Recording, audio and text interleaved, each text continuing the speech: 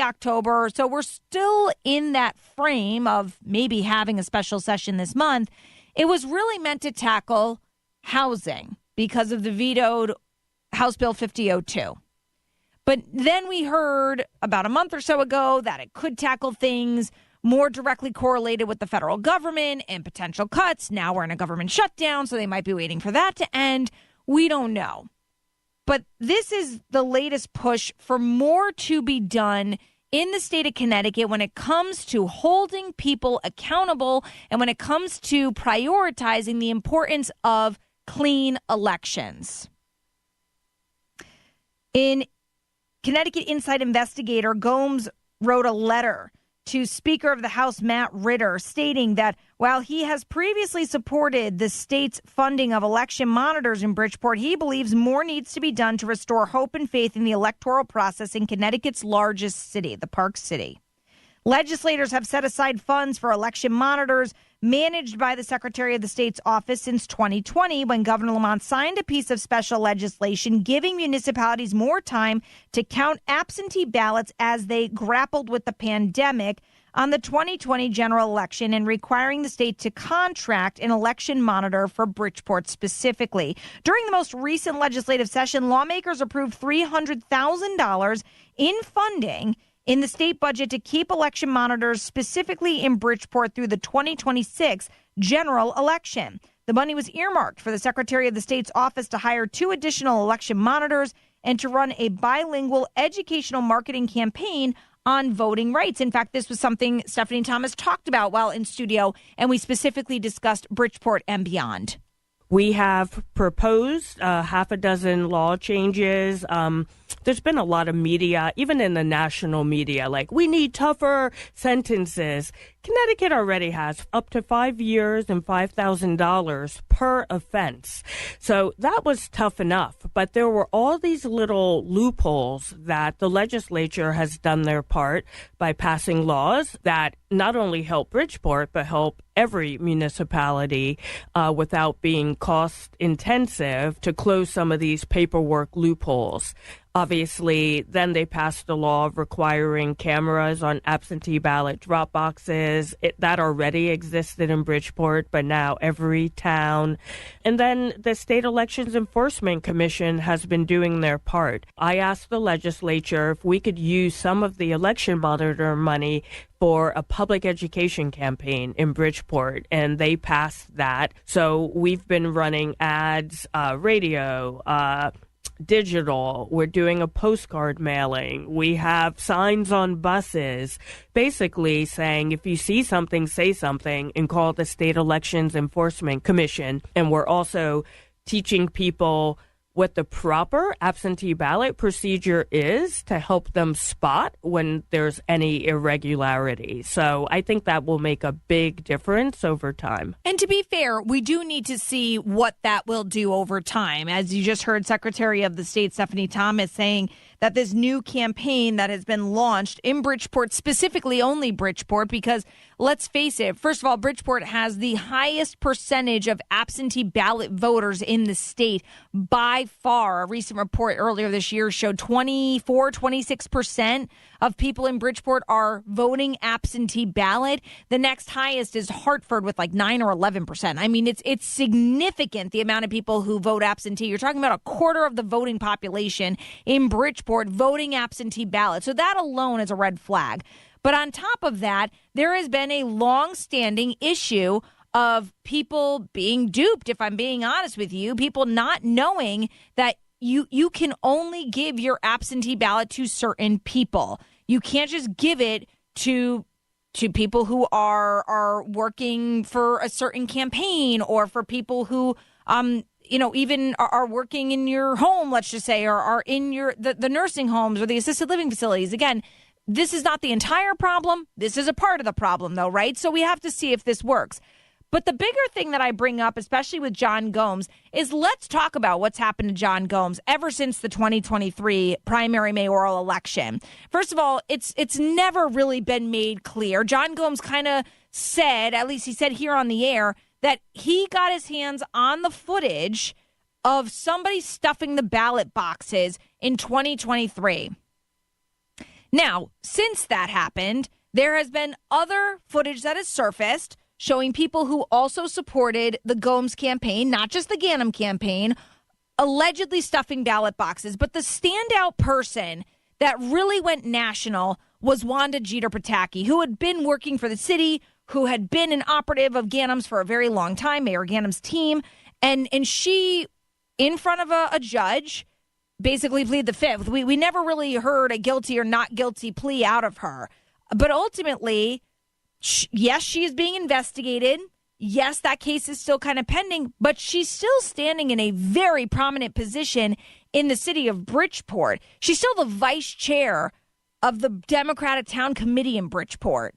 And what's happened to John Gomes? Well, ultimately, John Gomes did get a redo of the primary and general election. He ultimately lost to Mayor Ganim. But what's happened to John Gomes? Well, if you read the news over the past couple of years, some bad things have happened to him. You don't really hear from him anymore. In fact, he used to come on my show pretty frequently. He doesn't really come on as much. And I don't think it's because we have a bad relationship. I think it's because there's a lot of backlash towards him. I've also heard of other people who have been punished in the city because they might have helped John Gomes in getting their hands on that videotape showing Wanda Jeter Pataki allegedly stuffing a ballot box back in 2023. And so I asked the Secretary of the State, are those videos going to be made public? You know, we spent the money on these cameras to be outside of every absentee ballot drop box. And when you look at the backlash John Gomes has faced because he got his hands on that video and he exposed it, I want to know. We're going to have all this money and all of these cameras. Are they going to be made public? Can you request those videos? Is that public information? You will be able to under the new law. I actually can't recall off the top of my head if it goes into effect January 1 or if that public-facing component went into effect July 1. But you can definitely look that up online. Either way, I often hear a lot of complaints about drop boxes, about getting rid of them. I remind people that in 2019, many of the same people arrested this year were accused of the exact same crime. And some of these complaints go back 30 years, the exact same crime, long before drop boxes ever existed at all and in the state of Connecticut. And thank goodness for the drop box. It's only because of the drop box and the cameras that we have been able to file charges against some people.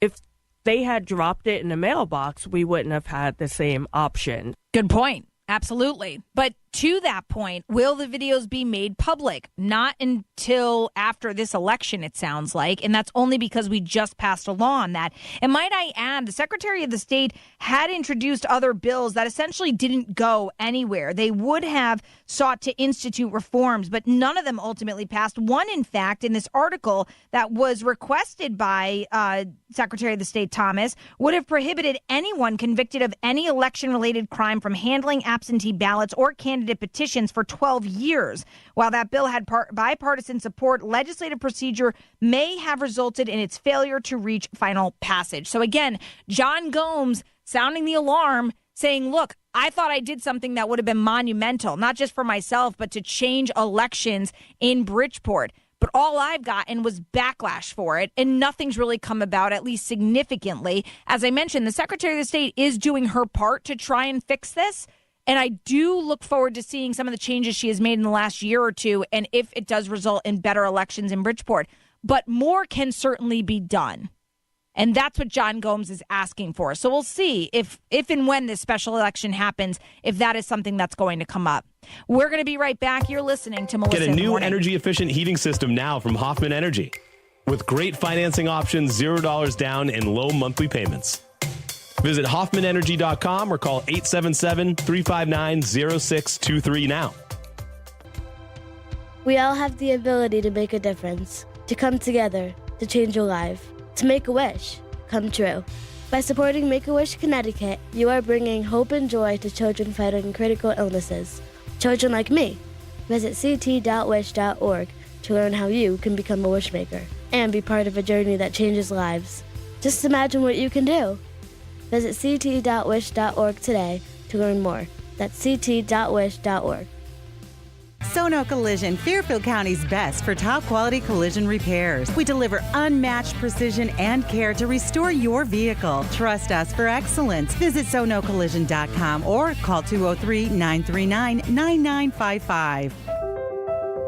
A personal finance columnist came up with a list of regrets she hears from retirees. Guess what was on the top of the list? Wishing they'd had a plan for their retirement. And that's the kind of thing that David Gagnon talks about every week on his show, Mastering Your Wealth. Join him Saturday mornings at 8, right here on WICC 600. And be sure to check him out online at masteringyourwealthradio.com. When you're hiring, have you ever felt like you're missing out on meeting great candidates? Well, they're not hard to find when you go to ZipRecruiter. ZipRecruiter helps 10 million people with their job search every day. People who are actively looking for jobs like yours. So it's easy to find the right person fast. 4 out of 5 employers who post on ZipRecruiter get a quality candidate within the first day. Try ZipRecruiter for free at ZipRecruiter.com/free. That's ZipRecruiter.com/free. Selling your home is a numbers game. The more potential buyers who see it, the greater the opportunity to sell. And when your home is listed on Smart MLS, more than 21,000 realtors see it, and so do all their buyers. Suddenly, the number of people looking at your home starts to grow by a lot. More realtors sharing your listing, more people seeing your home, more offers coming in, and maybe more cash in your pocket. Smart move, right? Ask your realtor, is my house on Smart MLS? Smart MLS, the smart way to sell your home. The Center for Family Justice is hosting its annual Domestic Violence Awareness Month Vigil from 5:30 to 7:30 p.m. October 15th at the Hartford Healthcare Amphitheater in Bridgeport. Please join the Center for Family Justice for a night of solidarity, which will also serve as a call to action for those who support their mission to provide life-saving programs and services to victims of domestic violence. The event is free and open to the public. Learn more at centerforfamilyjustice.org. $5,000. That's the average amount of money people in the U.S. are now spending on gas in a year. $5,000. That's crazy. If you drive, you have to download Upside, the free app that gives you cash back every time you get gas. That's right. You can earn real cash back with Upside just by buying the gas you're already buying. You can literally start earning cash back today. I use Upside every time I fill up, and I've already made around $300. You're putting gas in your car anyway. Why not get real cash back? If you like free money, download Upside. I'm saving the cash I earn from using Upside to help pay for a vacation later this year. Download the free Upside app now to earn cash back every time you buy gas. Use promo code COOL to get an extra 25 cents per gallon on your first tank. You can cash out anytime right to your bank, PayPal, or a gift card for Amazon and other brands. Just download the free Upside app and use promo code COOL for a 25 cents per gallon bonus on your first tank. That's code COOL for a 25 cents per gallon bonus. WICC 695.9, Voice of Connecticut Local News Update. Senator Richard Blumenthal is demanding answers from the Trump administration over $53 million in canceled Connecticut grants. He is punishing Connecticut and other states with the kind of vengeful and vindictive cancellation of projects that he announced last week. The amount represents Connecticut's share of the $8 billion in clean energy grants that have been canceled by the U.S. Department of Energy. Blumenthal says these projects were supporting lower energy prices, grid reliability, and U.S. energy independence. It will be challenged, it will be stopped, but in the meantime, it's going to reduce employment, raise energy costs, and restrict economic growth. He's demanding answers from the feds, calling the termination of the grant illegal and reckless. State transportation officials are urging drivers who are involved in crashes on Connecticut highways to remain in their vehicles. DOT official Josh Morgan spoke with Fox 61 after recent incidents where people were involved in minor crashes but were seriously injured or killed when they got out of their vehicles and were struck. It may feel counterintuitive if you get a flat tire, if you're in a fender bender, to stay in your car. but that is the safest place for you to be. The DOT stresses that the safest place after a highway crash is almost always in the vehicle. Connecticut Food Share has authorized $1 million from its reserve fund to continue serving food to the less fortunate in the wake of funding lost due to the government shutdown. The funds will be used to provide meals to federal employees who have been affected. Governor Ned Lamont has similarly pledged to use reserve funds to keep essential programs open in the face of the shutdown. These guys in Washington got to get their act together, trying to do what we can to figure out where we are most at risk. What programs could be cut? How much do we have in reserve so we know that we can keep things going for a while? And when the impact could be felt. The government shutdown will also be affecting the upcoming Marine concerts this weekend. The Marine Aircraft Wing Band was scheduled to perform in Bridgeport on October 10th and 11th. However, due to the shutdown, those shows will now be canceled. Discussions are currently underway for when the Marines can perform. However, despite the shutdown, the 117th Greater Bridgeport Columbus Day Parade will still be held this Sunday at noon. And an exhibit recognizing New Haven's rich history in the pizza industry is set to open tomorrow at the New Haven Museum. The exhibit is titled Pronounced a Beats and will be on display at the museum on Whitney Avenue for the next 2 years. The display includes 150 years of pizza history in New Haven. The curator says they obtained artifacts from the families of the founders of the iconic Wooster Street pizza spots Pepe's and Sally's for the display. I'm Chris Williams with WICC News. Back to the download. Thanks to Smart MLS. Smart sellers ask, is my home on Smart MLS? The voice of Connecticut. WICC 600 and 95.9. WICC is live and local in the afternoons. It's Connecticut Today with Paul Piselli. Weekdays from 2 to 6. Hey there, we're back for a big Tuesday show. Coming up, that means Megan Portfolio stops by from the Yankee Institute. We'll update the Costa Diamantis trial. And our 2 U.S. Senate members both voting late yesterday against ending the current government shutdown. Connecticut Today with Paul Piselli. Every weekday starting at 2 on WICC 600 and 95.9. The voice of Connecticut. At Abriola Parkview Funeral Home in Trumbull, we understand that planning for life's milestones is important. But what about planning for your funeral? While it may be difficult to consider, pre-planning can ease the burden on your loved ones during a challenging time. By planning now, you can ensure that your wishes are honored without leaving emotional or financial strain on your family. Visit abriola.com to learn more about our compassionate pre-planning services. Plan today for peace of mind tomorrow.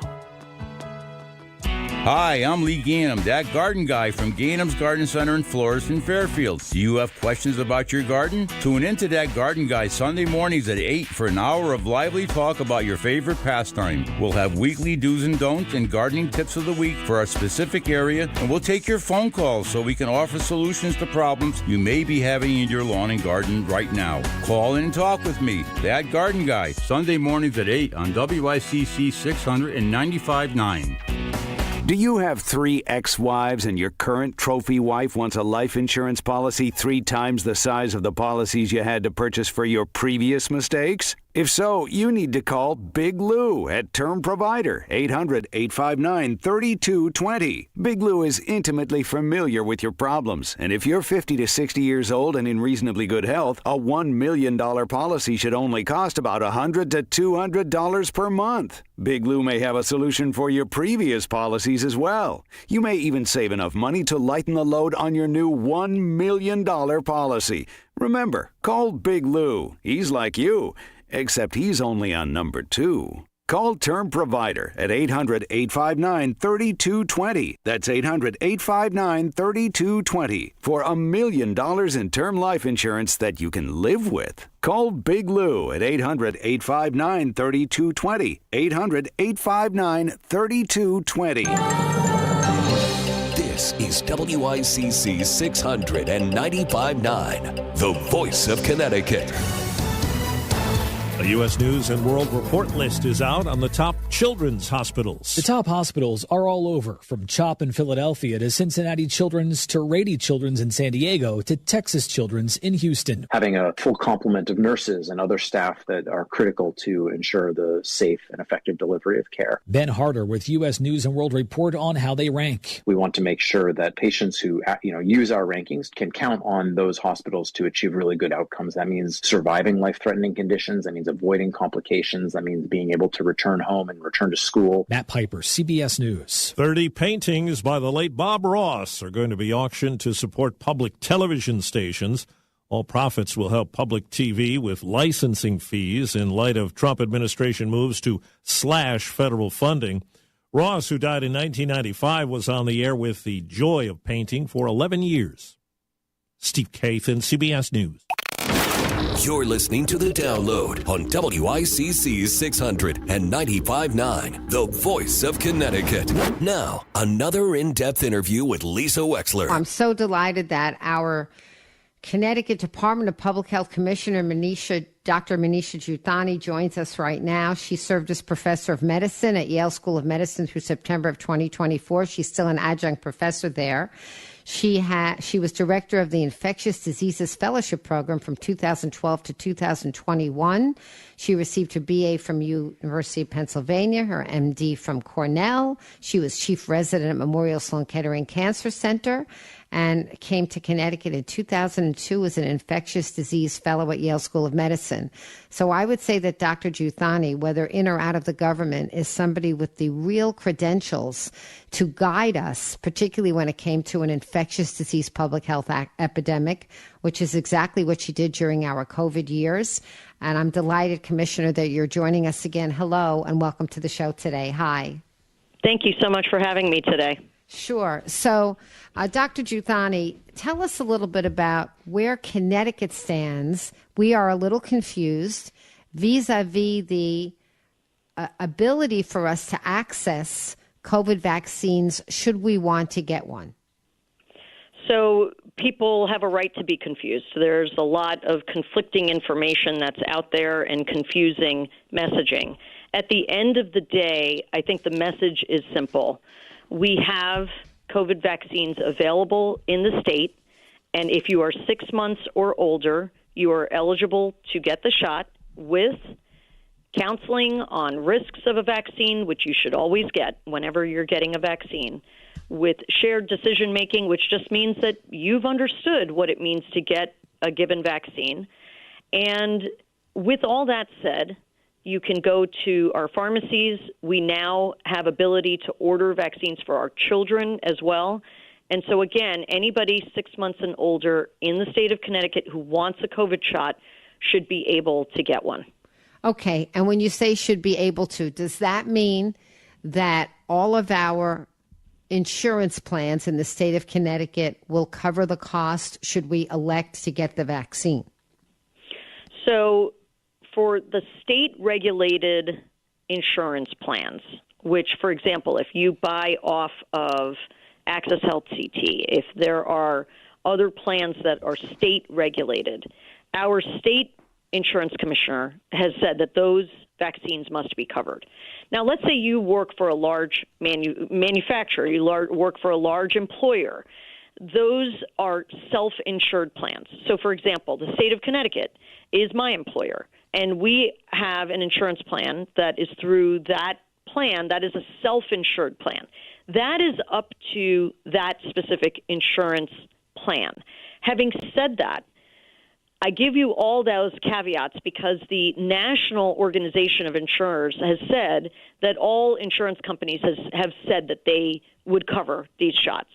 If you want to double check before going in or scheduling an appointment, you can do that. You can call up your insurance company and confirm, because at the end of the day, those self-insured plans are regulated by ERISA, which is federal law, not state law. So we don't have the authority to regulate that. But I do think that we have a lot of assurances from the insurance companies that they will cover those COVID shots. So we've had several hiccups over the last month. But as of today, what I would say is that we've overcome most of them. And I believe that we can say convincingly that everybody 6 months and older is eligible. I would say that the groups I'm most concerned about are children 6 months to 23 months of age and people over the age of 65.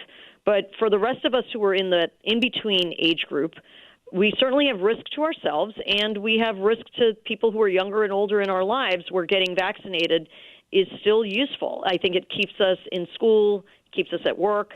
And I think to the other two questions on where you can get one, if you're a child, your pediatrician may start having access to them by the end of this week, the early next week. They're placing orders right now actively. If you're an adult, you should be able to go into a pharmacy. And then your question on insurance, I think we've gotten enough assurances now from the insurance companies that they should be covered, because those are really the three pieces of it. The piece that I have some control over as an infectious disease doctor and commissioner of the Department of Public Health is who do we think should get a shot? And then the second piece is covered by the Department of Consumer Protection, who oversees pharmacies and pharmacists. And we've gotten reassurances from them that they can administer the shot. And then lastly, the coverage, who's going to pay for it. I think we've gotten reassurances there as well. So I think we're now in a state where we should not have as much confusion and barriers to being able to get a COVID shot should you want one. We're chatting with Department of Health Commissioner Dr. Manisha Juthani here in Connecticut. I want to just clarify, if somebody is on Medicare or if they're on Medicaid in Connecticut, is the cost of the COVID shot covered?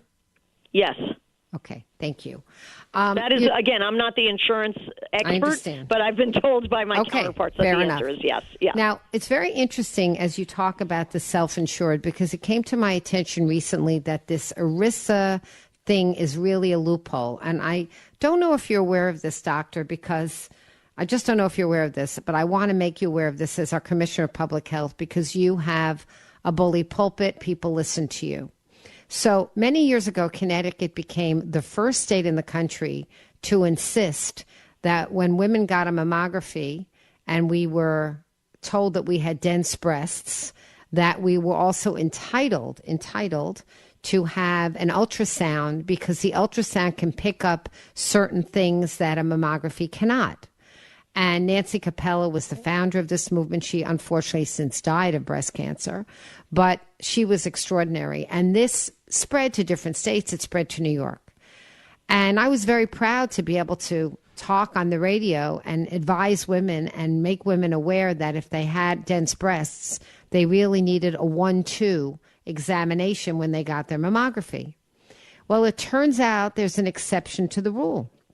And the exception is, and I have a very dear friend, her insurance plan, which is based on her husband's job, is a big company that self-insures. And they have decided to opt out of covering the dense breast ultrasound. And so my friend is left to have to private pay, even though the law in the state of Connecticut requires insurance companies to pay this. They feel that they are out of it. And I'm wondering, with your brains and your commitment to public health, this is a public health issue. We want to reduce the incidence of later stage breast cancer. We want to find it early and treat it early. What, if anything, do you think we can do about this? I think this is where you talk to our federal delegation, because I believe that one of the challenges, and this is one of the things I've learned a lot about coming to state government after being in academia for many years, is what laws govern which entities, and how can those laws impact what we experience as residents in our state of Connecticut. The state of Connecticut's laws govern entities that are governed and have oversight by the laws of the state of Connecticut. And when you do have these self-insured plans, which for many of us, and for honestly the majority of people in the state of Connecticut likely, are in one of these large self-insured plans. And so those are regulated by federal law, these ERISA, as you mentioned. And so that would require, I believe, a change in what federal law dictates. That is my understanding of the situation. And so that's where I think speaking to members of our federal delegation, of our representatives and our senators may be able to have some impact on that, because I think that's the big issue, is that there can be laws passed in Connecticut that will impact those that are regulated by Connecticut law. But then there are things beyond that that are regulated by federal law. Commissioner, Dr. Giuthani, I have another question for you. At 203-333-9422, if you have questions or comments. We're speaking with our brilliant doctor, Dr. Manisha Giuthani, who we are lucky enough to have as our Commissioner of Public Health. Dr. Giuthani, we have seen a lot of reporting recently about the fact that Connecticut is on the lax side of regulations for homeschool, and many people in homeschooling believe that's a good thing. That's one of the reasons why they come and live in Connecticut and homeschool their kids. Do you have any concerns about these kids that are homeschooled in terms of public health? Do you have any concerns? Well, I think one of the things that we have seen probably over the last several years is that our vaccination rates in people who are in public or private schools are very, very high. We have a 98.2% measles, mumps, and rubella vaccination rate for children entering kindergarten, which is the highest in the country. Now, I suspect, I don't have data because we don't really have eyes on how many people choose to homeschool in the state of Connecticut, but I suspect that some of the people who are choosing to homeschool may not want to vaccinate their children. And they make the choice to potentially come to Connecticut or homeschool in Connecticut because they can make that choice and decide to do that. And look, I think that at the end of the day, our congregate settings, schools, nursing homes, colleges, these are the places where infectious diseases can really spread rampantly. And so protecting that population, if you choose to come to a congregate area where infectious diseases are more likely to be transmitted, a lot of the school requirements that have been in law for centuries, honestly, in many places, are to protect the public at large. Now, for those who choose not to do that and choose to homeschool, that is a personal choice. That is a personal choice that you make for yourself and your family. And certainly I advise everyone to get vaccinated on a number of things. But, if you are choosing to not vaccinate your children and to homeschool them, and I'm not saying everybody who homeschools people choose not to be vaccinated, but for the group that is choosing it for that reason, certainly they could be more at risk for some of the common infectious diseases that we see and recommend vaccination for. And as an infectious disease doctor, I would, certainly counsel and recommend vaccinations. But beyond that, I do think that they are entitled to that choice, and they can make the choice to homeschool their children if that's what they think is best for their family. Dr. Giuthani, the CDC has signed off on a recommendation that patients have to consult a healthcare provider in order to get a COVID vaccine. Is that going to be the case in Connecticut, or will people be able to get a vaccine if they simply want to go to CVS and say, I want one for COVID? They can still go to CVS and say, I want one. There is, sign off that you need to do. You need to basically, nobody can put a needle in your arm without your consent. It just does not work that way. No, that I understand. Nobody's being held No, and we don't against want them their will. to. But I'm saying the opposite. And I'm saying, do you need to have a doctor basically prescribe it in Connecticut? No, you absolutely do not need to have a doctor. Pharmacists have that ability to have that type of consenting process, and that's all that's going to be required. So, if you go on to CVS or Walgreens or any pharmacy and you go through the process, and I've done this for several of the different sites because I've wanted to see what people in the public are experiencing and what challenge they may have. and you basically have to go through their algorithm and answer a few questions. And when you go in, when I went in this week and got my COVID shot, and I spoke with the pharmacist, and they asked me to sign off a few things, and that was the end of the discussion as it related to my consent. And then I was able to get my vaccine. So you will need to do that the way you normally would for any vaccine that somebody is administering to you. Dr. Juthani, the president had a press conference not too long ago with Robert F. Kennedy Jr., and the president was quoted as making a recommendation that people separate the MMR, the measles, mumps, rubella. I want you to know that the other day I happened to be having dinner with the pediatrician. My daughter's no longer a pediatric patient, but she'll still always be the pediatrician to my daughter in my brain. And I was chatting with her, and I said, years ago, I actually did separate the MMR. There was a reason why, and I thought it was a good idea, and the pediatrician went along with it because all she cared about was Joanna getting the shots, not getting them all together. But she told me that that's not available anymore, doctor. And I thought to myself, I said, "You're kidding." She goes, "No, that shot, that separation of the shots hasn't been available for years. We can only do it as a combo now." Now, here we are having the President of the United States advising people to separate these shots, but I'm told that the pharmaceuticals have not actually prepared them for sale, for distribution in a separate way. What do you know about this, if anything? It's crazy. So that is all correct. And in fact, yesterday, the acting CDC director, I believe, reiterated this call to pharmacies to produce individual shots. And the pharmacies, pharmaceutical companies, the pharmaceutical companies, I misspoke, have not produced individual shots in decades. Apparently. Right. Joanna's 32. Yeah, it's been a long time. Exactly. Yeah. It's been a very long time since they have produced individual shots. And in fact, my understanding from some of the pharmaceutical companies is that currently the FDA doesn't even have approval for individual shots for them to make. So this is even beyond just them going to make it. There would need to be a process.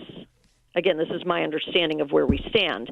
There would need to be a process by which the FDA actually authorizes certain individual shots to be produced, and the manufacturers go back in time and do something that they haven't done for a long, long time.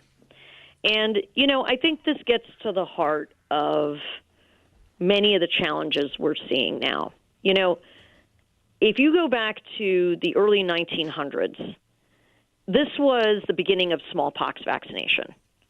And there were inherent conflicts in society around vaccination, individual choice, and what is good for the public writ large. I know. And there's all kinds of lawsuits and things that have gone all the way up to the Supreme Court on what is good for a society. Very famous case in 1915. Very famous case, yep. Right, exactly. And so, at that time, it was one shot. It was smallpox. And, because of vaccination efforts, because of the ability that science was able to take us to be able to vaccinate enough people in the world, we were able to eradicate that disease, meaning it does not exist anywhere right now.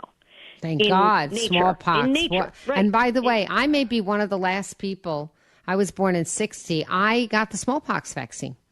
And guess what? I did too, even though I was born in 1973, because my parents took me to India when I was a year old. Okay. And it was still circulating there. So I received it as well. And it was available to be administered at that time because, they took that precaution because I was going to an area of the world where it still was circulating. But having said that, since that time, we have developed so many different vaccines that have helped prevent children having normal exposure to certain pathogens over life and instead have sort of exposure through, vaccination through, let's say, parts of a virus or parts of a bacteria that elicit the same type of immunity that exposure to the actual pathogen would, except without the downstream illness, bad consequences without of the getting illness. sick, right? Without getting sick, exactly. Right. And so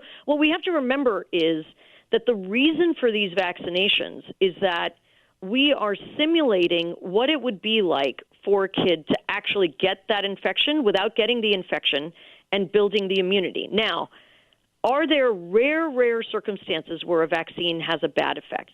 There are. I'm not going to say that never happens. There are. And that's certainly, but it is so exceedingly rare relative to the consequences of getting an infection that could either be lifelong or potentially deadly, that in the evaluation of vaccines over several years before they get approved, and then the real world example of how they function in real life, this is where we can see where the benefits of most of these vaccines exist and why life expectancy has gone up since the 1950s. If you look at life expectancy since the 1950s to now, in large part, it is because of our battle against the infectious diseases that we now are old enough to get chronic diseases that are bigger problems for us.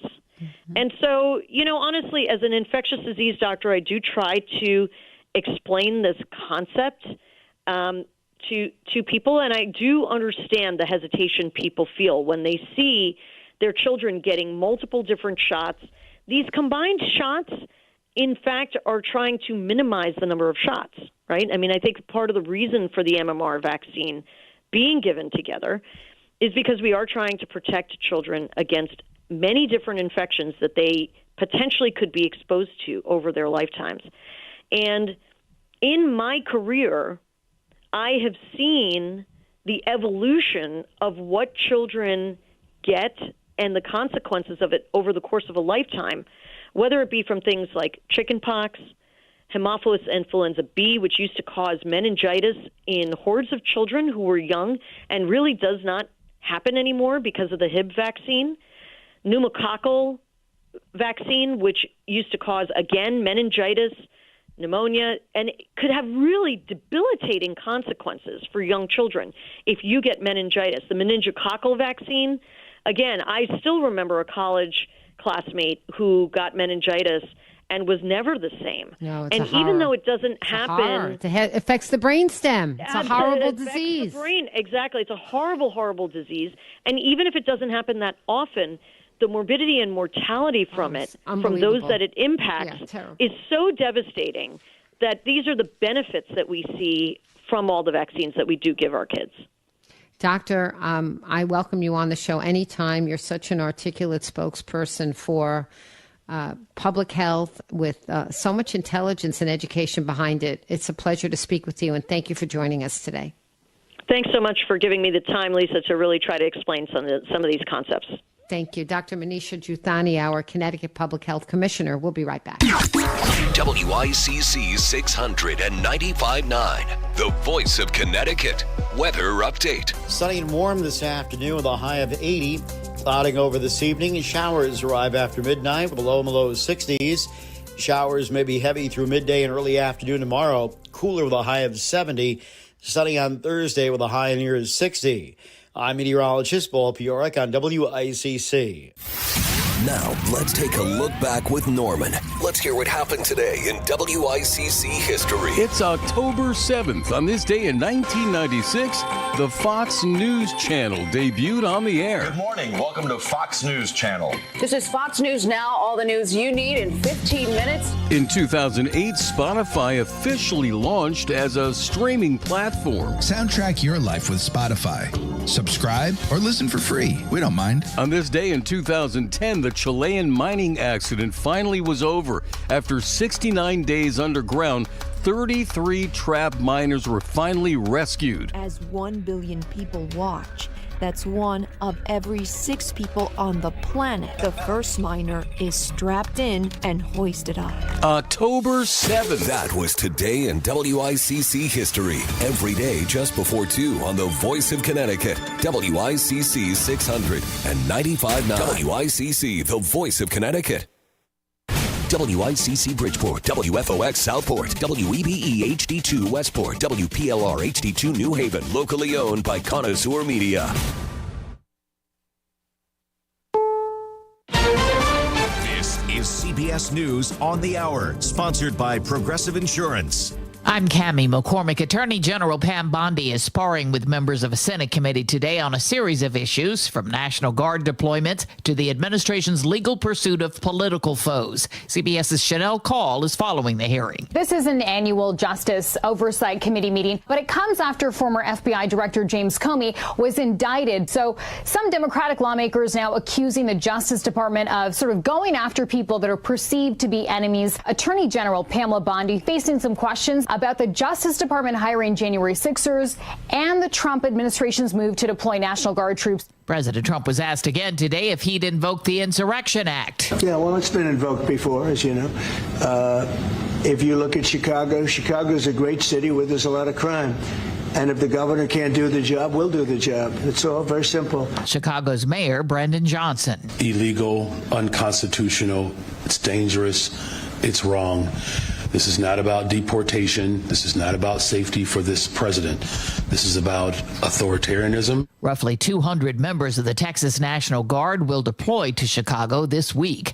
With the government shutdown continuing, the question today surrounds whether federal workers will receive back pay, as they have in the past. The White House Budget Office is raising the issue. House Speaker Mike Johnson. There are some legal analysts who are saying that that may not be appropriate or necessary in terms of the law requiring that back pay be provided. President Trump said today some people may not deserve it. House Minority Leader Hakeem Jeffries. Every single furloughed federal employee is entitled to back pay. Period. Full stop. The law is clear. Democrats are accusing the White House of using federal workers as bargaining chips. Today marks 2 years since the Hamas attacks on Israel. In Egypt, talks continue on a U.S. plan to stop the war in Gaza. Reporter Haley Ott tells us there's been no let-up in the fighting. We know that Israeli strikes in Gaza have continued in advance of and during the talks that are taking place in Egypt. And our teams both in southern Israel and inside Gaza today also report hearing loud strikes. And Gaza's health ministry says at least 116 people have been killed there since the White House announced its 20-point peace plan. Tropical storm Jerry has formed in the central Atlantic and is expected to track west-northwest over the next few days and strengthen, becoming a hurricane later this week as it approaches the Lesser Antilles. On Wall Street at this hour, stocks are lower. The Dow off 190 points. This is CBS News. Brought to you by Progressive Insurance. Not only does Progressive let you bundle your insurance, they also give you round-the-clock protection. Quote today at Progressive.com. Vanity Fair calls BritBox a delicious streamer. Collider says everyone should be watching. Catch Britain's next best series with BritBox. Stream acclaimed new originals like Code of Silence. You read lips, right? And Linley, based on the best-selling mystery series. Say hi, Linley. Take it from here. And don't miss the new season of Karen Pirie, coming this October. You don't look like police. I'll take that as a compliment. See it differently when you stream the best of British TV with BritBox. Watch with a free trial today.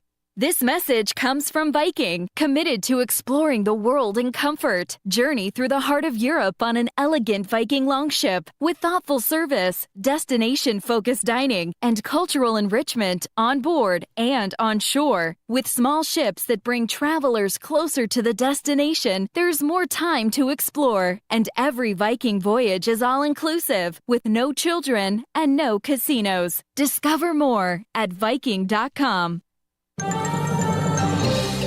WICC 695.9. Voice of Connecticut Local News Update.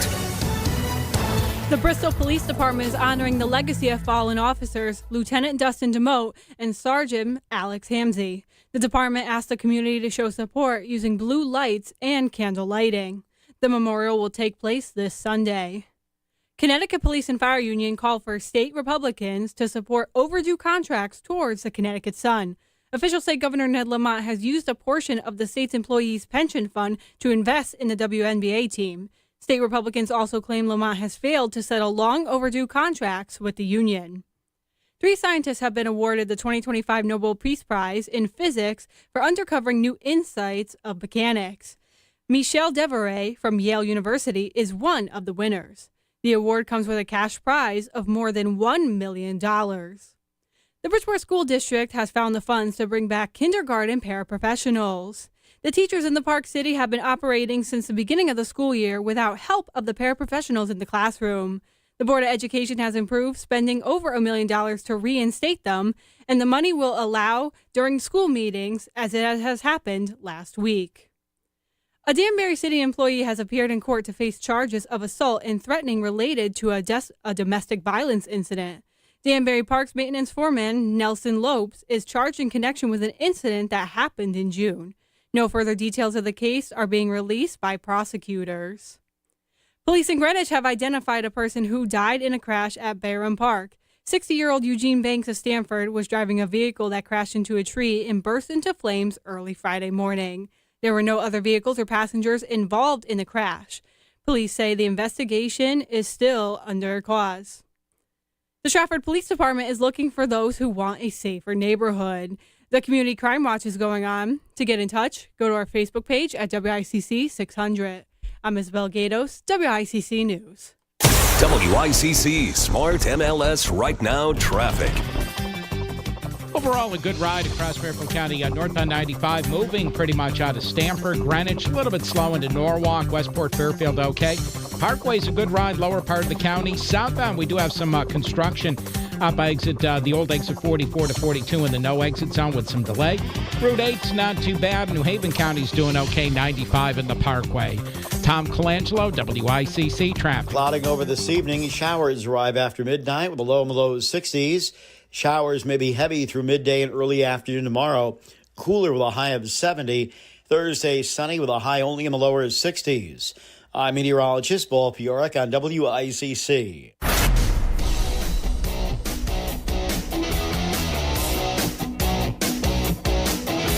You're listening to Connecticut Today with Paul Piselli on WICC 600 and 95.9, the voice of Connecticut.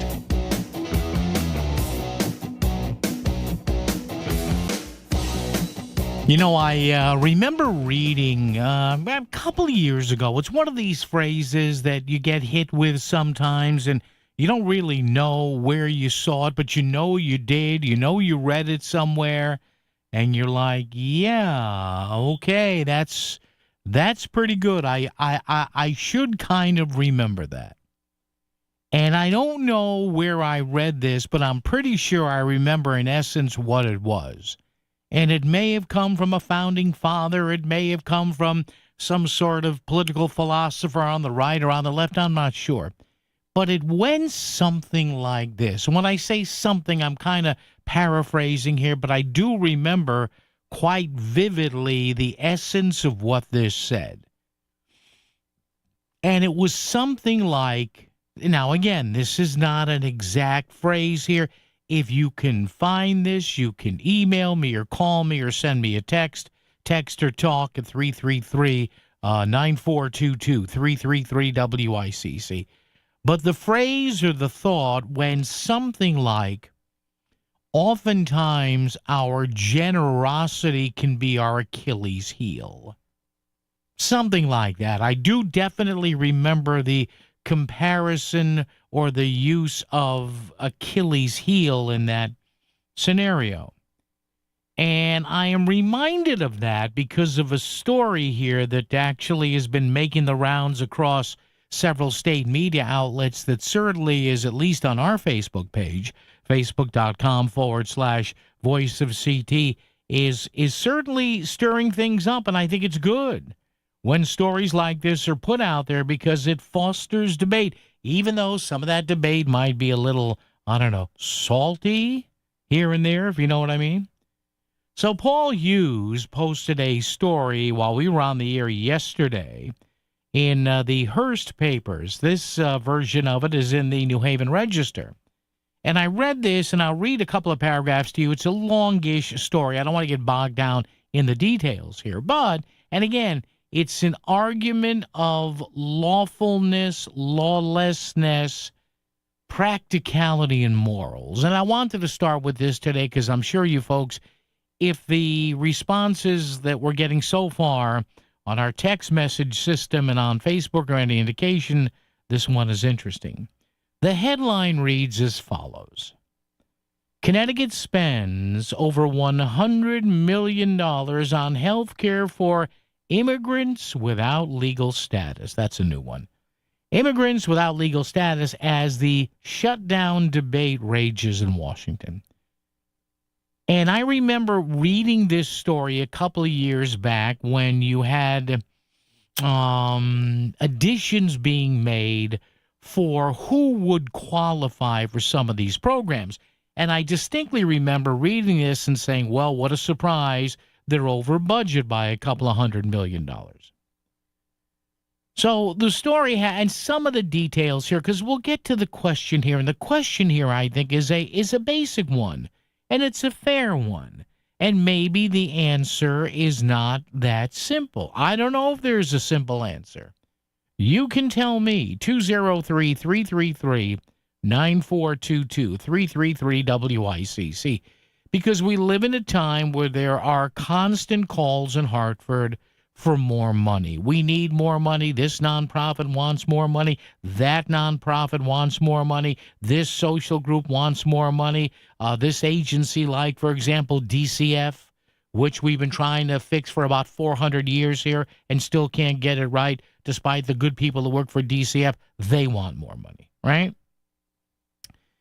More than $100 million in state funds, which is not a small amount. Now, $100 million in relationship to a two-year budget cycle of about $55 billion, may not be a lot, but it's $100 million. Hey, what's $100 million among friends, right? Or amongst friends?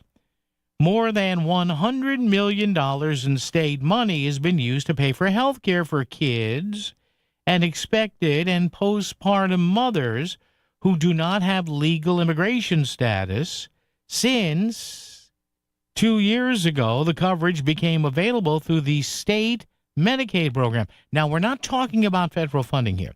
We're talking about state funding, because much of the Medicaid funding is provided by the state, whereas Medicare is a federal-funded system, decades old. All right? Immigrants who are in the U.S. illegally are ineligible for regular Medicaid programs, so they cannot get anything from the federal level. But Connecticut is one of 14 states that has chosen to use state money, not federal money, but has chosen to use state money, some of it anyway, to cover health care for, again, infants and younger folks and expected mothers and postpartum mothers. Governor Lamont and state lawmakers, says here in the story, initially authorized state-funded coverage for kids up to 8 years old, regardless of their immigration status, back in 2021. They otherwise would be ineligible for Medicaid. The bill also provided coverage for prenatal care to income-eligible women, regardless of their immigration status, and for postpartum care for 12 months after giving birth. So this is the conundrum. This is the question here that we're faced. Now, I like to think, despite the moaning and groaning and bitching and moaning and screaming and yelling we're doing today, we are generally a compassionate society. We are. And there's a federal program that reimburses hospitals and states so people don't bleed out on the streets. That's not what we generally do. But are we taken advantage of? That's the question here. And again, you can separate the need for having to give someone health care and then take a step back and say, hey, is there a better way here? And I don't know whether there is a better way. You tell me. Now, it didn't stop in 2021 and 2022, as Paul Hughes writes here. And I remember when this happened. The eligibility for this program for state Medicaid money was expanded to kids up to age 12 and allowed everybody to get assistance until they're 19. And the higher enrollment, all these expansions over the past few years have resulted in higher costs. And the projected money numbers haven't been nearly what they thought they were. So here's the bottom line.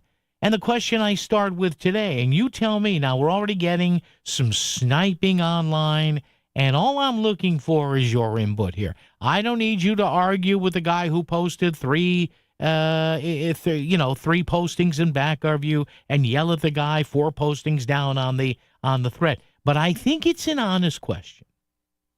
What are your thoughts here? Connecticut spent over $100 million, says here, according to this story, at Hearst, on health care for undocumented migrants over the past 2 years. What are your thoughts? You okay with that? Is there a moral obligation? Which I do think it's sometimes there is. But again, I hearken back to that phrase I saw a few years ago that essentially said, hey, let's not let our good nature here, our benevolence as a country, as a society, because I fully believe America is still a good and benevolent people.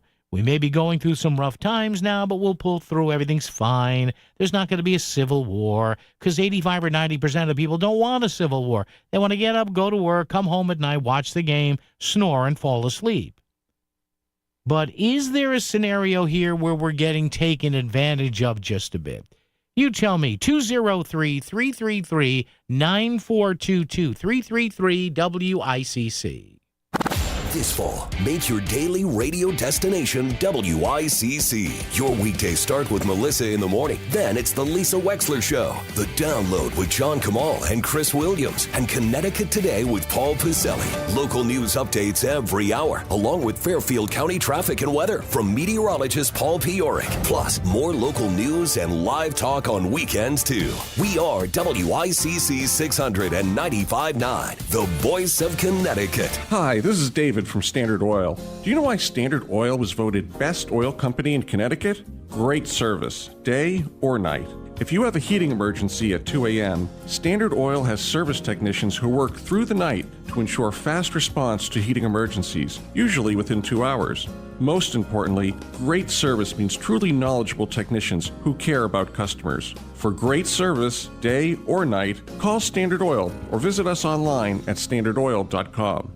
Having the right winter tire matters. So take control of the roads this winter with a new set of Bridgestone Blizzak tires from Town Fair Tire. Town Fair has the region's largest inventory of Bridgestone tires, all at the guaranteed lowest prices you'll find anywhere. And with 100 locations, you'll find a Town Fair near you. For the guaranteed lowest price on Bridgestone Blizzak tires and the most free services for life, nobody beats Town Fair Tire. Nobody! Name brands at discount prices. Town Fair Tire. Selling your home is a big decision. You deserve someone who truly listens and picks up the phone when you call. I'm Jonathan Carbeauty with Carbeauty Real Estate, and we make real estate simple. Whether you're ready to sell, just exploring your options, or even want a cash offer on your property, call me directly at 203-980-6886. No pressure, just real results. Sell your home smoothly when you call Carbeauty. Go to CarbeautyRealEstate.com.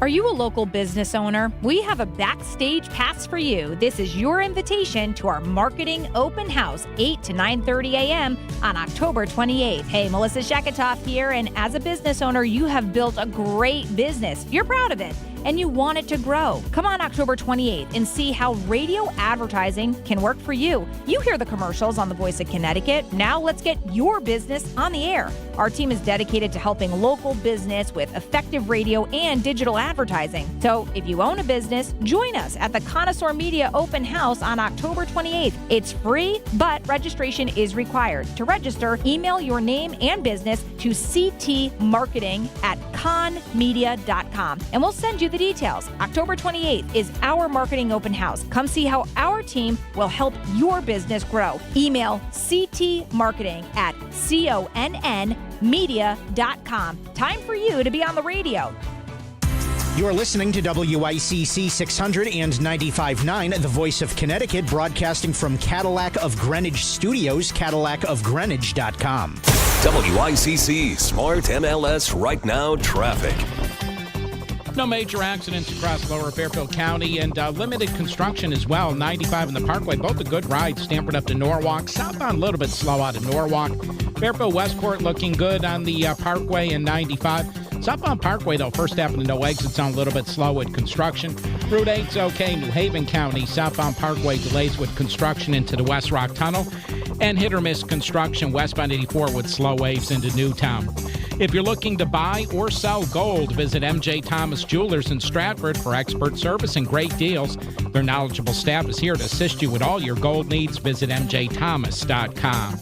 Tom Colangelo, WICC Traffic. For this evening and tonight, showers arrive after midnight with a low in the low 60s. Showers may be heavy through midday and early afternoon tomorrow. Cooler with a high of 70. Thursday, sunny and chilly with a high in the low 60s. I'm meteorologist Paul Piorek on WICC. As your day winds down, he's only just getting warmed up. You're listening to Connecticut Today with Paul Pacelli on WICC 600 and 95.9, the voice of Connecticut. And there's a story that's been getting picked up by a lot of media outlets in the state. TV, print, some conservative sites, some progressive sites. And it's interesting, and I think it makes us think here, because I don't know what the easy answer is to this. And it's a story, and it's in some of the Hearst publications, the Connecticut Insider. It's also in the New Haven Register. I guess it got picked up by the Connecticut Post, too. I think I saw it there, too. Connecticut has spent over $100 million on health care for immigrants without legal status, illegals, undocumented, whatever you want to say, as the shutdown debate rages in D.C. Now, of course, on a federal level, there is no federal allowance unless it's an emergency for health care for illegals, whatever. But I read that and I went, because, again, it reminded me of something I ended up reading a couple of years ago when we were talking about this whole thing about benefits for people who may not be citizens. And, one of my mantras here is let's be careful about how we dilute citizenship here. I do get frosted off when I hear people say, oh, who cares if they're citizens, they need help. All right, I'll give you half of that. People who are sick deserve help. I'm not saying that. We don't let people bleed out here. We don't. At least we shouldn't. Maybe it happens. I don't know. But a compassionate society doesn't do that. But on the other hand, when is our compassion, or as I read a few years ago, when is our compassion taken care of and creating in the process creating an Achilles heel? You tell me, what are your thoughts on this? Maybe you have a solution for this. I don't know. But again, this program started a couple of years ago under the tutelage of Governor Ned Lamont, and it was supposed to be for infants and expected and postpartum mothers. Okay, a lot of them are here, maybe not at their own behest. We give them health care. But now it's kind of run over budget. It's been expanded to older folks, older kids, some in their teens and 20s. What are your thoughts on this? Because, again, I don't want to see people not get medical treatment. My God, what if that was me or you? Let's start the phone parade off today with Tom in Trumbull. Tom, you're on WICC. How are you? Hello, Tom. Hello, my friend. How are you? Tom, there you are, buddy. I'm good. How are you? That's interesting, but I'd like to. Good. I'm from the old school where I guess trust but verify. Can you go to the state of Connecticut on one of the statutes and say where this is actually. Yeah, Tom, you're breaking up. Off of All right. undocumented, pardon the pun, people. Now, Tom, you're breaking up, my friend. I had to let you go, but I think what your question was, and Tom, sorry, you were just breaking up there. I think what your question is how do we actually know the status here of these people? Well, it's supposedly been tracked by state officials. In fact, this story here by Paul Hughes not only gives a dollar number, Tom, and thank you for the call again, you were breaking up a little there, but also further down in the story, and I remember when this happened, the expansion of this program came in 2 or 3 steps, and state officials actually admitted, hey, we miscalculated on this. Again, this started back in 2021, where the state legislature and Governor Lamont initially okayed a state-funded coverage, not from the feds, state-funded coverage for income-eligible kids up to 8 years old, regardless of their immigration status, who may be ineligible for Medicaid. The legislation also provided coverage for prenatal care to income-eligible women, again, despite their immigration status. And again, postpartum care for moms up to 12 months after giving birth. Now, the program was expanded even further in 2022. So it raised the eligibility of kids up to 12 years old and allowed eligible kids to get the assistance until they are 19. Another amendment in 2023 further increased the age of eligibility to 15. And the problem here is, again, a miscalculation. The math didn't add up here. So we'll get to that momentarily. We'll do a little news here, some other stuff coming up with Isabella. But here's my question, here's my thought here. What are your thoughts on this? Again, this story is out there. It's floating around. It's not made up. It's on all the Hearst publications, and it got picked up by radio and TV around the state. And again, the bottom line here is Connecticut spends over $100 million on health care for immigrants without legal status. Again, illegals, undocumented, whatever you want, what happens to be your nomenclature of the day. So, beyond the fact that we want people to have medical care, I don't know if anybody who has any ounce of moral thread in them that's going to say, nah, let them bleed out. The kid's running a fever. Too bad. Screw that little kid. We don't do that. Even in our most partisan times, 95% of us are not going to do that. But the question maintains, to me anyway, are we getting taken advantage of? Now, again, though, what do you do here? Do you just make this a permanent line in the budget item? Because I don't think it's there.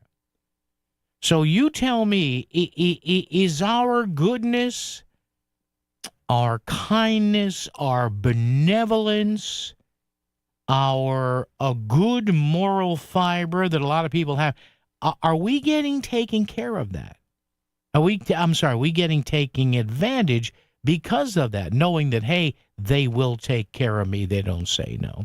What are your thoughts on that? 203-333-9422, 333-WICC. WICC Smart MLS Right Now Traffic.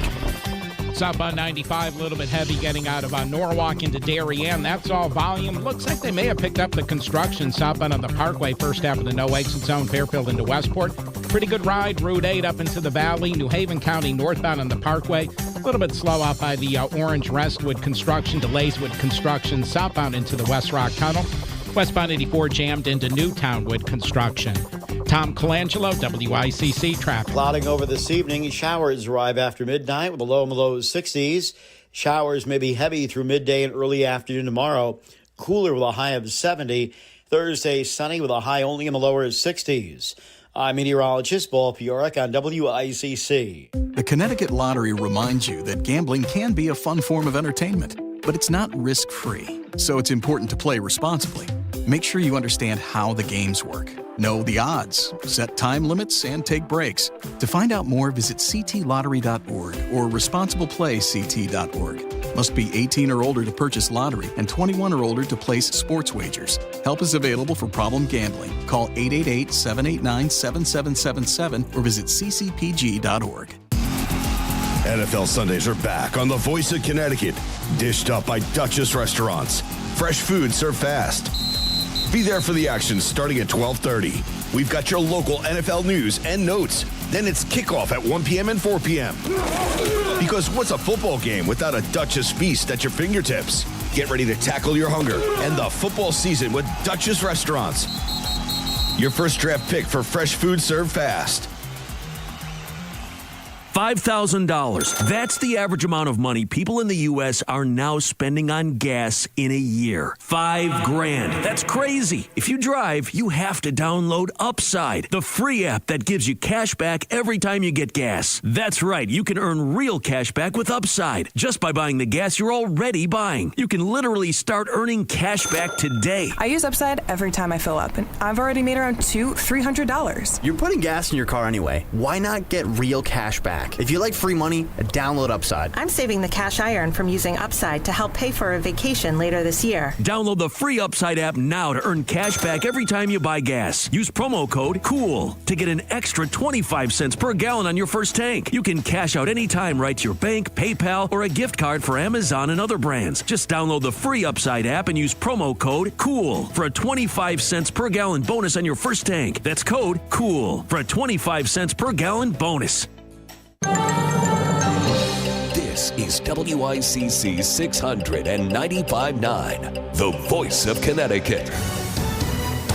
A U.S. News and World Report list is out on the top children's hospitals. The top hospitals are all over, from CHOP in Philadelphia to Cincinnati Children's to Rady Children's in San Diego to Texas Children's in Houston. Having a full complement of nurses and other staff that are critical to ensure the safe and effective delivery of care. Ben Harder with U.S. News and World Report on how they rank. We want to make sure that patients who use our rankings can count on those hospitals to achieve really good outcomes. That means surviving life-threatening conditions. That means avoiding complications. That means being able to return home and return to school. Matt Piper, CBS News. 30 paintings by the late Bob Ross are going to be auctioned to support public television stations.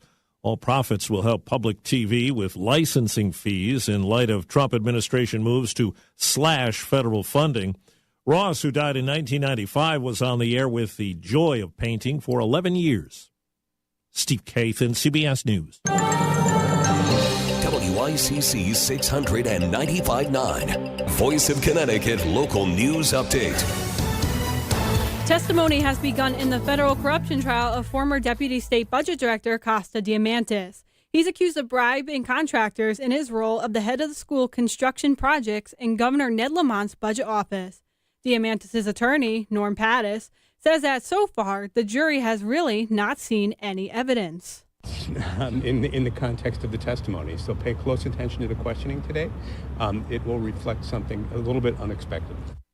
Prosecutor Jonathan Francis said that his opening statement that Diamantis begged, pleaded, and threatened school contractors to pay him bribes. They displayed a text message allegedly sent by Diamantis to the contractor saying that he gets 5% of a total job cost.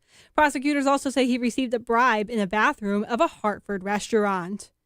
Senator Richard Blumenthal is demanding answers from the Trump administration over $53 million in canceled Connecticut grants. He is punishing Connecticut and other states with the kind of vengeful and vindictive cancellation of projects that he announced last week. The amount represents Connecticut's share of $8 billion in clean energy grants that have been canceled by the U.S. Department of Energy. Blumenthal also says these projects were supporting low energy prices, grid reliability, and U.S. energy independence. It will be challenged, it will be stopped, but in the meantime, it's going to reduce employment, raise energy costs, and restrict economic growth. He's demanding answers from the feds, calling for the termination of grant illegal and recklessness. The Bristol Police Department is honoring the legacy of fallen officers, Lieutenant Dustin DeMotte and Sergeant Alex Hamzy. The department asked the community to show support with blue lights and candle lighting. The memorial will take place this Sunday. A New Haven exhibit recognizes history in the pizza industry and is set to open tomorrow at the New Haven Museum. The display includes 150 years of pizza history in New Haven. The creator says they obtained artifacts from the families and founders of the iconic Worcester Street pizza spots, Pepe and Sally's. The exhibit is titled Abits and will display in the museum on Whitney Avenue for the next 2 years. I'm Isabel Gatos, WICC News. WICC Smart MLS Right Now Traffic. Southbound 95, right lane accident in Stamford between exit 7 and 6. Pretty heavy in through Stamford. Northbound's not a bad trip at all. Parkway looks pretty good up both directions. They cleared the construction. Southbound up exit, the old exit 44 in Fairfield. Still moving Route 8 through the valley. Southbound Parkway into New Haven County, heavy by the West Rock Tunnel. There's some construction northbound also by the Orange Rest. Southbound 95, New Haven, delays into Long Wharf. And westbound 84 with delays in through Newtown with midday road work. Tom Colangelo, WICC Traffic. For this evening and tonight, showers arrive after midnight with a low in the low 60s. Showers may be heavy through midday and early afternoon tomorrow. Cooler with a high of 70. Thursday, sunny and chilly with a high in the low 60s. I'm meteorologist Paul Piorek on WICC. If Stamford is talking about it, so is Paul. Connecticut Today with Paul Piselli on WICC 600 and 95.9, the voice of Connecticut. All right, 203-333-9422, 333-WICC. That be the number. Talk or text 203-333-9422. Interesting story that's ruffling a lot of feathers, although I'm not surprised because if you follow this issue, the number figures are really, when you think about it, not all that startling.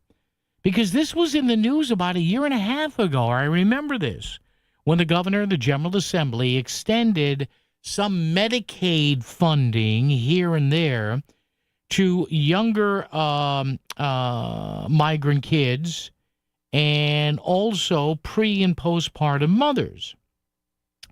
And it says here the state spends over $100 million on health care for immigrants without legal status, again, as the shutdown debate rages. Now, we are a benevolent society, a benevolent country, a benevolent state. We don't let people die on the streets. We don't. You may have some deviant people who think we should. Personally, I don't. Because I think in the end, we're all maybe kind of judged by how we treat the lesser among us, if they have less money or they're less fortunate than us or whatever. But are we being taken advantage of? Now, again, putting a roof over somebody's head, making sure they have clean water to drink, food there, getting basic medical care, we don't let them bleed out in the street. I understand that. But as I remember seeing about a year and a half ago, is this coming home to roost now? Are we being taken care of because of our benevolence? Knowing that we're not going to say, well, we won't treat you. And again, there is a program for reimbursement to some extent of treating emergency situations here. Or should we just, as a society, I don't know, do we just throw our arms up in the air and say, hey, this is the way it's going to be? I don't know. I don't know what the answer is to this. Now, maybe with the tighter border controls, maybe with more action by ICE, this fiscal situation corrects itself over a few years. Again, I don't know. I'm just paid to sit here and bring this stuff up and talk about it and chat about it with you. I am certainly no expert at this. Maybe you folks are. 203-333-9422, 333-WICC. We have an anonymous caller who would like to chat with us on this. Anonymous, how are you today? I'm very good, thank you. How are you? Ms. Anonymous, let me tell you, I'm living the dream. It's too late for law school, like I always say anyway. So what's up? How are you? And you're asking what we feel. Well, I personally feel that this is the land of opportunity for everyone except the people that were born here. And I've been here many years, 70 years, and Connecticut just keeps giving and giving and giving. And I'm not understanding why, if they're coming to the United States and it's the land of opportunity and they're trying to get away from somebody hurting them or killing them or whatever they're saying, they have plenty of time to become a United States citizen and help with our economy and go to work. But they sit on their loins and they collect. And we're giving it to them. And I'll give you an example. Okay. I retired young because my mother was diagnosed legally blind. All right. I retired to take care of her. Okay. My health insurance under Obamacare, because I was not 65, was $1,274 a month. Oh. Wow. Because I worked all my life. You tell me, and I did that from 58 to 65. That's a lot of money that now I don't have in my retirement any longer. But I would do it again. It was taking care of my parents. Sure. Yeah, it's a moral obligation. Yeah. Gotcha. You know, I just don't understand why they continue to not force these people to get citizenship so that they can work toward our economy and their economy and make this state better. But they just keep taking and they keep giving them handouts. I don't understand why that's happening. And again, I never got a handout in my life. No, I understand that. And the thing that I know frustrates people, ma'am, about this is that you have a scenario where, all right, you see this number, right? It's $100 million. It could be a little higher, whatever. They say there's going to be a Medicaid shortfall of $250 million. Yet, correct, you see in a lot of the news that you hear on the station here and watch on the TV stations, you have these nonprofits around the state helping and run by actual citizens who say, hey, we don't have enough money. How do lawmakers justify that in saying, well, you nonprofits, I'm sorry, we just don't have it, but we do have it perhaps for some folks that are not citizens? I'm not saying there's an easy answer to that, but it's the same thing where you look at it and there's no wonder, to me anyway, you may disagree with me, but there's no wonder that it's no wonder that people are upset about this sometimes. Of course. Yeah. Yep. And another thing, we are the only state in New England that you drive through for free. Well, that's... I get it. Someone was killed in the toll booth in Stratford. I remember it. Oh, yes. I get it. But everyone else drives through the state of Connecticut for free. What are we doing? Our infrastructure is falling apart. Well, and thank you so much for the call, ma'am. I do appreciate it. She preferred rather to stay anonymous.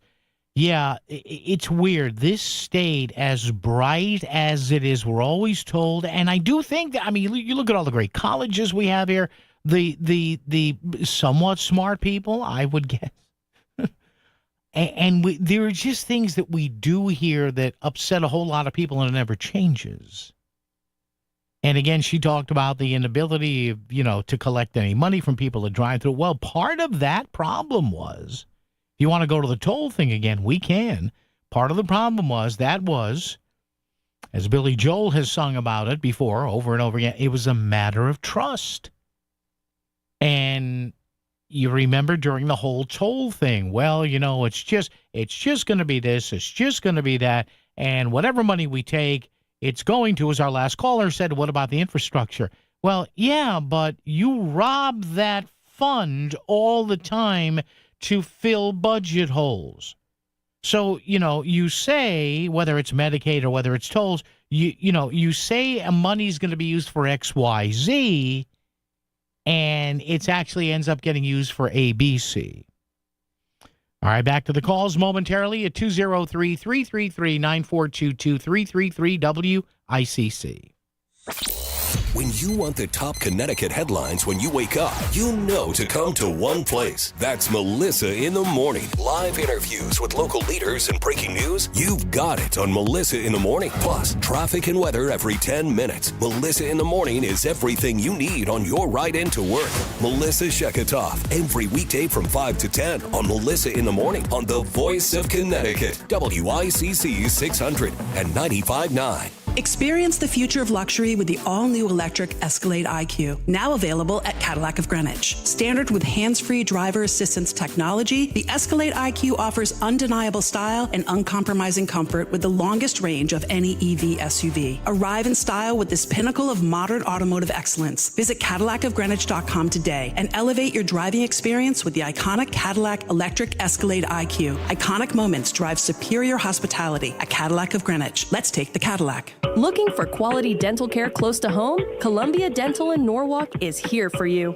As part of our robust network of 12 locations, we're open 6 days a week to fit your busy schedule. From routine cleanings and checkups to implants and oral surgery, Columbia Dental provides complete care for the whole family, all in one place. Call us today at 860-645-0111 or visit columbiadental.com. That's columbiadental.com. Your smile, our priority. Do you have 3 ex-wives and your current trophy wife wants a life insurance policy 3 times the size of the policies you had to purchase for your previous mistakes? If so, you need to call Big Lou at Term Provider, 800-859-3220. Big Lou is intimately familiar with your problems, and if you're 50 to 60 years old and in reasonably good health, a $1 million policy should only cost about $100 to $200 per month. Big Lou may have a solution for your previous policies as well. You may even save enough money to lighten the load on your new $1 million policy. Remember, call Big Lou. He's like you, except he's only on number 2. Call Term Provider at 800-859-3220. That's 800-859-3220 for $1 million in term life insurance that you can live with. Call Big Lou at 800-859-3220. 800-859-3220. WICC Smart MLS Right Now Traffic. South on 95, the heaviest part of your ride right now in Stamford. Right lane accident between exit 7 and 6. If you're leaving the office in Stamford heading north, take your pick. 95 and the Parkway, both moving fairly well, certainly for this time of the afternoon. Route 8's not too bad. South on 95, a little bit slow. Norwalk into Darien, that's all volume. Southbound Parkway still heavy into the West Rock Tunnel, New Haven County. That's construction.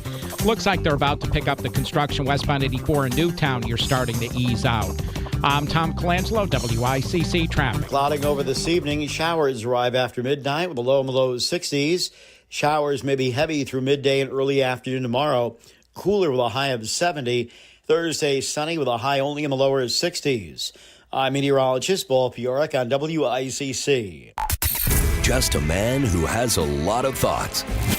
Connecticut Today with Paul Piselli is back on WICC 600 and 95.9, the voice of Connecticut. All right, great to have you with us, Paul, right here at 203-333-9422, 333 WICC. Isabella is in today for Chris Williams. Chris will be back tomorrow. We're talking about a story that was, it's caused a little bit of a, shall we say, kerfluffle among people, although it didn't surprise me when I saw this because I remember this story about a year and a half ago, 2 years ago.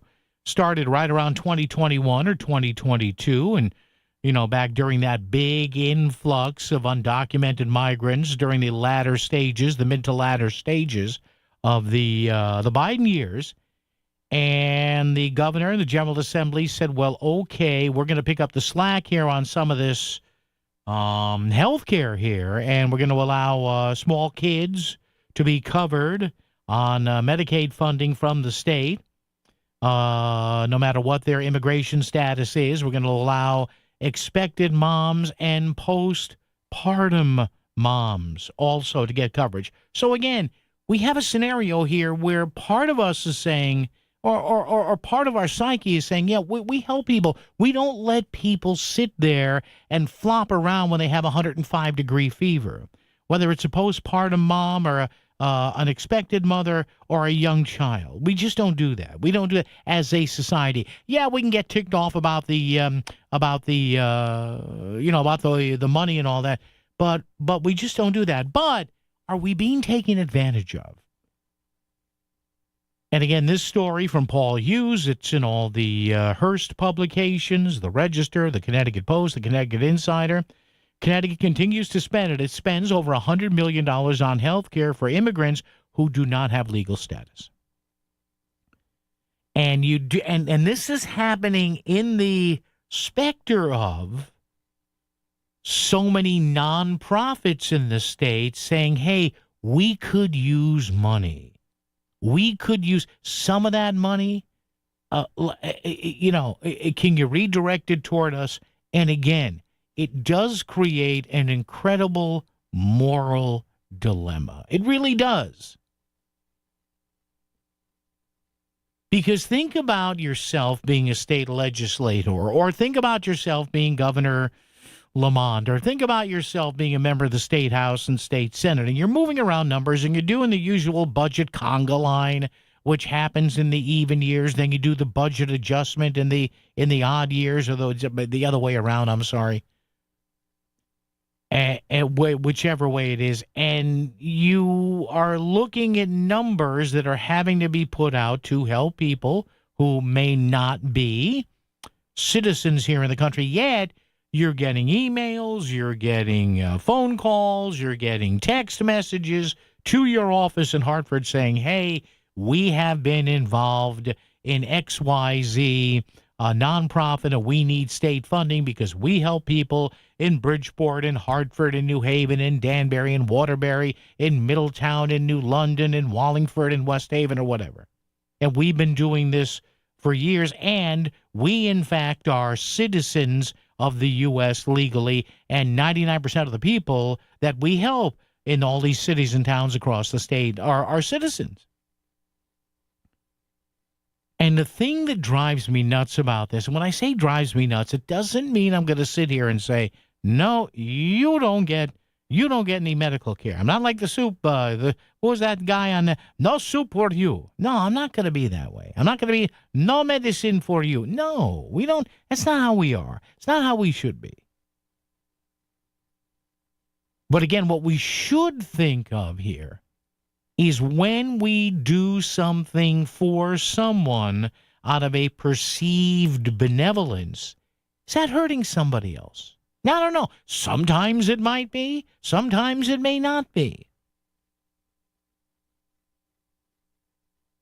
And it certainly is it's a hot button issue among people. I mean, just take a look at the responses we're getting to it right now on our Facebook page, facebook.com/voice of CT. And again, please, if you're going to answer the question, just answer the question. Cool it on the memes. Stop calling names. I swear there are people out there that just can't stop the name calling. It just, please don't lower yourself. One person texts in here, corrupticate as at its best or worse. One other person saying, how do other states handle this issue? Well, there's a variety. There's about 13 other states that do it the way we do. There are other states that, from what I read, cover almost nothing as far as health care for illegals and rely on charities or things like that. And again, at its base, I'm not saying it's a bad thing to make sure people get medical care. That's not what I'm arguing here. It's not. But what frustrates people is when you have a scenario that we talk about over and over again on this program and with Melissa and with Lisa and on some of the weekend shows where, you have these nonprofits and these other state agencies who literally, and good for them because most of them are made up of taxpayers, who literally beg the General Assembly, hey, give us a few more. Give us a few more $1 million. We need it because look at our track record. Now, you may say, well, funding for nonprofits has nothing to do with health care for illegals. Well, technically, you may be right. But when the money all comes out of the same source, well, that's technical too. And the other thing that I warned you folks about when we first did this story a 3 years ago is that the increases here that are forecast by state officials almost never work out to what they project. I mean, again, here, and I read this and I said, yep, there it was a few years ago when we talked about this. Paul Hughes in the story saying, quote, enrollment significantly outplaced projections when Medicaid eligibility for kids increased to 15 in July of 2024. So it was down lower. It was 8. It was young. Now it increased to 15 about 2 and change years ago. They projected, okay, if we raise it to 15 and have the state cover the holes here that Medicaid won't cover, if we raise it to 15, there'll be about 7,000 more signups. Well, they were wrong. It ended up being 15,000 more. The higher than expected participation contributed at the time, remember this, to a $284 million budget shortfall in Medicaid spending in the past fiscal years. And again, I know a lot of these numbers tend to make your eyes glaze over, but the bottom line is it's just costing us more and more. The General Assembly in May approved a $500 million supplemental appropriation bill that made up the Medicaid shortfall and deficiencies in other state budgets. So, look, again, I don't know what you do here. I know, because we do not deny people medical care. If we deny them medical care, then we are falling short. Honestly, I think we are. We are falling short as a compassionate society. But, on the other hand, having said that, there's got to be a better way to fund this. There has to be. What about getting people to donate? Honestly, there's I don't know. Do the power bills in the state still have that checkoff? Remember, you could donate a $1 or $2 of your bill or whatever to $1 or $2 of your payment to help people. Should we do that? Now, you could say, well, Paul, people are already paying for it if they're taxpayers, maybe. But should this be funded by the private sector? I don't know. I'm just throwing it out there. You know I'm good at answering and asking questions and not answering a whole lot. Traffic and weather together right here as we get to our news on WICC. WICC Smart MLS Right Now Traffic. Accident cleared southbound 95 into Stamford. Northbound not too bad through Darien. Just a few slow pockets into Westport. Parkway's a good ride. Stamford to Norwalk. Not building too badly yet into Westport. Fairfield. Still pretty good. Route 8 even up to the Commodore Hull Bridge. Southbound on the Parkway, New Haven County. Still have that road work by the West Rock Tunnel. Southbound 95 heavy on a Long Wharf. 84 a much better ride now. Newtown into Dan Murray. Tom Colangelo, WICC Traffic. For this evening and tonight, showers arrive after midnight with below in the low 60s. Showers may be heavy through midday and early afternoon tomorrow. Cooler with a high of 70. Thursday, sunny and chilly with a high in the low 60s. I'm meteorologist Paul Piorek on WICC. Sometimes the most important personal breakthroughs are made possible by medical ones. And that's why Smilow Cancer Hospital delivers the pioneering research of Yale Cancer Center, like targeted therapies based on your genetic makeup and groundbreaking clinical trials that offer hope when you need it most. All delivered by a multidisciplinary team dedicated to you and your specific type of cancer. Smilow Cancer Hospital and Yale Cancer Center. We're powering breakthroughs with the greatest of care. It's Restaurant Week in Westport. So big it needs 2 weeks, now through October 12th.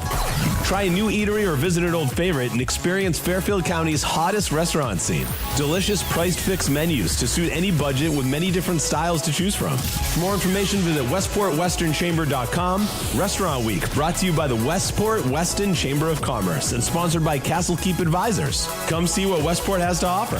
Visit westportwesternchamber.com. Back to the news and talk. Thanks to Smart MLS. Smart Sellers Ask. Is my home on Smart MLS? The voice of Connecticut. WICC 695.9. It's Connecticut Today with Paul Pacelli. All right, open phones if you want to jump in here. And I know, people... I don't want to hear anybody today say, well, no, screw them. They don't belong here. No, it's not. It's not what we are as a society. It's not. It's not. We don't let people bleed out on the streets. There is a federal program to give undocumented migrants, illegals, whatever euphemism you want to use. There is a federal program for emergency care, but the state is on the hook now for hundreds of millions of bucks. WICC Bridgeport, WFOX Southport, WEBE HD2 Westport, WPLR HD2 New Haven, locally owned by Connoisseur Media. This is CBS News on the Hour, sponsored by Progressive Insurance. I'm Cammie McCormick. As the government shutdown continues, the two sides are still no closer to an agreement, and federal workers can only worry about the talk today about whether they'll be paid after the shutdown ends. CBS's Ed O'Keefe. This is certainly ricocheting across the federal workforce, furloughed and unfurloughed, essential, non-essential today, as they now wonder for the first time, might they not get their back pay whenever this impasse ends? And remember, it could go for several weeks. So that would be a huge financial hit for tens of, if not hundreds of thousands of federal employees across the U.S. government. And President Trump insisted again today that programs are on the chopping block. Sure. Which ones? We have a lot. I'm not going to tell you, but we'll be announcing it pretty soon. But we have a lot of things that we're going to eliminate and permanently eliminate. Texas National Guard troops have arrived at an Army Reserve Center south of Chicago ahead of their expected deployment. Attorney General Pam Bondi was being grilled by members of a Senate committee, as Allison Keyes reports. U.S. Attorney General Pam Bondi insists that National Guard troops are needed in Chicago and attacks Democratic Illinois Senator Dick Durbin for opposing it. I wish you loved Chicago as much as you hate President Trump. Currently, the National Guard are on the way to Chicago. Durbin shot back. Simple. Deploying that.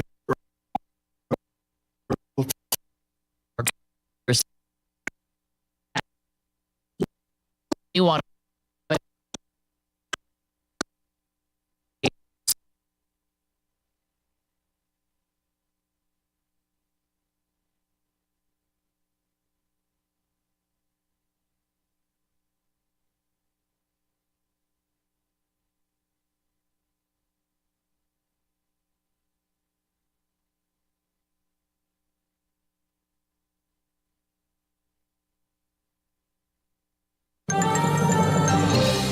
WICC 695.9. Voice of Connecticut Local News Update. The Bristol Police Department is honoring the legacy of fallen officers, Lieutenant Dustin DeMoe and Sergeant Alex Hamzy. The department asked for the community to show support with blue lights and candle lighting. The memorial will take place this Sunday. Connecticut Police and Fire Union call for state Senate Republicans to support overdue contracts towards the Connecticut Sun. Officials say Governor Ned Lamont suggested a portion of the state employees' pension fund to invest in the WNBA team.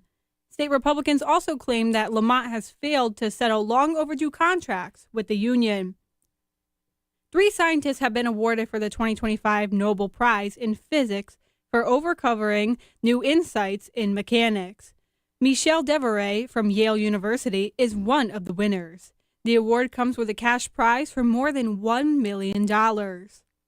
Police in Greenwich have identified the person who died in a crash at Byron Park. 60-year-old Eugene Banks of Stamford was driving in a vehicle that crashed into a tree and burst in flames early Friday morning. There were no other vehicles or passengers involved in the crash. The Stratford Police Department is looking for those who want a safer neighborhood. The Community Crime Watch is going on. To get in touch, go to our Facebook page at WICC 600. A New Haven exhibit is recognizing history in the pizza industry and is set to open tomorrow at the New Haven Museum. The display includes 150 years of pizza history in the city. The creator says that they obtained artifacts from the families and founders of the iconic Worcester Street pizza shops, such as Pepe's and Sally's. The exhibit is titled Abits and will display at the museum on Whitney Avenue for the next 2 years.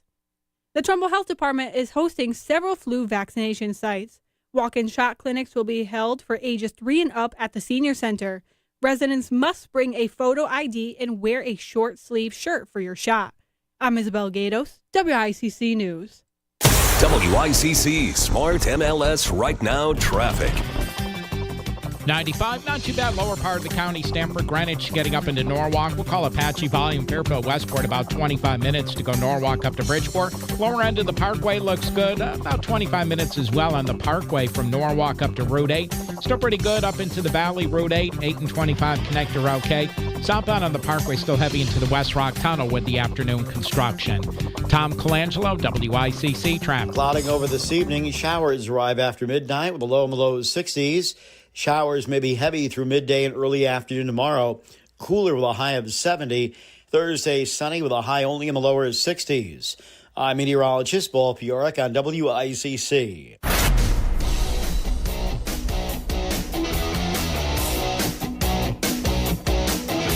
You're listening to Connecticut Today with Paul Piselli on WICC 600 and 95.9, the voice of Connecticut. All right, 1 hour down, 3 to go. Paul here on WICC 600 AM, 95.9 FM, and streaming at voiceofct.com. Isabella is in for Chris today. Yeah, we actually gave Chris a day off. I know. Yeah, you got to give the guy. No, all kidding aside. Chris is going to enjoy the day off here as we continue right here on WICC. And we continue with a story here that popped up over the past few days. And again, it's just, I'll put this one in the subtle reminder category.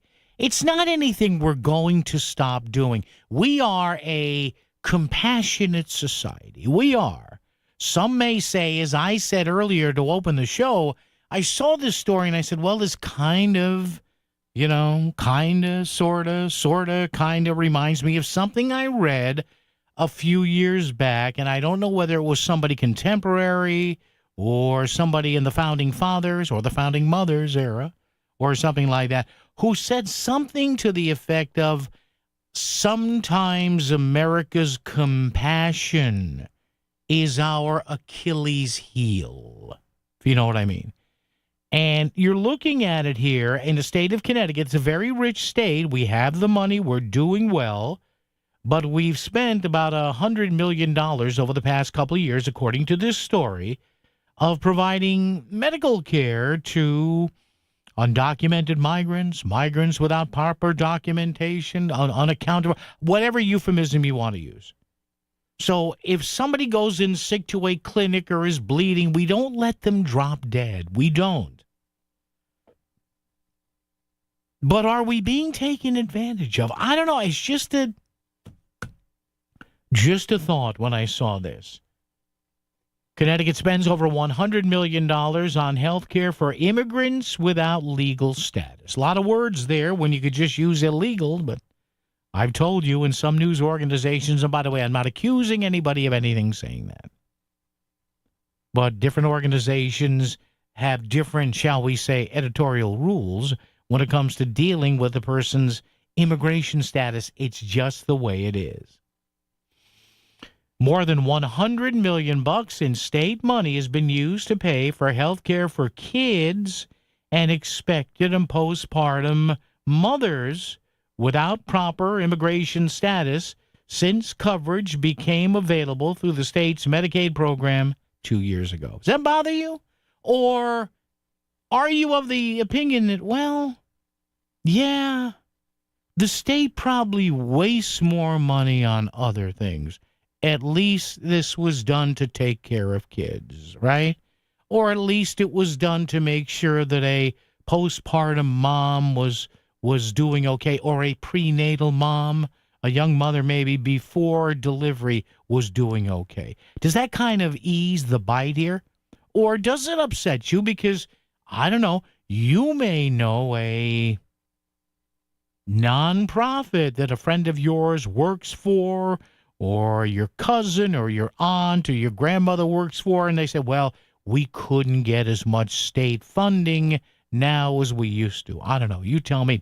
Back to the phones at 203-333-9422, 333-WICC. Andy is with us from beautiful downtown Essex. Andy. I'm thinking of the old aphorism, give a person a fish, you fed him for a meal. Yeah. Teach a person a fish, you fed him for life. Okay, these people are sick or in need. Okay, we'll patch you up. But now that we know who you are, we're going to get you into a program where we could train you and equip you to live a responsible, productive life. Remember the old WPA? That was before my time. Yeah, but yeah. people were involved with civil service projects. Yeah.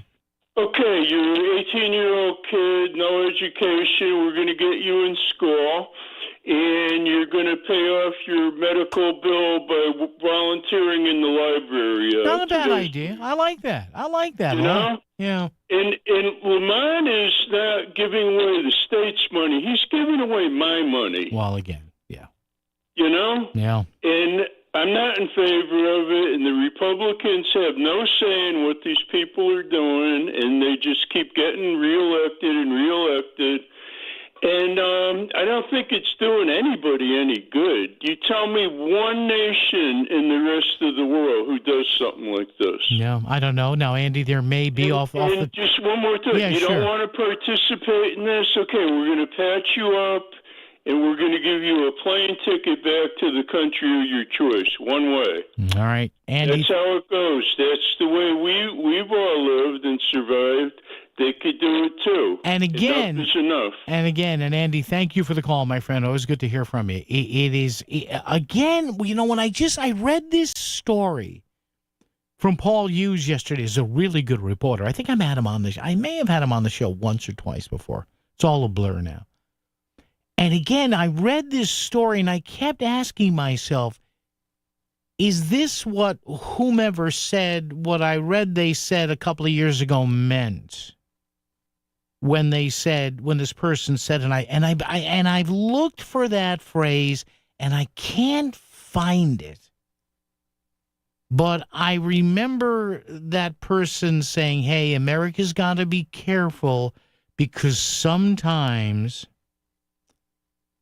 our benevolence, our kindness, the goodness that is inherent in America can sometimes be taken care of, and that can be our Achilles heel. Just a thought. I don't know. 203-333-9422, 333-WICC. And again, the ages keep getting raised. And look, if they're going to raise the ages and expand the eligibility for this stuff, at least get it right.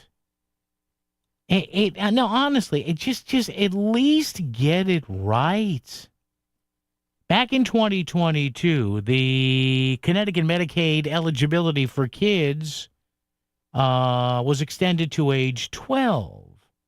Then in 2023, it was extended to age 15. Enrollment significantly outpaced projections when the eligibility age for kids increased to 15 in July of 2024. They said, whomever they is, they said that they thought the projected spike in enrollment would be 7,000. It turned out to be 15,000. See, if I was ever a CEO and I told my people, hey, give me an educated projection here, and they said, Paul, the projection's going to be 15,000, you know what I would say? Count on 30,000. Count on 30,000. All right, we have a lot of calls hanging on, so we'll do this. We'll take a little break ski, and we'll come back, go back to the phones on WICC. The kids have their costumes, but they can't wait for Halloween or for all that candy. So don't. Join WICC and Goodwill of Western and North Connecticut for Trick or Treat Day, Saturday, October 18th at Sacred Heart University's Discovery Science Center and Planetarium in Bridgeport. Come dressed up for activities, live performances, character meet and greets, and of course, candy. Limited tickets available now at voiceofct.com. I'm Barbara from Trumbull, and I've used Steve Basso Plumbing, Heating, and Air Conditioning since 2012 when he diagnosed the source of a carbon monoxide problem when no one else could. I use him for maintenance and emergency situations for that reason. He has always been able to fix any problem in my home. There's no one better than Steve Basso. Looking for a reliable plumbing or HVAC company? Steve Basso Plumbing, Heating, and AC has proven customer satisfaction since 1974. Go to BassoPHAC.com. That's BassoPHAC.com. With Progressive's collision coverage, my family gets up to $1,000 for vet bills if I'm injured in a car accident. And that makes this Chihuahua really feel like part of the family. What's that? I don't sound like a Chihuahua? Oh, I'm sorry. What exactly am I supposed to sound like? I guess all Chihuahuas are high-strung, riding around in expensive designer purses. Actually, I prefer riding in cars. So I appreciate that my family protects me with Progressive's pet collision coverage. Okay, maybe I am a little high-strung. Progressive Casualty Insurance Company and Affiliates. Not available in all states. Coverage for dogs and cats is included with the purchase of collision coverage and is subject to policy terms. Selling your home is a numbers game. The more potential buyers who see it, the greater the opportunity to sell. And when your home is listed on Smart MLS, more than 21,000 realtors see it, and so do all their buyers. Suddenly, the number of people looking at your home starts to grow by a lot. More realtors sharing your listing, more people seeing your home, more offers coming in, and maybe more cash in your pocket. Smart move, right? Ask your realtor, is my house on Smart MLS? Smart MLS, the smart way to sell your home. For over a century, Abriola Parkview Funeral Home in Trumbull has been a beacon of support and compassion for families navigating the profound challenges of grief and loss. Family owned since 1906, we are dedicated to helping you honor your loved ones with dignity and respect. Trust our experienced team to guide you through this difficult time, allowing you to celebrate a life well lived. Abriola.com, your legacy, our commitment. It's Duchess Restaurants. It's fresh, made to order, and it's what makes Duchess food so good. Duchess Restaurants has so many choices for breakfast. Bacon, egg, and cheese. On a hard roll, wrap, whole wheat toast, any way you'd like it. Or a big D breakfast with 2 pancakes, 2 eggs, and bacon, ham, or sausage. You can't go wrong with one of Duchess Restaurants' many items, including breakfast platters, sandwiches, muffins, bagels, and more. All of Duchess's menu items are made to order, adding to their fresh flavor. You gotta eat breakfast at Duchess. Go to GoDuchess.com for the one nearest you. Duchess Restaurants. Fresh food, served fast. In our effort to give dissemination of notice to nonprofit agencies, Connoisseur Media invites these agencies to request notification of job openings. To register your nonprofit agency for notifications of job openings at all Connoisseur Media stations in Connecticut, call us at 203-783-8200. Ask for Tristan Holler, and be sure to give us your name, address, phone number, and a contact person at the agency. If you're on our notification list and have changes or updates, call us at 203-783-8200. Ask for Tristan Holler. Connoisseur Media is an equal opportunity employer. You're listening to WICC 600 and 95.9, the voice of Connecticut, broadcasting from Cadillac of Greenwich Studios, CadillacofGreenwich.com. WICC Smart MLS Right Now Traffic. Accident-free as we start the height of the commute at 95. It's not too bad. Stamford, Greenwich, a few heavier pockets into Westport. Parkway, not bad. Again, from Stamford getting up into Norwalk. A little bit slow first half of Westport. Fairfield side's okay. Still a good trip. Route 8 up into Derby and Shelton. If you're looking to buy or sell gold, visit MJ Thomas Jewelers in Stratford for expert service and great deals. Their knowledgeable staff is there to assist you for all your gold needs. For more information, visit mjthomas.com. Tom Colangelo, WICC Traffic. For this evening and tonight, showers arrive after midnight with a low in the low 60s. Showers may be heavy through midday and early afternoon tomorrow. Cooler with a high of 70. Thursday, sunny and chilly with a high in the low 60s. I'm meteorologist Paul Piorek on WICC. Listen to Connecticut Today with Paul Pacelli while you work. Add voiceofct.com to your bookmarks. The voice of Connecticut, WICC 600 and 95.9. Do we get taken advantage of? The great United States of America, the country that always aids just about every other country, I guess, unless you're Iran or North Korea. But even when there's, natural disasters there, China, we always tell these countries, hey, if you need us, let us know. Aircraft, people, whatever, relief supplies. And do we get taken advantage of because we have people who, for whatever reason, come here and their immigration status isn't what it should be? This story making the rounds from the Hearst people. Reporter Paul Hughes. Connecticut spends over $100 million on health care for immigrants without legal status, as we now kind of have again. And this can only be good, this national health care debate. So hopefully this shakes out, although these are different issues, and one is not necessarily tied to the other. Let's see. Bob in Weston. He's been hanging on. Hey, Bob, how are you, sir? Hey, Paul. Good afternoon. Summer weather. Yeah. Beautiful, huh? Yeah. What's on your mind, pal? So 3 things. Yeah. One, I can't agree with you more. We have to be a benevolent society, and we do have to give health care. I mean, the Democrats let all these people over the border, and regardless that they did it, whatever, nobody was vaccinated. So we have to protect ourselves, protect the people that came over. So I'm with you. But I think I have the solution. All right. We give Nancy Pelosi $100 million. Okay. She's been outperforming Warren Buffett and all the statistics. You know, she's outperformed everything. Oh, you mean with her investments? Oh, okay, got it. Yeah. Money. Yeah. And then that can go, and we'll give her 10%. What the heck? Nice. Nice. All right. Now, something else I want to say. Sure. Went up to New Haven. Yeah. Oh, my God. What a mess.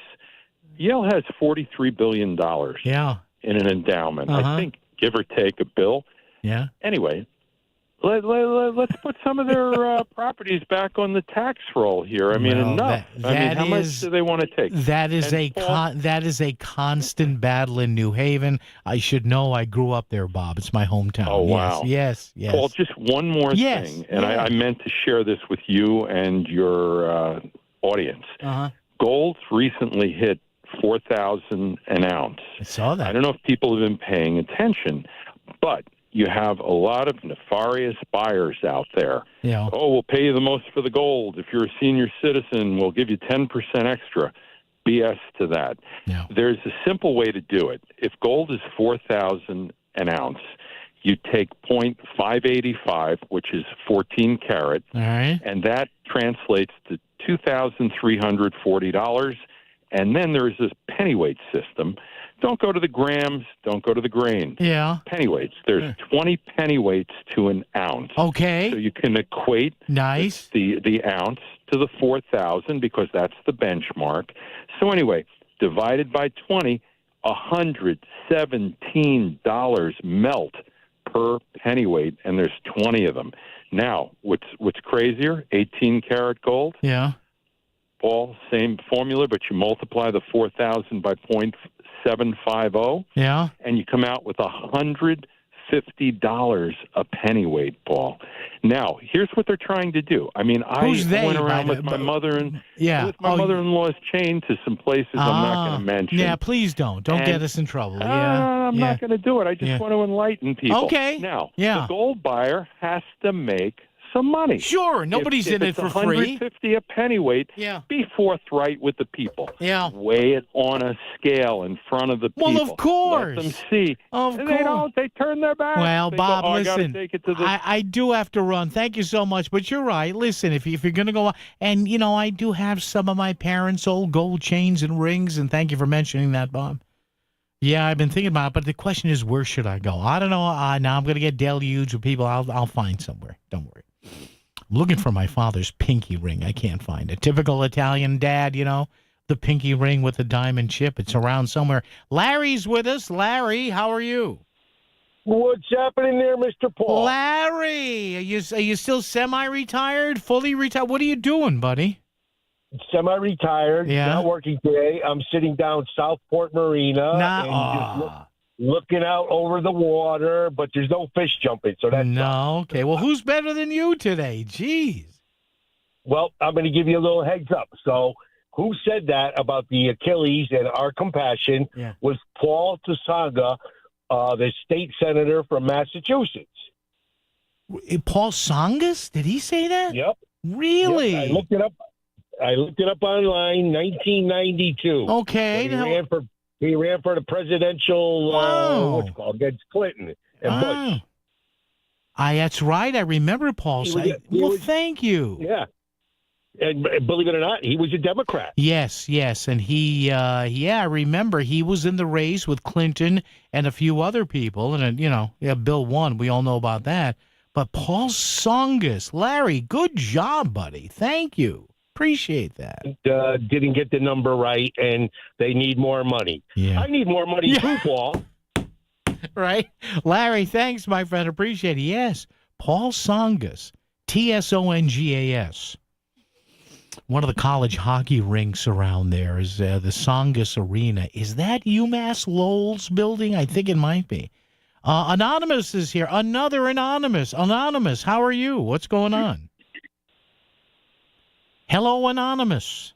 Yeah, hi. How are you? I'm good, Mr. Anonymous. What do you got? Well, I just wanted to say that there's no justification for Americans to have a duty to pay public welfare of any kind to illegal aliens. We're in a one-party state, since we're talking about the investment or the money that the state wanted to give to a lot of people that have what you call no legal status here. Mm-hmm. At the national level, every effort has been made to grant public welfare benefits to those without legal status, particularly in the last administration.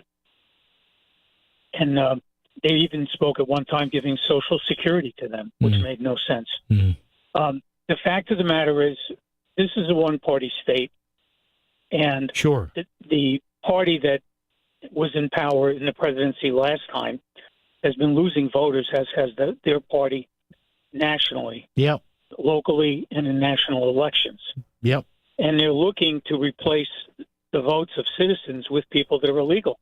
They've made it impossible, virtually impossible, to distinguish different categories of illegals that have been here. They're granting driver's licenses, particularly in New York and Connecticut, and there's no way to know, in actual fact, whether there's been someone here that might have been granted immunity at some time or leniency in the past.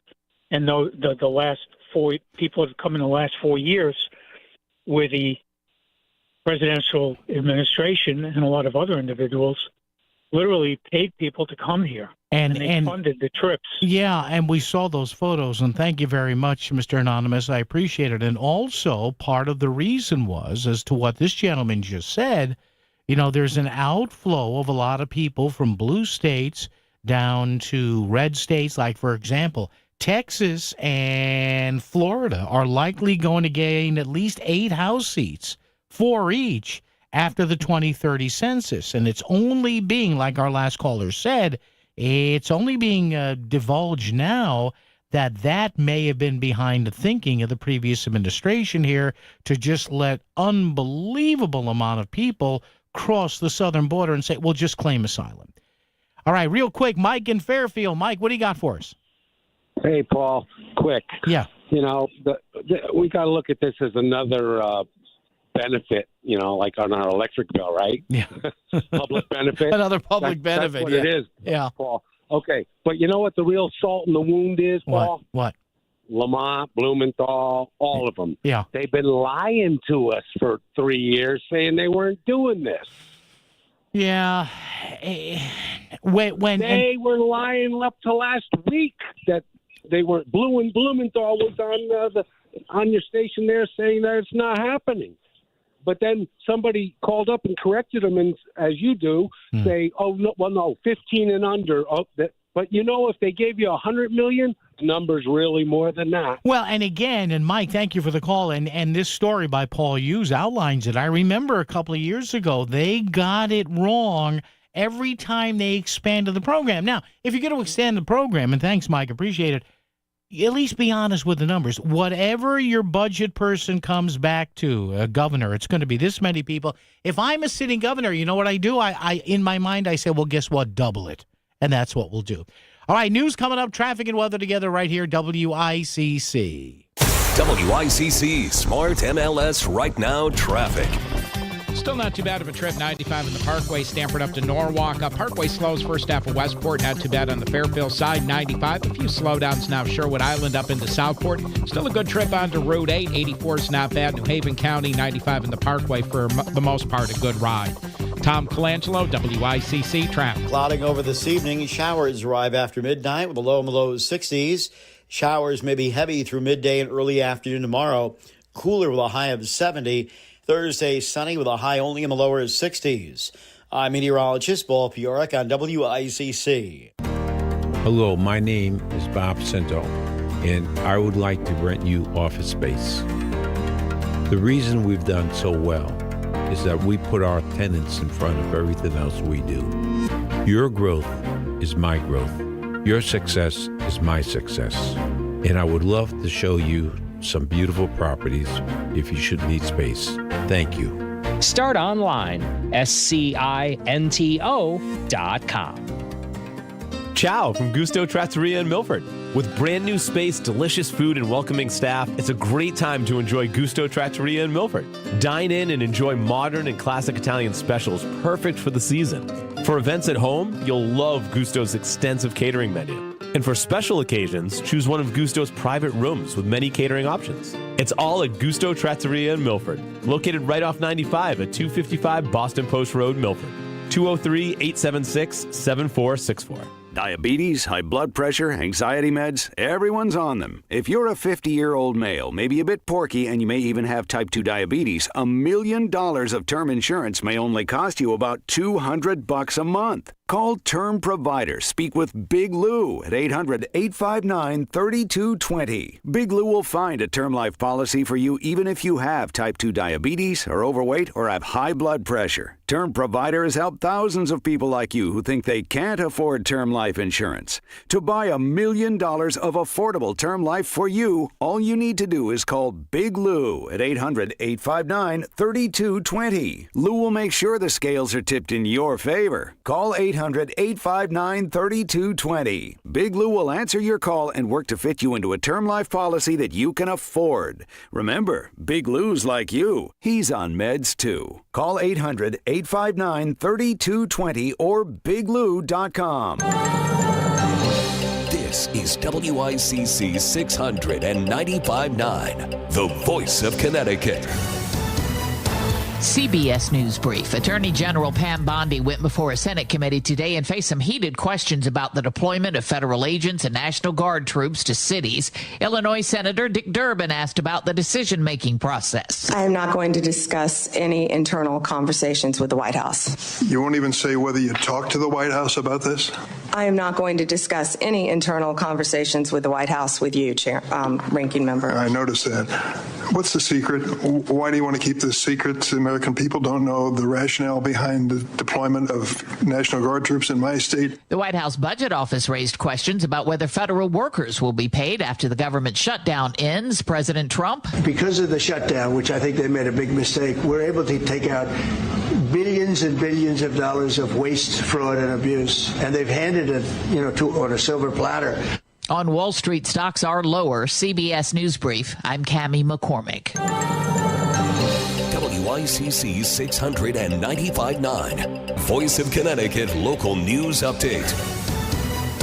State transportation officials are urging drivers who are involved in crashes on Connecticut highways to remain in their vehicles.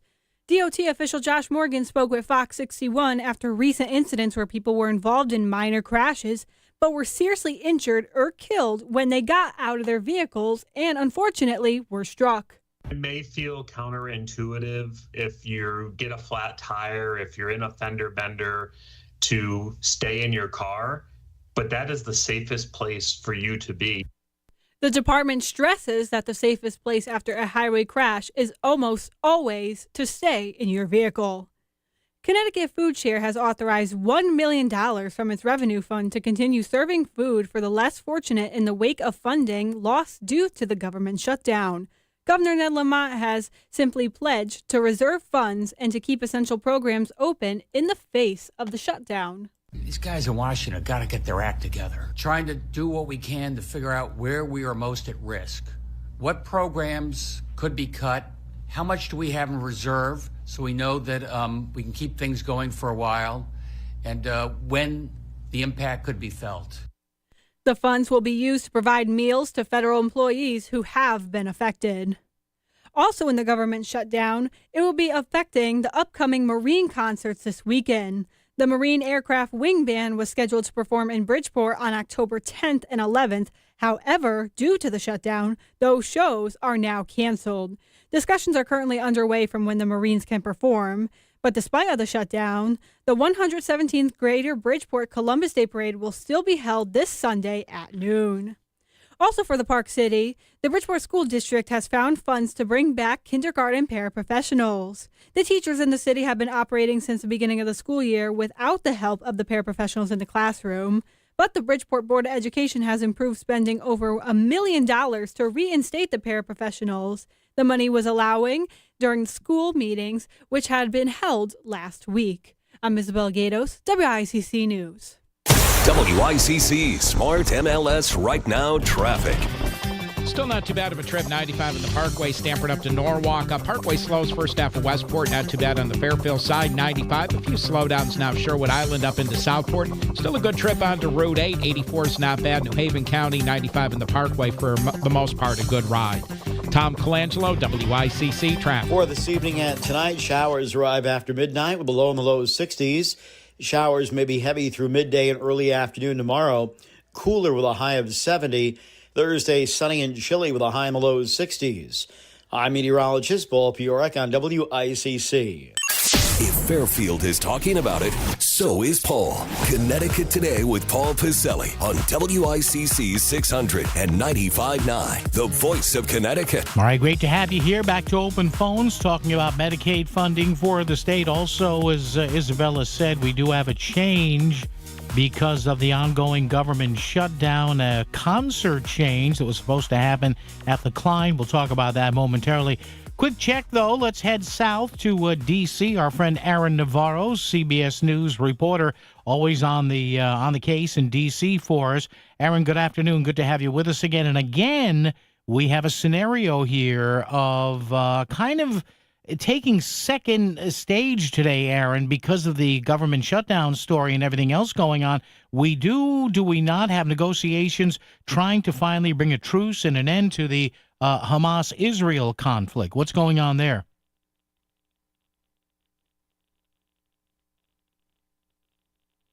If you're satisfied with the message, press 1. No, okay. We'll have to go back to that momentarily. So we had a little bit of a breakdown there, so we'll try to get Aaron Navarro back. Isabella, try to give him a shot there. See if we can get Aaron back there. I guess we were not able to connect. One thing Isabella was able to mention for us in the newscast, because of the federal government shutdown, the 2nd Marine Aircraft Wing Band will not be visiting Bridgeport this week. As a result, the concert set for the 10th and 11th coming up have been canceled. Discussions are underway for alternative dates that the Marines can perform once the shutdown is lifted. But again, there are no Marine concert band performances coming up for Bridgeport, which is a sad thing. We had discussed that with Chris Caruso, and we will talk about that coming up later on. 203-333-9422, 333-WICC. Let's see if our buddy Aaron Navarro is there this afternoon. Aaron, good afternoon, sir. How are you? Hey, sorry about that. Something about the signal here at the White House, but I hear you now. No, that's... Can you hear me now? No problem, man. You know what, Aaron? You were at the White House. It thought you were a ne'er-do-well. It was jamming your phone. That's what it must have been, my friend.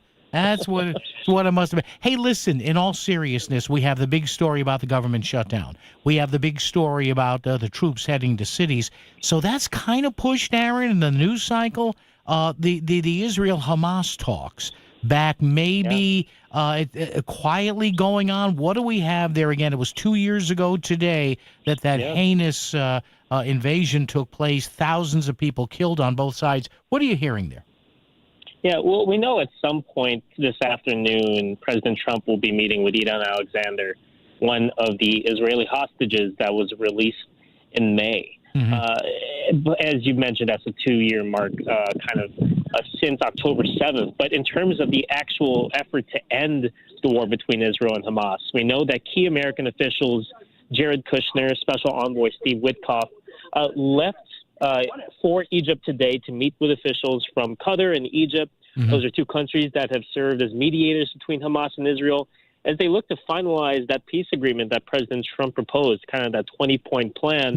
That Hamas has agreed to in principle when it comes to the hostage release, when it comes to giving control of Gaza to a different Palestinian body, but say that there are other things left to negotiate. So the president is hoping that his representatives there can help finalize that deal.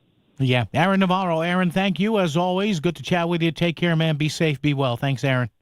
Thanks, Paul. Appreciate it. There you go. Aaron Navarro, live for us, CBS News at the White House. So we'll see what happens. I guess I was reading over the weekend, one of the sticking points on this whole thing was Hamas having to lay down their weapons. And they're willing to lay down some of the heavier weapons. They still, members of Hamas, want to be able to have, some sidearms and rifles. So we'll see. But, man, 2 years ago today, over 1,000 Israelis killed, a lot of them at a music festival. And now, listen, war's a horrible thing. It's gone on for 2 years. It's time for it to end. It's time to rebuild that area. Absolutely. We continue with our discussions here at 203-333-9422, 333-WICC. Again, a story that is really making it all over social media here. I've seen it on some of my social media feeds. This has been discussed over the last few years. Connecticut spending over $100 million on health care for immigrants without legal status. Again, we do not let people bleed out in this country. We don't. I'm sorry. We just don't. You don't do that because of politics. You don't do that because you're a right or a lefty or a blue or a red. But people just want to know. One of our previous callers, forgive me, we've had a lot of callers on this today. Somebody said, hey, is this like the public benefits charge on the electric bills, right? I mean, you've seen that on the Avangrid bills with UI and on Eversource.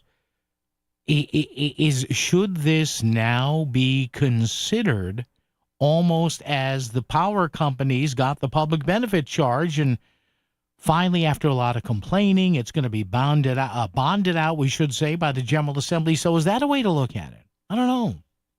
I don't know what the answer is to this. I don't know. I'm trying to figure it out, but I just can't.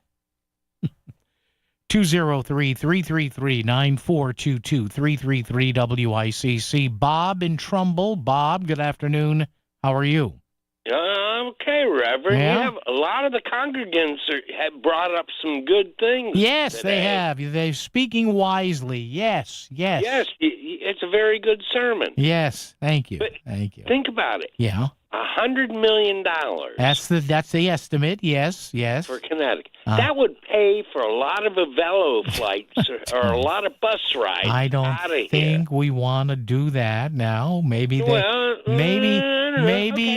they look at Connecticut as the land, my child, of milk and honey. How about that? Didn't we learn that? I don't know. But think about it. If you don't want to give them a flight out or a bus ride out, and all you want to do is patch them up, at least call ICE. So before they're released from the hospital, ICE can come pick them up. I don't think ICE wants to come and just take somebody who's a little sick. Don't you think ICE has bigger fish to fry? Until they're released. Just like if they're in prison and they're getting released, they can come grab them and take them. So we can do it with the hospitals. Yeah. Think about that. Bob, have you ever considered a career in public service, politics, perhaps? Yeah, actually, yes. You did? And? Yeah. What happened? I couldn't take it because the professors were all liberals. Okay. Bob, bring us home here. Wind us up with your favorite tag out. Go ahead, Bob. Go ahead. Save the bears. Yes. Deport the illegals. Yeah. And have them and fly a Velo Airlines out of Tweed, New Haven. That really would anger the liberals. Okay. Okay, Bob, that's it. Yeah, they might not. Well, but we're only kidding. Relax, people. Oh, my God. They're so awful on that radio show. All right, we'll do a little business and then do traffic and weather together. And if I'm lucky, I get to come back in about 3 minutes. I don't know. When you want the top Connecticut headlines when you wake up, you know to come to one place. That's Melissa in the Morning. Live interviews with local leaders and breaking news. You've got it on Melissa in the Morning. Plus, traffic and weather every 10 minutes. Melissa in the Morning is everything you need on your ride into work. Melissa Sheketoff, every weekday from 5 to 10 on Melissa in the Morning on the Voice of Connecticut, WICC 600 and 95.9. Hey, it's Melissa Sheketoff from Melissa in the Morning on the Voice of Connecticut, and I'd love for you to join me November 6th at UConn Stanford for the Reputation Made event. Discover how shifting news cycles, influencers, and the demand for authenticity are reshaping how brands and leaders earn attention today. You'll hear from inspiring business leaders like Stu Leonard Jr., meet one-on-one with state leaders, and connect with some of the brightest minds in our state. Get your tickets now at connecticut-made.com. Join us and be part of what gets made. Imagine talking to thousands of local consumers about your business. You will with your ads on the Voice of Connecticut. It all comes up to your sales rep. Here, Maria, my sales rep, try to understand my business, customize my need, and that make it different than any other experience that I had. Real stories, real results. It's why advertising on the Voice of Connecticut works. Learn more. Email sales@voiceofct.com. Wesley Financial Group is not a law firm. Hi, I'm Chuck McDowell, the timeshare cancellation guy. In 2011, I founded Wesley Financial Group with one goal in mind: to help honest folks out of their timeshares permanently. Today, I run Wesley with my two sons, a real family business, treating every client and every employee like we'd want our own family treated. That philosophy has helped us grow into the largest, most trusted timeshare cancellation company in the United States. Fortune magazine even recognized us as one of the best places to work. Why?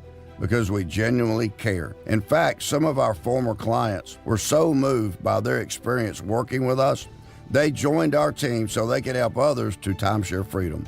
If you're stuck in a timeshare, give us a call. Let our family help your family. Call Wesley now for your free timeshare exit kit. 800-549-8866. 800-549-8866. 800-549-8866.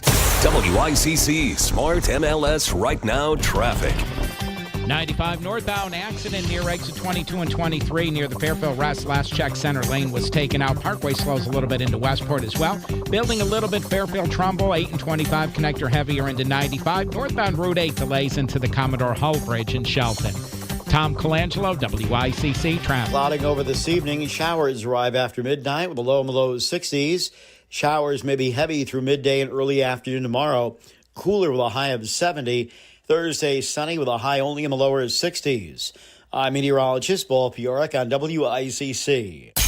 Fairfield County news and talk every afternoon. Back to Connecticut Today with Paul Piselli on the Voice of Connecticut, WICC 600 and 95.9. Yeah, great and fantabulous to have you with us here every Monday through Friday afternoon, 2 till 6. Paul behind the mark today. Isabella in for Chris Williams, who has the rest of the day off. Chris back tomorrow. We are at 203-333-9422, 333 WICC.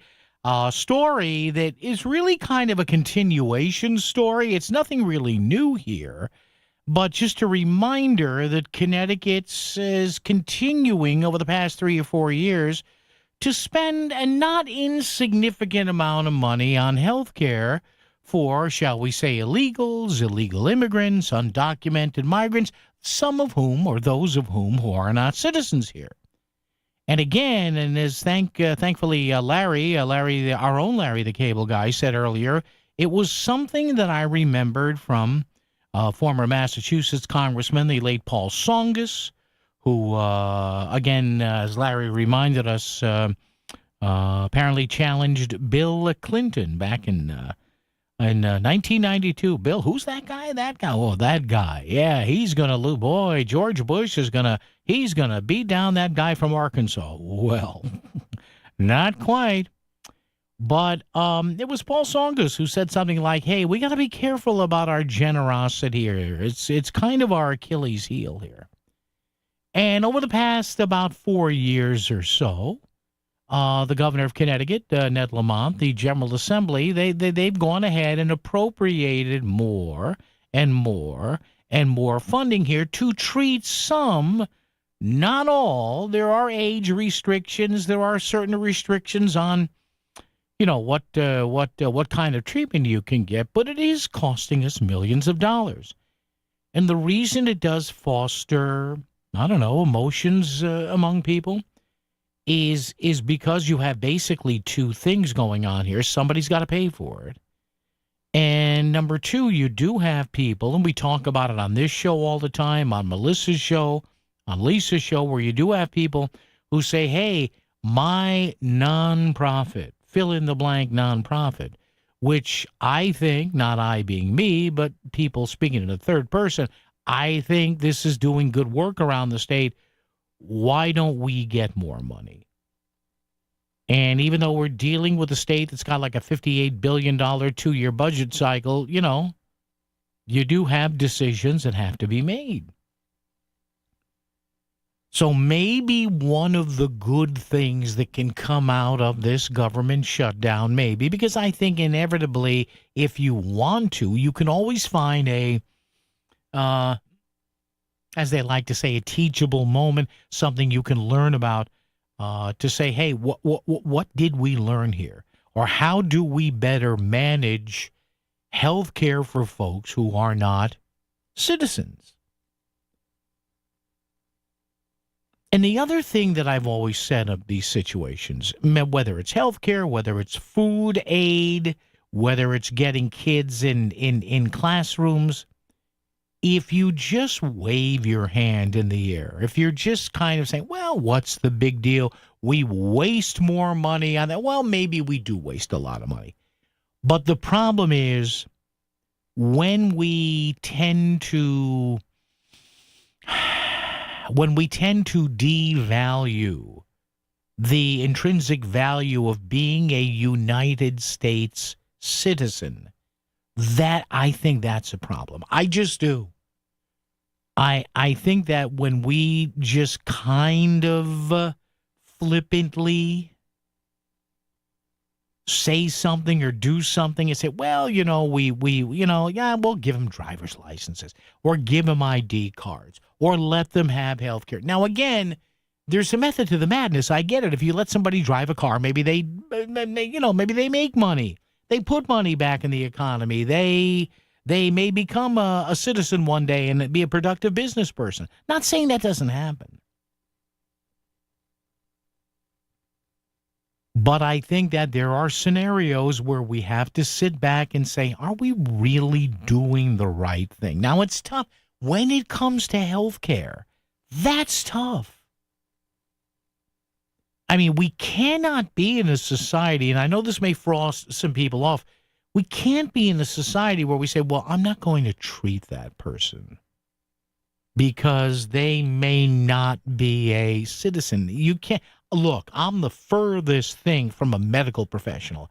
I can basically put some antibiotic ointment on a paper cut and put a Band-Aid on myself. So I certainly would understand a medical professional saying, hey, there's no way I'm going to deny medical care to someone or to deny using some of the knowledge I used all those years in med school and to help them. Because there would be people saying, hey, being a member of the human race, it ranks a little bit higher than being a citizen of a specific state. I get it. 203-333-9422, 333-WICC. Some text messages here. Got a message from Joe in Milford. I had an impacted blocked gallbladder, which was causing me to be septic and very sick. I was uninsured, and while they removed the blockage, they could not remove my gallbladder. Ended up septic again. Went from 190 to 145 since I was uninsured. Yikes. He continues, I had to wait a month to prove that I was poor enough for Medicare. I was getting my master's for teaching and not able to work full-time as well as being older than 26. If I was undocumented or robbed a bank, they would have treated me fully and removed it the first time. They probably would have. If it's a septic situation and there are no records of this person, they probably would have, Joe. One person said they should not be here in the first place. Another person said, hey, I don't know about you, but it sounds like with all this free stuff we're giving the people, I may have another 2 or 3 dependents that I could write off on my taxes. Should I just make up a Social Security number on the way? I don't think you should probably do that. Look, I'm no lawyer. I don't play one on TV. Here's my sage advice. Don't make up a Social Security number. I'm guessing that might be a smart thing for me to tell you. If they're looking for medical insurance as an illegal, tell them to become legal and get a job and get insurance. All right. Now, here's something else, too. Now, again, I'm not a lawyer. I'm not an immigration attorney. I'm not any of those things. But I do read. I read a lot. I listen to what other people say. And number one, 2 things I have gleaned over the past few years of really getting into this immigration debate. Number one, it's really expensive a lot of times to become a U.S. citizen. It ain't cheap. I mean, the figures, I talked to a couple of people that did it. It cost them thousands and thousands and thousands and thousands of dollars to get proper legal representation and become a citizen. Should we make that cheaper? I don't know. That's one thing. Is it too expensive? And number 2, you read about people who get it done quickly is a relative term, but get it done in some way, shape, or form a bit faster than others. And then there are other people who say they've tried to get the whole residency and citizenship thing done, and it's taken them years and years and years. See, here's my idea that nobody in Washington seems to have abided by. I don't know why. Nobody seems to want to go kind of there's 2 basic choices. You can't be a citizen or, fast track to citizenship. Why don't we do legal status? Meaning, if you're here, now how about this? You're here. There's no criminal records of your arrest. Maybe you overstayed a visa. Maybe you snuck across and didn't show up for an asylum hearing, but you've kept your nose clean. And you work at the restaurant down the street. And your kid's in school. All right, why don't we do this? You have set up a process. Now, maybe this is there. I don't know. Set up a process where you can be a legal, not a citizen, but have legal status in the country, meaning that you don't get to vote. You don't get to vote unless you eventually become a citizen, but legally you can stay here if you keep your nose clean. Don't get arrested. Don't do anything dumb. Kid stays in school. Maybe your wife is working here, and you have legal status, which I guess is a thing, but very few people have it here. Kind of similar to having a green card or a student visa, but you're not an actual citizen. So interview enough people saying, hey, okay, you crossed over illegal. Okay, why'd you do that? You were afraid. Okay, well, you've kept your nose clean. We checked with your boss. You work here, you work there. So how about that? And then maybe you can find out or tailor healthcare stuff to where it makes more sense. But then again, I'm not in D.C. or Hartford, and nobody listens to moi. Traffic and weather together, all that coming up and more. It's Paul on WICC. WICC Smart MLS Right Now Traffic. 95 northbound accident near exit 22 and 23 near the Fairfield Rest. Last check, center lane was taken out. Parkway slows a little bit into Westport as well. Building a little bit, Fairfield Trumbull, 8 and 25 connector heavier into 95. Northbound Route 8 delays into the Commodore Hull Bridge in Shelton. Tom Colangelo, WICC traffic. For this evening and tonight, showers arrive after midnight with a low in the low 60s. Showers may be heavy through midday and early afternoon tomorrow. Cooler with a high of 70. Thursday, sunny and chilly with a high in the low 60s. I'm meteorologist Paul Piorek on WICC. Maritime Chevrolet of Fairfield Mobile Service Plus is the next generation of door-to-door maintenance and repair. Enhance your Chevrolet, GMC, or Cadillac ownership experience by making your vehicle maintenance easier. Our technicians come to you at home or work with Mobile Service Plus.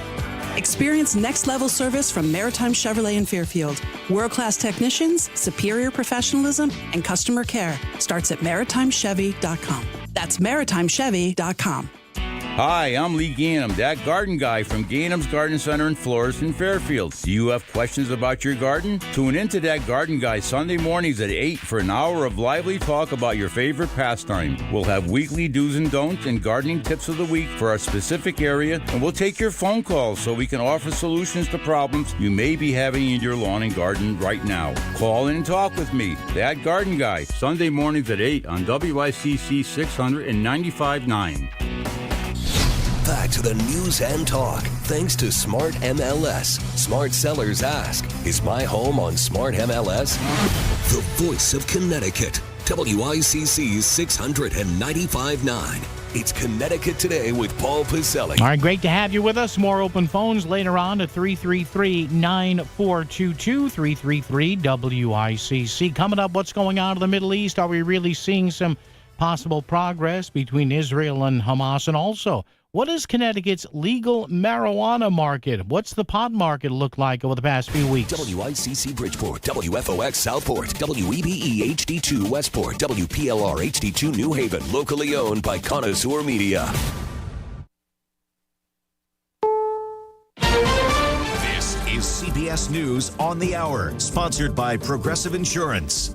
I'm Cammie McCormick. Texas National Guard troops arrived at an Army Reserve Center south of Chicago today as Attorney General Pam Bondi was facing some heated questions from senators on Capitol Hill. Our federal surges in Washington, D.C. and Memphis are a perfect example of how the Department of Justice should operate. Lauren Victory reports from Chicago the legal fight over the deployments isn't over. A West Coast judge approved a temporary restraining order to block Texas Guardsmen and women from going to Portland, Oregon. The judge here in Illinois declined a similar request. The Attorney General's team in Illinois and City of Chicago lawyers will be back in federal court on Thursday to try again to stop the mobilization of troops. Jim Krasula reports the deployments are dividing the nation's governors. The Democratic governors of California and Illinois are threatening to leave the National Governors Association unless it denounces the Trump administration's troop deployments to states. The bipartisan group, founded in 1908, works toward issues where governors can find common ground. Democratic governors from Kansas, Michigan, and Minnesota have already left the association this year. There appears to be no progress to end the government shutdown, but the White House Budget Office floated the possibility that federal workers may not be paid after the shutdown ends. Republican Senator Tom Tillis criticized that message. There's a lot of hardworking people that are at home right now or not working because the Democrats refuse to continue the current spending levels. That's all we ask that they do. I believe it's a strategic mistake to now let those folks know or let them think that they could potentially not get back pay.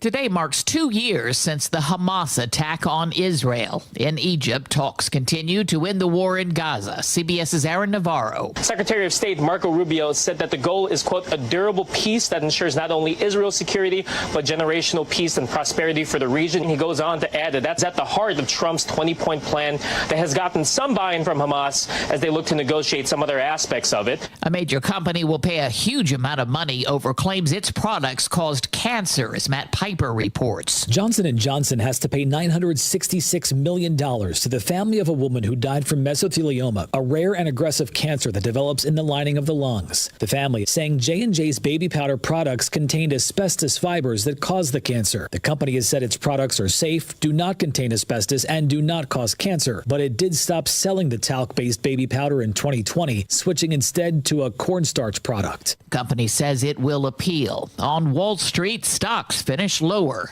This is CBS News. Sponsored by Progressive Insurance. Take the next step forward in your career with great benefits and an award-winning workplace. Apply at careers.progressive.com. I remember brushing my hair and looking down and thinking, oh my gosh, do I have any hair left? I used to look at women with thick, beautiful hair and think, why doesn't my hair look like that? My thinning hair is making me feel so old. If you want thick, healthy, gorgeous hair, then you need Hair Volume from New Nordic. With clinically proven ingredients like apple extract, biotin, and millet, Hair Volume nourishes your hair follicles to promote thicker, healthier-looking hair. Say goodbye to shedding, thin, and dull hair, and hello to thick, healthy hair with Hair Volume. Since taking Hair Volume, the shedding has all but stopped. Now, instead of being jealous of other women's hair, I have friends who are jealous of mine. My hairdresser couldn't believe the difference in my hair. Now she's using Hair Volume too. Available as a tablet or delicious gummy, Hair Volume is available online at Amazon and NewNordicUSA.com, or find Hair Volume in the hair care aisle at your local CVS. WICC 695.9, Voice of Connecticut Local News Update. Senator Richard Blumenthal is demanding answers from the Trump administration for over $53 million in canceled Connecticut grants. He is punishing Connecticut and other states with the kind of vengeful and vindictive cancellation of projects that he announced last week. The amount represents Connecticut's share of the $8 billion in clean energy grants that have been canceled by the U.S. Department of Energy. Senator Blumenthal says these projects were supposed to lower energy prices, grid reliability, and U.S. energy independence. It will be challenged, it will be stopped, but in the meantime, it's going to reduce employment, raise energy costs, and restrict economic growth. The senator is demanding answers from the feds, calling for the termination of grant illegal and recklessness. I'm Isabel Gatos, WICC News. WICC Smart MLS Right Now Traffic. Accident wrapping up south on 8 and 25 connector approaching 95. Reportedly, it's a multi-car. Northbound 95 and the Parkway out of Stamford just patching volume. Both roadways heavier into Westport. We had an earlier accident northbound by exit 22 and 23 into Fairfield on 95. Northbound Route 8 building into the Commodore Hull Bridge. New Haven County, no major problems on 95 or the Parkway. Tom Colangelo, WICC Traffic. Clouding over this evening. Showers arrive after midnight with a low in the low 60s. Showers may be heavy through midday and early afternoon tomorrow. Cooler with a high of 70. Thursday, sunny with a high only in the lower 60s. I'm meteorologist Paul Piorek on WICC.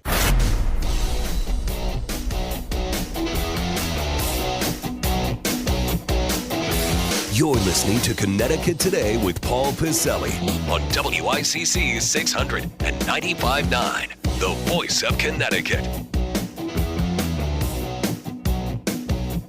All right, 2 hours down, 2 hours to go. Get back to open phones a little bit later on in this hour. 203-333-9422, 333-WICC. Well, maybe we might finally have some sort of a constructive path to ending the war between Israel and Hamas. Of course, 2 years ago today, the 7th of October, 2023, was when this whole thing started with a Hamas-led attack on an Israeli music festival. We know what's happened in the past 2 years. So 2 years into this, to sort this all out, a gentleman who we've had on numerous times about this part of the world and others, University of New Haven professor of national security and longtime State Department veteran, Dr. Howard Stouffer is the guest. Hey, Dr. Stouffer, it's Paul here. Good afternoon. Great to have you back, sir. How are you?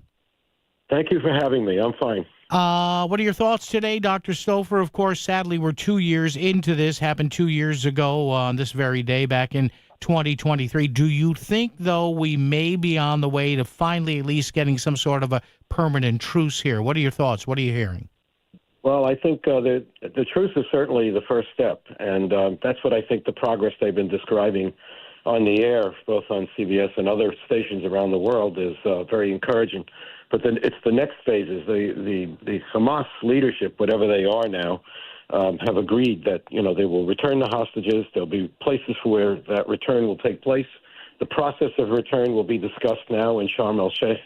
But the next step is, what kind of government structure will there be of any kind, an international government structure, and Hamas is going to be seeking to be a part of that, and which the Trump proposal basically said they were not to be part of it, and they had to lay down their arms. So I think the tough negotiating will start tomorrow or the next day when Steve Witkoff and Jared Kushner get there together with Ron Dermer, the closest aide to Bibi Netanyahu, to start talking to the Prime Minister of Qatar, who's also coming there to Sharm el-Sheikh, Egypt. And I saw, Dr. Stouffer, over the weekend that, as you just mentioned, one aspect of this is, well, Hamas has to lay down their arms, and I know there's parsing of that.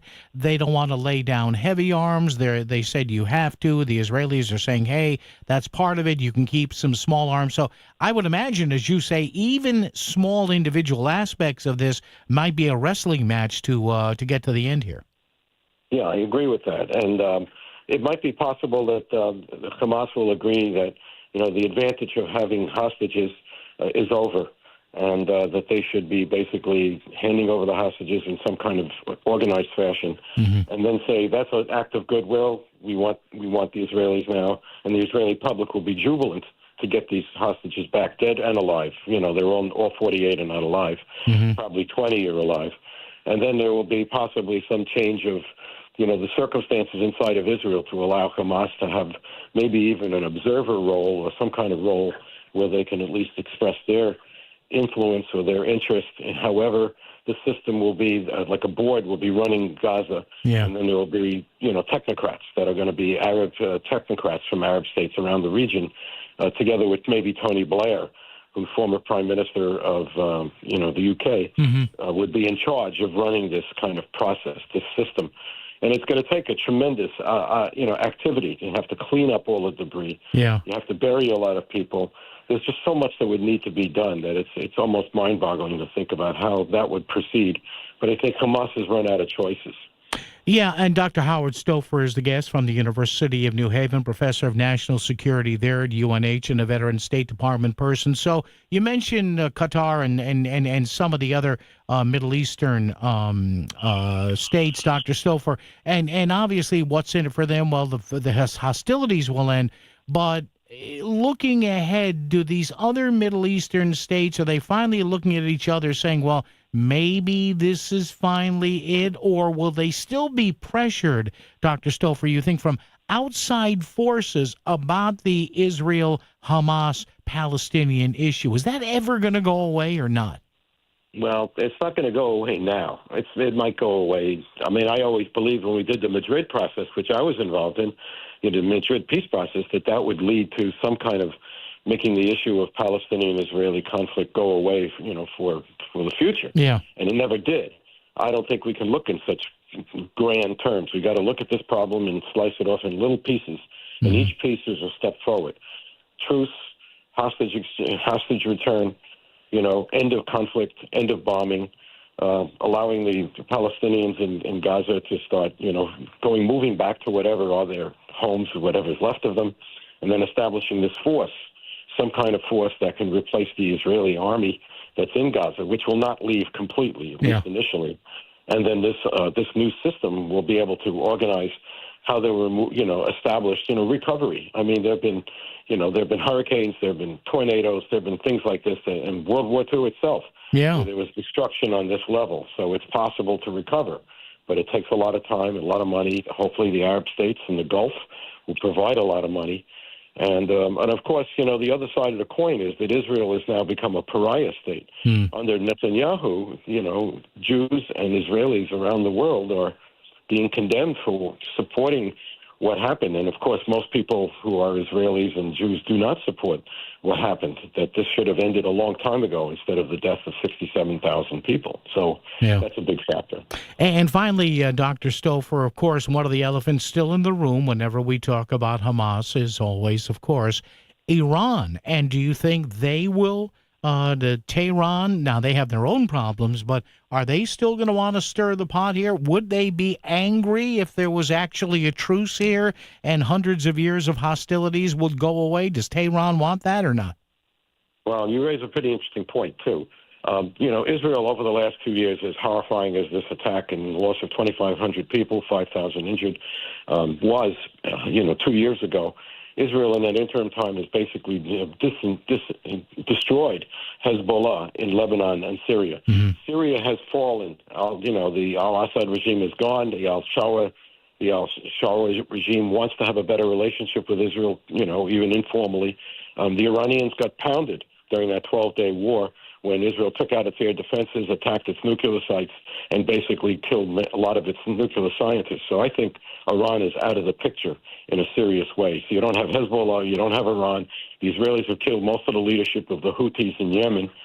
So you really don't have this, this group of countries and elements that have been around for such a long time that could undermine a possibility of this thing working finally after all of the truces there were in Gaza. It might be just the one moment in time when all parties realize this is the one moment to try to make it work.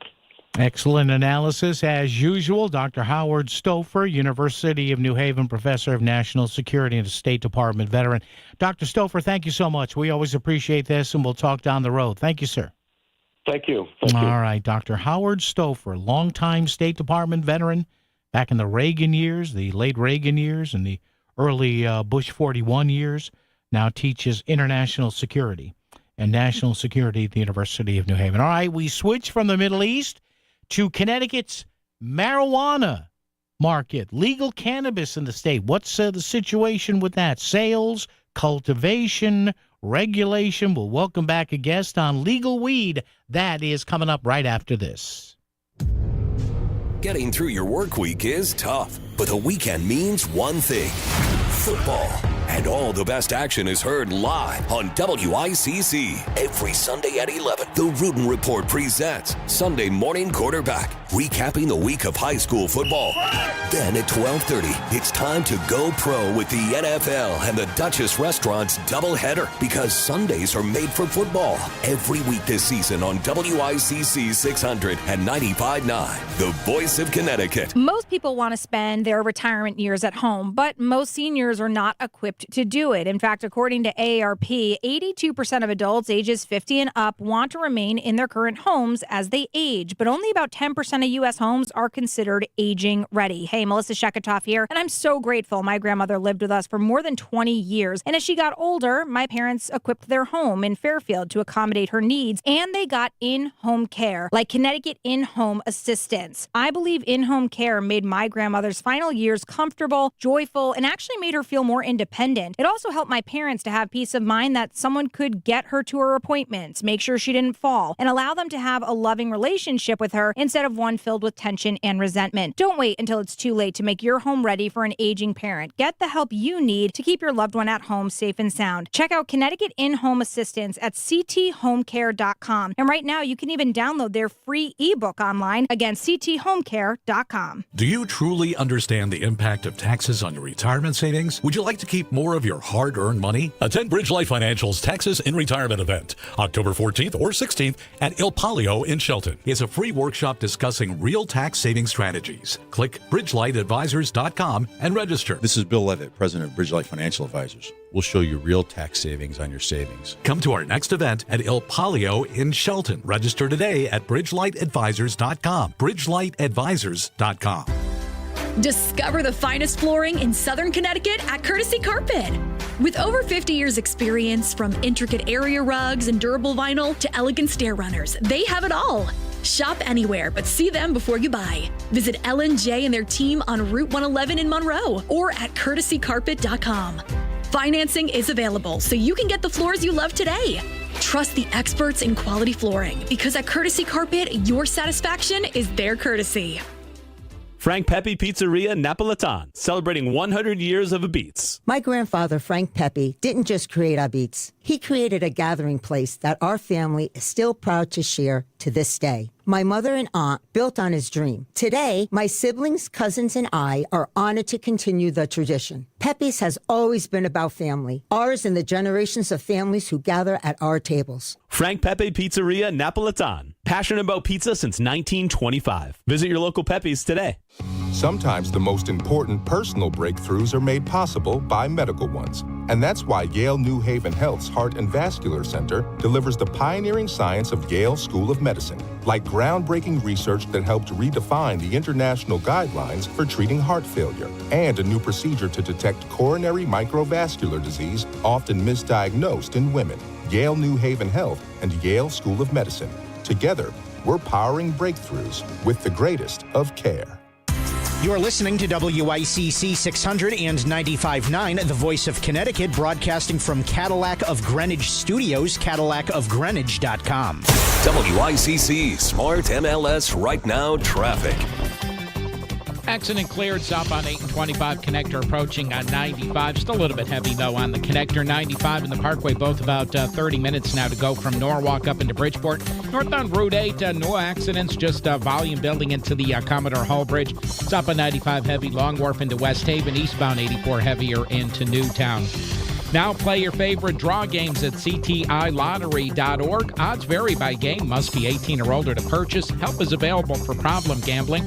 Call 888-789-7777 or visit ccpg.org. Tom Colangelo, WICC Traffic. For this evening and tonight, showers arrive after midnight with a low in the low 60s. Showers may be heavy through midday and early afternoon tomorrow. Cooler with a high of 70. Thursday, sunny and chilly with a high in the low 60s. I'm meteorologist Paul Piorek on WICC.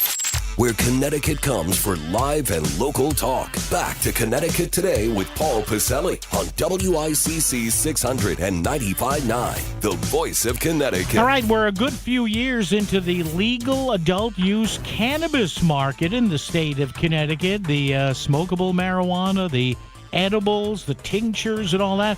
What's up with the market? Has the General Assembly tweaked some of these rules? Joining us right now is a gentleman who's been on with us a few times before. He is the president of Affinity Grow, which is a micro marijuana cultivator in the state. Reno Ferraresi is back with us. Reno, good afternoon. It's Paul again. How are you? Hi, Paul. I'm great. Thank you for having me again. It's always a pleasure to catch up. Yeah, let's catch up, Reno. What's cooking here? First of all, in general, before we get down to some of the tweaks I know the General Assembly made and stuff like this, how's the market doing? I guess you and I last talked maybe a couple of years ago twice when we started here. What's the state of marijuana in Connecticut? Well, the program is growing. Get it? Oh, I get that. Very nice, Reno. Yeah, very nice. Very nice. Terrible joke, but there is reason for optimism. We do see the program is moving forward, and more products are being produced. Yeah. More customers are coming in. More patients are joining. So we're seeing that natural growth. We're not seeing the rate of growth that I think we had hoped to see. There were some papers published back in 2020 that said, 2-3 years in, we should see an $800 to $1 billion market. Let's say. Yeah. Realistically, we're seeing around a $300 million market. Now, why is that? Is there just a lot of competition? I know Massachusetts is going head-to-head with the state. Are a lot of people growing their own? I know they can do a little bit more of that now. What has tempered the growth so far, Reno, do you think? So there was this isn't even my opinion. This is actually a paper was published by a company, Headset.io. They do nationally, they have a presence. They sell computer software that tracks sales and details sort of the markets in various states. And they were saying that the Connecticut consumer, I think we're 66% we're only purchasing, how they say it, on a per capita basis. Connecticut underperforms Massachusetts sales per person by about 66%. Wow. So we're 66% lower in Massachusetts on a sales per person per capita. Is that because of taxes, Reno? Because I know, as you probably know, that's been a big contention. There are people that say, people in Hartford will say, well, the heck with it. I'll drive to Springfield because I don't pay as much taxes. Is that a factor or not? Definitely. And the way that Connecticut taxes, the way we do our taxes on our products, we tax the milligrams of THC. Mm-hmm.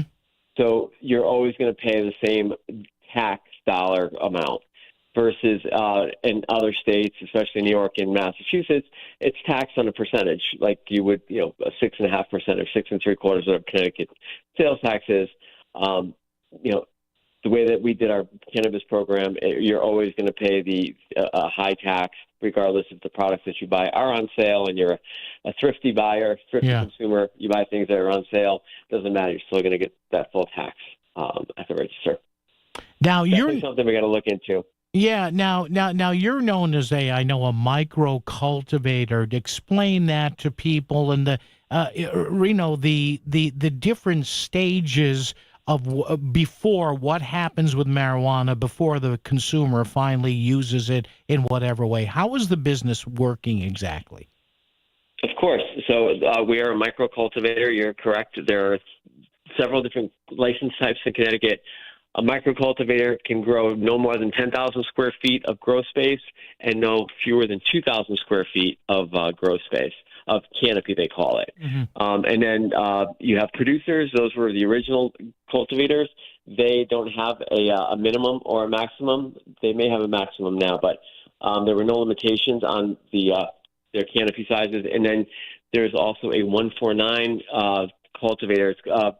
It's a cultivator license, but they're referred to as a 149 because of the section of the RERACA bill that describes this license type.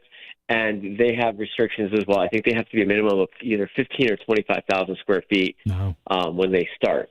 So these are all different sizes. They have all different expenses associated with startup. You can imagine a small micro cultivator, 2,000 square feet, might cost $3-4 million to get operational.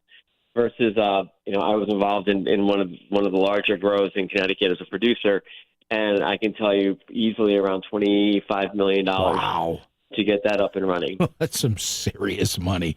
Reno Ferraresi is the guest from the micro cultivator Affinity Grow. Reno, I know that over the past, couple of General Assembly sessions, the lawmakers in the state Hartford and the state Senate, they've been hearing a lot of concerns from the industry, from consumers, some safety groups. And correct me, but did they try and tweak some laws here a little bit about potency and purity and packaging and all this? Are we now in the phase of this in Connecticut where there's always slight to moderate changes made? What's been going on with that? So, no, actually we're to the point where we should be pretty sort of settled and just operating routinely, but that's not what's happening. You're probably referring to there were some changes to how the packaging was to happen. Yeah. That was a significant change to the industry, and I don't want to say too much about it, but there was it was contentious, and I think that the growers and the operators, we want the best, of course, just like the regulators do. Nobody's trying to do a bad job, but just basically we were being asked to package the product completely before it went to the testing laboratory, and at that point you've invested packaging and labor, and if there's a problem with the test result, you're kind of dead in the water because you've already packed out the product. It's in the jar, and there's really nothing you can do anymore. So there were sort of debates about what the best way to deliver the most accurate results for the customers and for the patients. So it's all good debate, and it's honest and it's open, but still it's debate. So we're working through that. Of course, there's always the argument about mold. Everybody loves to sort of the opposition to our industry. Our industry, it's a fringe industry. It's always been sort of underground, and it's never been really out and commercialized in the face of the public. So there's always sort of skepticism. Commercial growers. We're a commercial grow. We have a license from the state. We hire people. We pay them wages and Department of Labor. We pay insurance. And there are folks who would say that, oh, you know, we're commercial and we just care about, we're profit driven and we don't care about quality. And that is the furthest thing from the truth, because I can tell you we're so regulated. Everybody that we interact with, from the Department of Labor to OSHA to our insurance agencies to our banks audit us, we are constantly audited. In fact, the fire department and the police department come by on occasion. So it's like, there's no way, man. It's just not possible. But it's a plant. You know, just like you get a bruised banana, you can get, you know, mold can end up on a flower, and it doesn't mean it's going to kill you. It's you know, it's an infection of the plant. Yeah. And they say immunocompromised people. I'm sure if you're immunocompromised, you probably shouldn't be smoking at all. But you know, of course, we don't want to give something that will make somebody sick. No, of course. It's a plant, and you're going to get, you know, there's going to be a wide range of different sort of creatures that can live in the garden, and we don't use pesticides on the flower. So you're really limited on what you could do. But there are I don't think that there's been a death related to contaminated cannabis or in the industry, in the legal industry. There's a couple stories that say there were, but then when you read the story, they were speculative. They weren't confirmed. Okay. So, Reno, if folks just want to generally find out about your business or the industry in general, maybe they're still a little cautious, what would you recommend they read? Any specific sites or any specific info? That's the thing. There's not enough good information out there as far as so DCP has a great FAQ. They talk about how strict they are. Remember, the same folks that regulate like doctors and nurses, hospitals, and pharmacies are the same folks that regulate us. It's the Department of Consumer Protection, the Drug Control Division. It's a division made up of lawyers and pharmacists. All right. And they're very intelligent people, and they're schooled, and they're pointed and precise, and we trust them in everything else. We should trust them regulating the cannabis industry. All right. Check out the Drug Control Division, Reno says, at the Department of Consumer Protection. Reno Ferraraci of Affinity Grow. Reno, good to chat with you, man. You got the number, so don't hesitate to call. Appreciate it. Thank you, Paul. It's always a pleasure. Be well. Appreciate it. Reno Ferraraci. All right. Traffic and weather together news. All that happy stuff on WICC. WICC Smart MLS Right Now Traffic. Northbound 95, not too bad out of Stamford, Greenwich, getting up into Norwalk. We'll call that patchy volume. Very heavy into Westport. We had an accident by exits 22 and 23 pushing into Fairfield. So as a result, it's 45 minutes now. Norwalk getting up to Bridgeport at 95. You'll save about 10 minutes off that. If you take the Parkway, still heavy though, in through Westport at the second half of the no exit zone. Northbound Route 8, about 15 minutes to get up to the Commodore Hull Bridge from Shelton. Tom Colangelo, WICC Traffic. Clouding over this evening. Showers arrive after midnight with a low in the low 60s. Showers may be heavy through midday and early afternoon tomorrow. Cooler with a high of 70. Thursday, sunny with a high only in the lower 60s. I'm meteorologist Paul Piorek on WICC. Evolve your vehicle ownership experience with Cadillac of Greenwich. Take the hassle out of vehicle maintenance and choose mobile service, where our technicians come to you. We can replace your brakes, change your oil, and update all your maintenance at your home or office. No lines, no traffic, and no inconvenience. We meet you on your terms at CadillacofGreenwich.com, where world-class technicians and superior hospitality come standard. That's CadillacofGreenwich.com. Looking for complete dental care in one convenient location? Visit Columbia Dental in Norwalk. Their expert team includes a general dentist, periodontist, and oral surgeon. So whether you need a routine checkup and cleaning, dental implants, or wisdom teeth extraction, they've got you covered. Quality care all under one roof. Call Columbia Dental in Norwalk today at 203-299-0111 or visit columbiadental.com. Diabetes, high blood pressure, anxiety meds, everyone's on them. If you're a 50-year-old male, maybe a bit porky, and you may even have type 2 diabetes, $1 million of term insurance may only cost you about $200 a month. Call Term Provider. Speak with Big Lou at 800-859-3220. Big Lou will find a term life policy for you even if you have type 2 diabetes, are overweight, or have high blood pressure. Term Provider has helped thousands of people like you who think they can't afford term life insurance. To buy $1 million of affordable term life for you, all you need to do is call Big Lou at 800-859-3220. Lou will make sure the scales are tipped in your favor. Call 800-859-3220. Big Lou will answer your call and work to fit you into a term life policy that you can afford. Remember, Big Lou's like you. He's on meds too. Call 800-859-3220 or biglou.com. This is WICC 695.9, the voice of Connecticut. CBS News Brief. Still no end to the standoff over the government shutdown, and now questions about whether federal workers will get back pay when it does end. CBS's Nancy Cordes. What it seems like the White House is doing here is trying to inject a little uncertainty into the mix, a little bit of pressure on Democrats. Texas National Guard troops have arrived at an Army Reserve Center south of Chicago ahead of their expected deployment. President Trump today. We have cities where there's tremendous crime, and Chicago's one of them.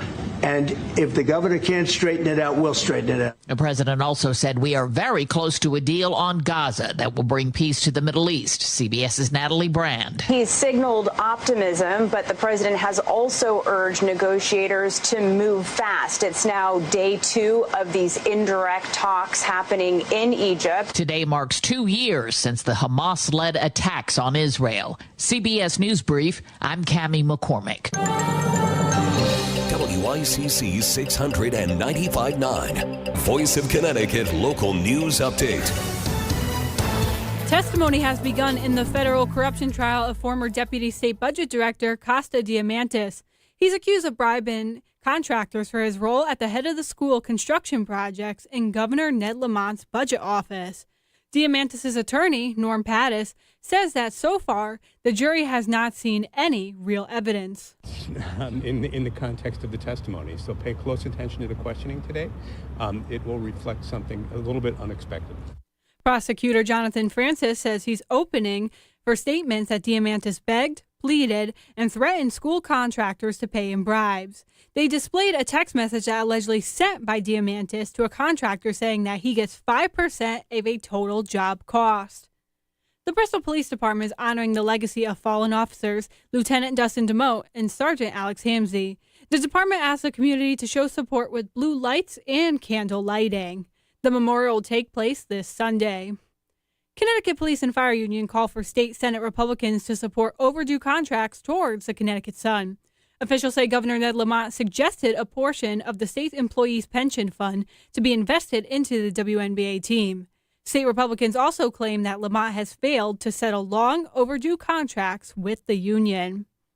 Police in Greenwich have identified the person who died in a crash at Byron Park. 60-year-old Eugene Banks of Stamford was driving in a vehicle that crashed into a tree and bursted into flames early Friday morning. There were no other vehicles or passengers involved in the crash, as the investigation is under cause. Also for the police, the Stratford Department is looking for those who want a safer neighborhood. The Community Crime Watch is going on. To get in touch, go to our Facebook page at WICC 600.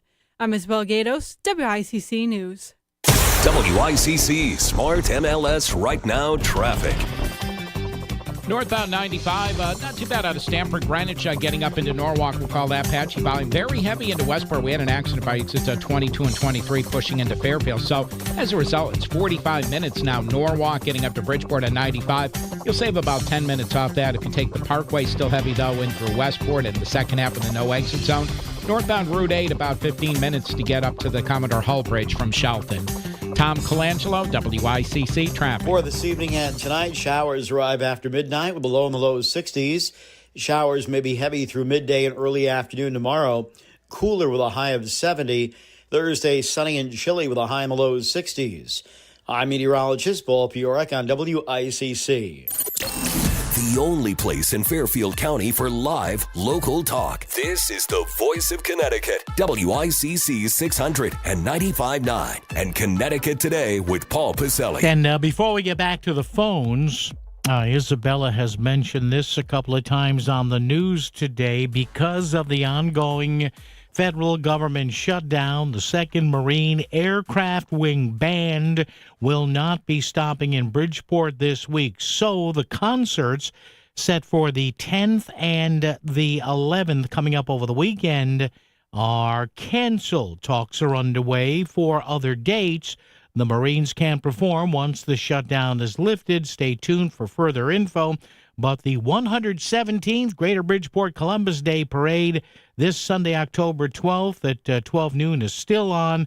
Starts at Madison and Jewett Avenues, runs south on Madison to Bridgeport Central High School off Madison Avenue, and the Feast of St. Francis. And I am honored to be the honorary Grand Marshal of the parade. So how's about that, all right? So there you go. All right. 203-333-9422, 333-WICC. So if you're out there, I'm practicing my waving technique. I'm waving back and forth. Now, I'm trying to, if you're looking at us on our video feed, either on YouTube or on Twitch, I'm trying to stay away from the up and down wave because that's going to put too much stress on my wrist, the tendons here. So I'm kind of going with the left to right kind of. I'm using, see if you can see it, I'm using my whole arm now and hand. I'm not putting too much stress on the wrist. I'm cocking the open palm, and I'm just kind of doing a nice little shimmy and shake back and forth. Hello, great to see you. Throw me. If you're going to throw money, make it small unmarked bills when I'm in the parade on Sunday. Yeah, small unmarked bills, you know. If you want to give me anything free, just throw your business card. I'll take whatever freebies you want. I'm kidding. It's a joke. Oh, he needs one of our lawyers from Westport saying, he's soliciting payola. No, I'm not. No payola from this kid. No. All right, Tim in Hamden's here. Tim, how are you? You're cocking your arm. What? Yeah, so in other words, instead of just waving up and down with my hand, right? I'm doing kind of the left-right thing from the elbow on. The Queen Elizabeth thing. Hello, hello. Yes. Okay. What exactly would be payola for talk radio? I don't know. Maybe free food, maybe some oil changes. I start out low, Tim, like free oil change. That'll be good. Okay. I was getting an oil change the other day, and it was at my favorite oil change. It was really good. Yes, boy. I'll become the Alan Freed of talk radio. Yes. My God. Yeah.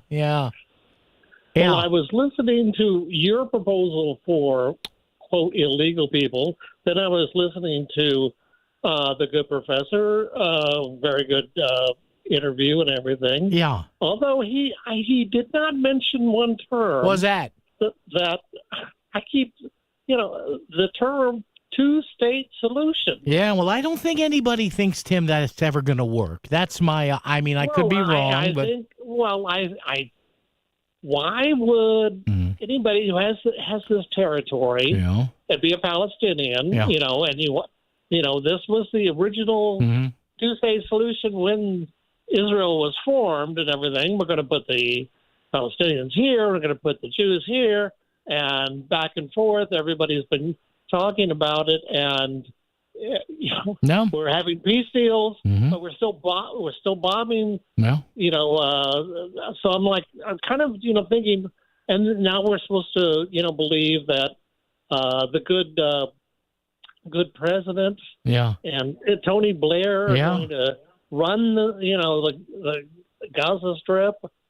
First off, can you get the Israeli settlers out of the disputed territories? I believe that one part of the thing is no more settlements. Now, I don't know what that does to the previous ones, but I don't know about you. I'm kind of surprised they took Tony Blair out of mothballs, but that's just me.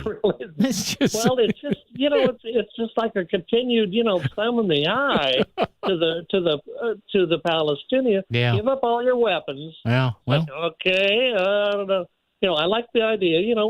Matter of fact, move in United Nations troops or somebody that way to guard the thing. But but before that, I was listening to your proposal that they could, for illegal aliens, they can come in and they can pay all their taxes. Legal status, yes. Legal status, yes. They would get no benefits of citizenship. No, I just said they could. No. I said that you won't be able to vote. That's it. Other than that, you can get whatever. I don't know.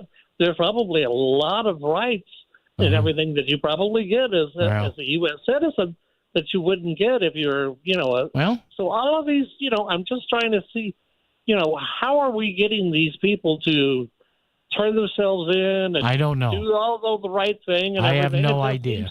I don't know. Somebody to give you sit down to alligator Alcatraz. That's a great idea. Yeah. Run around. They can film you in your underwear running around. No, they don't want to. Please, I don't want to see that. Nobody needs to see that. That's what I saw for weeks on end. We're going to take them down to El Salvador, and they're running around bent over in their underwear. Well, That's humane truth. I don't think we need that visual. Tim, as always, it's a pleasure to chat with you. There you go. Oh, look who's here. The number one Democrat in Connecticut, Jose in Shelton. Jose, how are you? Hey, how you doing, Paul? You got your Bad Bunny CDs cranked up there in your car? What's going on with that? I bought all Bad Bunny CDs. I bought 9 CDs. I'm going to play that all the way to the Super Bowl. Did you hear what he said? Anyway, Did you hear what he said the other day? Learn Spanish. That's what he said. Well, apparently half the population is unaware that Puerto Rico. Yeah, I know. We talked about it. Yeah. There's a big base there. But anyway, I got a solution for the shutdown. Okay, what's that? Here's the shutdown could end in 5 minutes. Yeah. All the Republicans have to do is get rid of the filibuster. Yeah, well, that ain't going to happen, my friend. But listen, Paul. I did research. Okay. I don't think anybody in Washington ever read the filibuster is not a law. Yeah. It's a rule. No, it's a rule. All rules. Yeah. I read it. I did research. Them guys in Washington, they're out of touch. They wouldn't know what a rule was. No, they have no idea. No idea. A rule is. Yeah. See, I served on the Board of Ed here in Shelton. I've heard of that. Yeah. Yeah, we could make motions. Yeah. It's the same thing. It's called Robert's Rules. Yeah. We could make motions to change rules. Yeah. All the majority leader has to do, and these guys, they're clueless. They're blaming Schumer that has absolute no power at all. Well, no. The Democrats they could vote yes on what they call a clean continuing resolution. That's all. What am I saying? That's all a decoy. Okay. All the majority party in the Senate has to do. But they don't do it, Jose. All they have to do is say, we're going to change this rule. But they're not going to do that. What? They're not going to do that. No, but they could do it. But they ain't gonna. They could do it. Of course they could. And they could jump off a building, too. But they ain't going to do that. No. All they have to do is change the filibuster. Yeah, I know. I know how it works. No, but they don't know how it works. Yes, they do. No. They probably do, but they probably don't how it works. How are you going to shut the government down? I was telling you yesterday. I came up from South Carolina. Yeah, you rich guys. Yeah, well, because you're rich. Yeah. I was down there on my sister's 44 acres of pristine farmland. Yeah, there you go. Yeah. What a beautiful state, South Carolina. You figured that out, huh? It's nice down there. Yeah. The people are friendly. It's good Republican state. That's why. I went to a church, a Presbyterian. I went there. Yeah. They made me get up on stage and say a speech. Yeah. So I was over there with 60 Presbyterians. They're kind of related to the early settlers. The early settlers we're talking about now. Yeah. Okay. I'm rubbing elbows with them. Okay. But real nice people. Yeah, of course.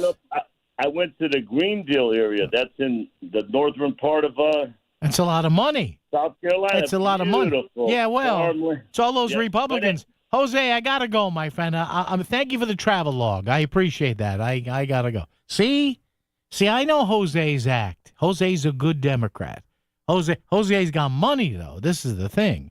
So you get a lot of Democrats with money. They still got to walk the walk of the Democrats. But, they go, a lot of these big dollar Democrats, they like to hang out. You know where they like to hang out? Wherever the GOP is. Yes. We're coming back. When you want the top Connecticut headlines when you wake up, you know to come to one place. That's Melissa in the Morning. Live interviews with local leaders and breaking news. You've got it on Melissa in the Morning. Plus, traffic and weather every 10 minutes. Melissa in the Morning is everything you need on your ride into work. Melissa Sheketoff, every weekday from 5 to 10 on Melissa in the Morning on the Voice of Connecticut, WICC 600 and 95.9. Now you can find out who's under the helmet and behind the jersey with the Root and Report Athlete Profile. High school sports are made great by the student athletes who play them. Check out the High School Athlete Profile, sponsored by BMW of Darien at therootandreport.com. This is your CT Insider weather update. Early in the week, a couple chances for some rain showers, with the end of the week clearing up for a few sunny days. High temperatures in the low to mid 60s, with some low temperatures approaching the 40s. Powered by CT Insider. There's more to Connecticut with CT Insider, a hometown behind every headline. With every issue, investigation, or interview, there's more when you're following from the inside. Visit ctinsider.com for more. Stay heart healthy with the City of Bridgeport Department of Public Health BPT Heart Program. Wednesdays 10 a.m. till 2 p.m. at the Eastside Farmers Market, 752 East Main Street, Bridgeport through October 15th for free blood pressure screenings, limited $5 coupons, and free digital monitors for qualifying participants. Football season is heating up on Prize Picks. You and I make decisions every day, but on Prize Picks, being right can get you paid. So don't miss any of the action this season with Prize Picks, where it's good to be right. Download the Prize Picks app today and use the code ROAM and get $50 in bonus credit instantly in lineups when you play $5. That's code ROAM on Prize Picks to get $50 in bonus credit instantly in lineups when you play $5. Win or lose, you'll get $50 bonus credit in lineups just for playing. It's guaranteed. Prize Picks, it's good to be right. Must be present in certain states. Visit prizepicks.com for restrictions and details. Hey, I'm Mike Slater. My dad passed away at the age of 63. It's out of nowhere. Had a stroke. Super hard, obviously, for the whole family, but my dad had life insurance. This is why I have life insurance for my family, for my wife and 4 kids. And the best place to get life insurance is ethos.com, because you can do it in 10 minutes. And there's no medical exam and no blood test, just a few health questions. Get life insurance in 10 minutes so your family is protected. Ethos, ETHOS, ethos.com/Mike. It's time for the Market Scoreboard Report with Ron and Sana. Now on WICC 695.9, the voice of Connecticut. The Dow continued lower after yesterday's modest decline, while the other major averages retreated from record levels, which would include the S&P, the NASDAQ, and the Russell 2000, all of which pulled back today as the government shutdown continues and no deal yet in sight. Meanwhile, interest rates moved lower in the data blackout that's occurred since the government shut down, while gold closed above $4,000 an ounce for the very first time ever. The Dow lost nearly 92 points to 46,602. S&P down 25 2/3, about 1/3% to 67.14. NASDAQ down 2/3%, 153 points to 22,788, led lower by Oracle and Tesla, the major technology companies selling off today. 10-year note yields dropped to 4.13%, while the dollar continued to firm rather curiously.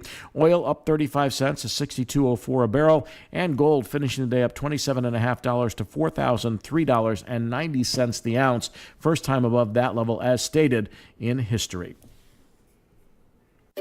Finding great candidates to hire can be like, well, trying to find a needle in a haystack. Sure, you can post your job to some job board, but then all you can do is hope the right person comes along, which is why you should try ZipRecruiter for free at ziprecruiter.com/free. ZipRecruiter doesn't depend on candidates finding you. Its powerful technology identifies people with the right experience and actively invites them to apply to your job. You get qualified candidates fast. So while other companies might deliver a lot of hay, ZipRecruiter finds you what you're looking for. The needle in the haystack. 4 out of 5 employers who post a job on ZipRecruiter get a quality candidate through the site within the first day. ZipRecruiter, the smartest way to hire. And right now, you can try ZipRecruiter for free. That's right, free. Just go to this exclusive web address, ZipRecruiter.com/free. That's ZipRecruiter.com/free. ZipRecruiter.com/free. WICC Smart MLS Right Now traffic. 95 in the Parkway, both not too bad, lower part of the county, but getting worse in through Westport. 95 now almost up to an hour to go from Norwalk up to Bridgeport. We had that problem, exit 22 to 23, right lane crash. It was out there for quite a while. Parkway, though, heavy into Westport. Fairfield side, not too bad, about 15 minutes, Route 8 to get up to the bridge into Shelton. Tom Colangelo, WICC traffic. Clouding over this evening. Showers arrive after midnight with a low in the low 60s. Showers may be heavy through midday and early afternoon tomorrow. Cooler with a high of 70. Thursday, sunny with a high only in the lower 60s. I'm meteorologist Paul Piorek on WICC. You found where Connecticut comes to talk. Join the conversation. 203-333-9422. It's Connecticut Today with Paul Pizzelli on WICC 695.9, the voice of Connecticut. Yeah, this Costa Diamantis trial, day 2, I guess, now in the books. We're getting some readbacks of some of the testimony here. Oh, man, I don't know how this guy gets out of it. I just know maybe that's why he hired our old pal Norm Pattis. I don't know. We'll have some of the testimony coming up. Of course, I'll just reading it. There are no cameras or mics in the courtroom. Gosh darn it, there should be for this. Think of the entertainment value in this. Oh, man. Dave in Brantford drops by. Dave, how are you? Yeah, how you doing, Paul?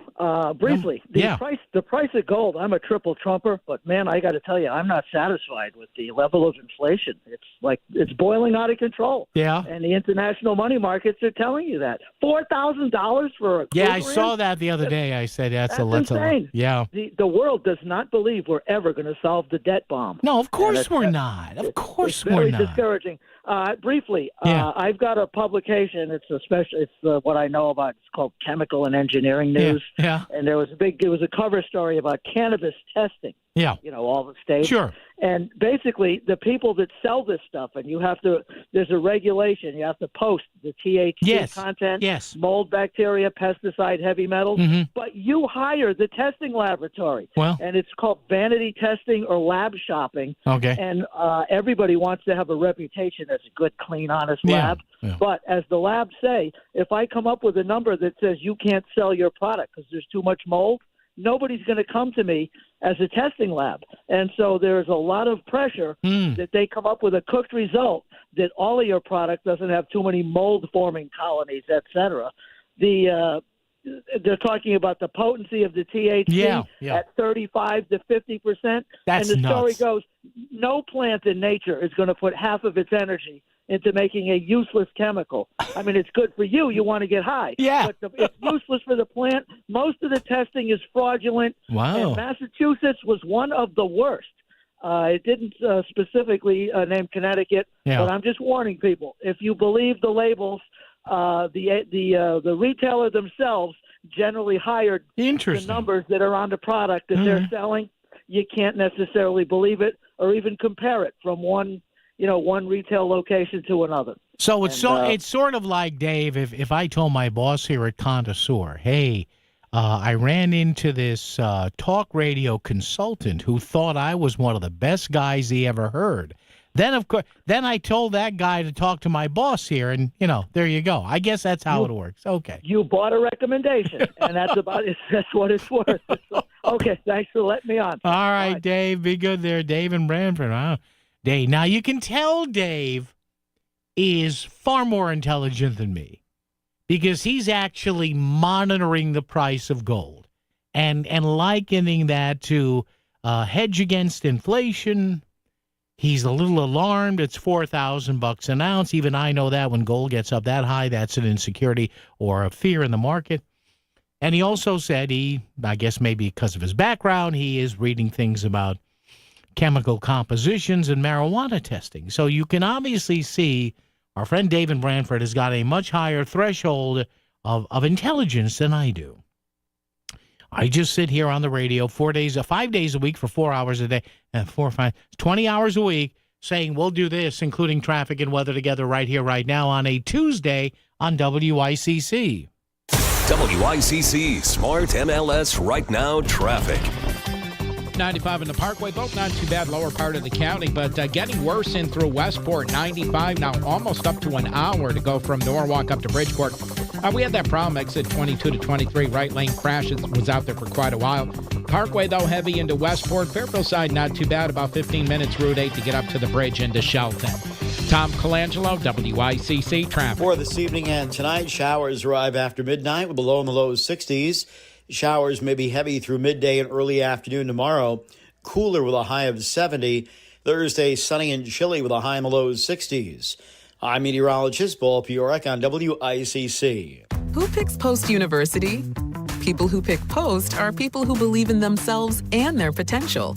Post people want a school that helps them succeed on their terms, on their budget, and on their schedule. They want on-campus activities and online flexibility. Most of all, they want an education that could help prepare them for success in over 50 fields. Because when you're an Eagle, the sky's the limit. Are you a Post person?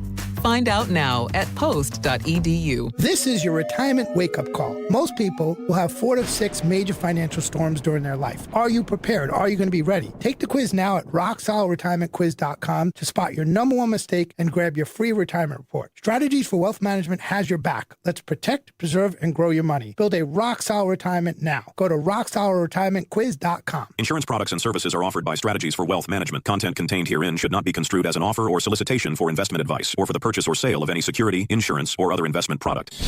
Back to the news and talk. Thanks to Smart MLS. Smart sellers ask, is my home on Smart MLS? The voice of Connecticut. WICC's 695.9. It's Connecticut Today with Paul Piselli. Night news coming up, traffic and weather together. Our friend Megan Portfolio with her usual Tuesday check-in for us from the Yankee Institute. She's been looking into union transparency here, but just a reminder, because Chris Caruso and I talk about this every year, because of the ongoing federal government shutdown, the 2nd U.S. Marine Aircraft Wing Band will not be visiting Bridgeport this week. As a result, the concerts that were set for the Klein Memorial on the 10th and 11th, which I guess would be Friday and Saturday, those are now canceled. Talks are already underway for alternate dates that the Marines can perform once the shutdown is lifted. But the Bridgeport Columbus Day Parade, edition 117, coming up this Sunday, October 12th. I am very much honored to be the honorary Grand Marshal. Steps off 12 p.m., begins at Madison and Jewett Avenues, and runs south on Madison to Central High School off Madison for the Feast of St. Francis. And there you go. So I'll be there for the parade, waving and greeting people, and make sure you send coins my way. Small bills, unmarked, please. No die packs in the... I'm kidding. It's a joke. We'll have a wonderful day coming up Sunday starting at noon, the 117th annual Bridgeport Columbus Day Parade. Yes. Proud to say I'll be in the Columbus Day Parade. All right, news coming up, and man, next hour, do we have some testimony to read to you from the Diamantis trial. WICC Bridgeport, WFOX Southport, WEBE HD2 Westport, WPLR HD2 New Haven, locally owned by Connoisseur Media. This is CBS News on the Hour, sponsored by Progressive Insurance. I'm Cammie McCormick. There's no sign of any progress to end the government shutdown, and the Trump administration warned today there's no guarantee federal workers will receive back pay once it does end. These flyers are concerned about air traffic controllers, many of whom have called in sick. They are, in essence, the same as firefighters, police. They're serving the public, and public lives are at stake. That's the way they have to protest. right? They have no other way to show that it's hurting not just them, but us. Correspondent Allison Keyes has more from Washington. President Trump signed a law ensuring back pay for federal workers during a spending lapse, but now he says it depends upon who we're talking about. There are some people that really don't deserve to be taken care of, and we'll take care of them in a different way. House Minority Leader Hakeem Jeffries says every single furloughed federal employee is entitled to back pay. National Guard troops from Texas are at an Army Reserve Center in Illinois ahead of an expected deployment. CBS's Sabrina Franza is outside the facility. There's a training facility here where it seems like they are staying for the time being. There seems to be these barrack-style makeshift structures, and there are plenty of them to house what we believe is going to be at least 200 people coming specifically from Texas over the next week or so. So those folks have been here, and we've seen them walking around, bringing in materials. Talks in Egypt to end the war in Gaza were in their second day at the White House. We are very close to making a deal on the Middle East that will bring peace to the Middle East. After all of these years of millions and millions, tens of millions of people being killed, there's a chance to bring peace to the Middle East. CBS's Haley Ott is in Tel Aviv. Everyone we've spoken to can't believe that it's been 2 years since the October 7th attack, and that there are Israeli hostages who have been in captivity for that entire time. 48 total, around 20 of whom are believed to still be alive. The Supreme Court heard arguments today on Colorado's ban on conversion therapy for minors. Here's correspondent Michael Wallace. Most medical groups agree conversion therapy can be harmful. Colorado Solicitor General Shannon Wells Stevenson told the court, a state cannot be required to let its vulnerable young people waste their time and money on an ineffective, harmful treatment. Attorney James Campbell argued on behalf of a licensed Christian counselor who claims the ban violates her free speech rights. The First Amendment doesn't permit Colorado censorship. On Wall Street today, stocks finished lower. The Dow Jones Industrials off by 92 points. This is CBS News. Brought to you by Progressive Insurance. Not only does Progressive let you bundle your insurance, they also give you round-the-clock protection. Quote today at Progressive.com. So my mother is thinking of switching from Verizon to Pure Talk, but she's worried the deal sounds too good to be true. Michael, she said, how can those Pure Talk people offer me the same basic service as Verizon for so much less money? I said, Ma, go ask Google how much Verizon spends on advertising and promotions. A few seconds later, my mother said, oh my goodness, $12 billion a year? That must be a typo. I'll tell you what I told my mom. It's not a typo. Verizon spends $12 billion a year on advertising and promotions, and their customers are paying for it. Well, Pure Talk doesn't spend that kind of money on commercials. Trust me, I would know. That's why they can offer you and my mother unlimited talk, text, and plenty of data on a crazy fast 5G network for just $25 a month. And if you're a business owner, you could really save a fortune. Dial pound 250, say the words Mike Rowe, and you'll get an additional 50% off your first month. That's pound 250 Mike Rowe. Pure Talk. Everything you need and nothing you don't.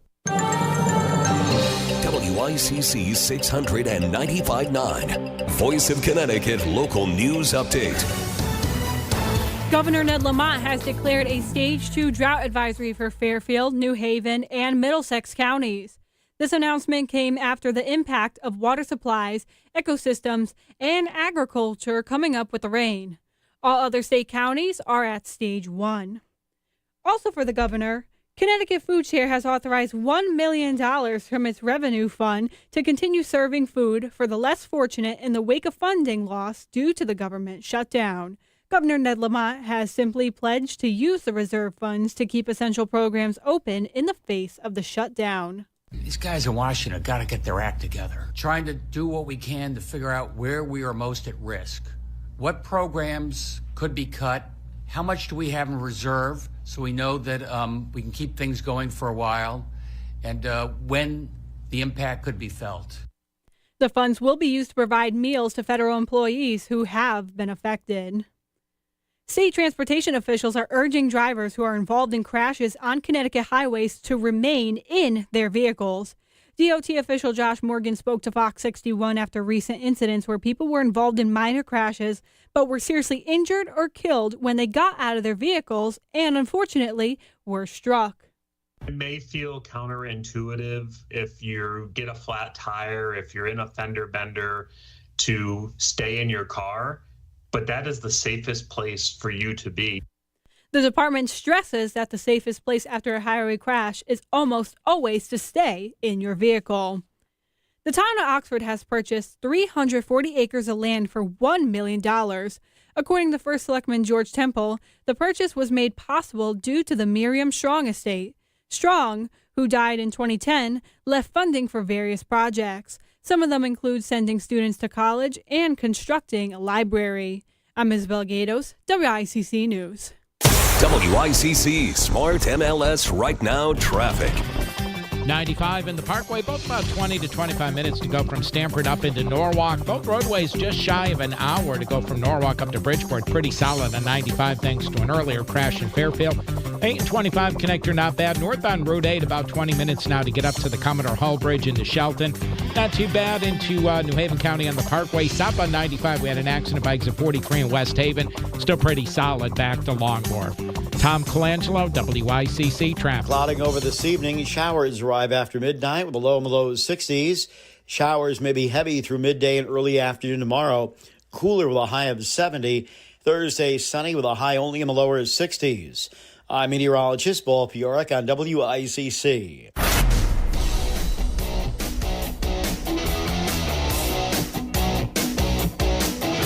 You're listening to Connecticut Today with Paul Piselli on WICC 600 and 95.9, the voice of Connecticut. All righty, 3 hours down, 1 to go. Open phones for most of this hour. We'll check in with our Tuesday friend, Megan Portfolio from the Hartford Portfolio and the Yankee Institute momentarily.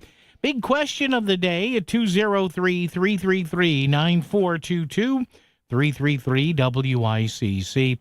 Pretty simple one, although, it does take a bit of thought. Connecticut spent $100 million on health care for undocumented migrants over the past 2 years, at least. You in favor of that or not? What are your thoughts on this? Now, again, we talked about this. I remember mentioning this quite a few times on the program back to, I want to say 2021, 2022, kind of as we were getting post-COVID. And whether or not the estimates of the Medicaid, not Medicare, the Medicaid deficits were being issued honestly by what was going on in Hartford. So, I don't know. What are your thoughts on this? $100 million. And again, we got a lot of people reacting to this, both on our Facebook page and also texting. Feel free to text at the 203-333-9422, 333-WICC. Listen, if somebody needs medical care, they need medical care. We don't let anybody bleed out here, right? And again, there is a federal legislation that does help reimburse some core costs for illegals, those who are not designated citizens of the U.S., if they need emergency care. So we do pay for that.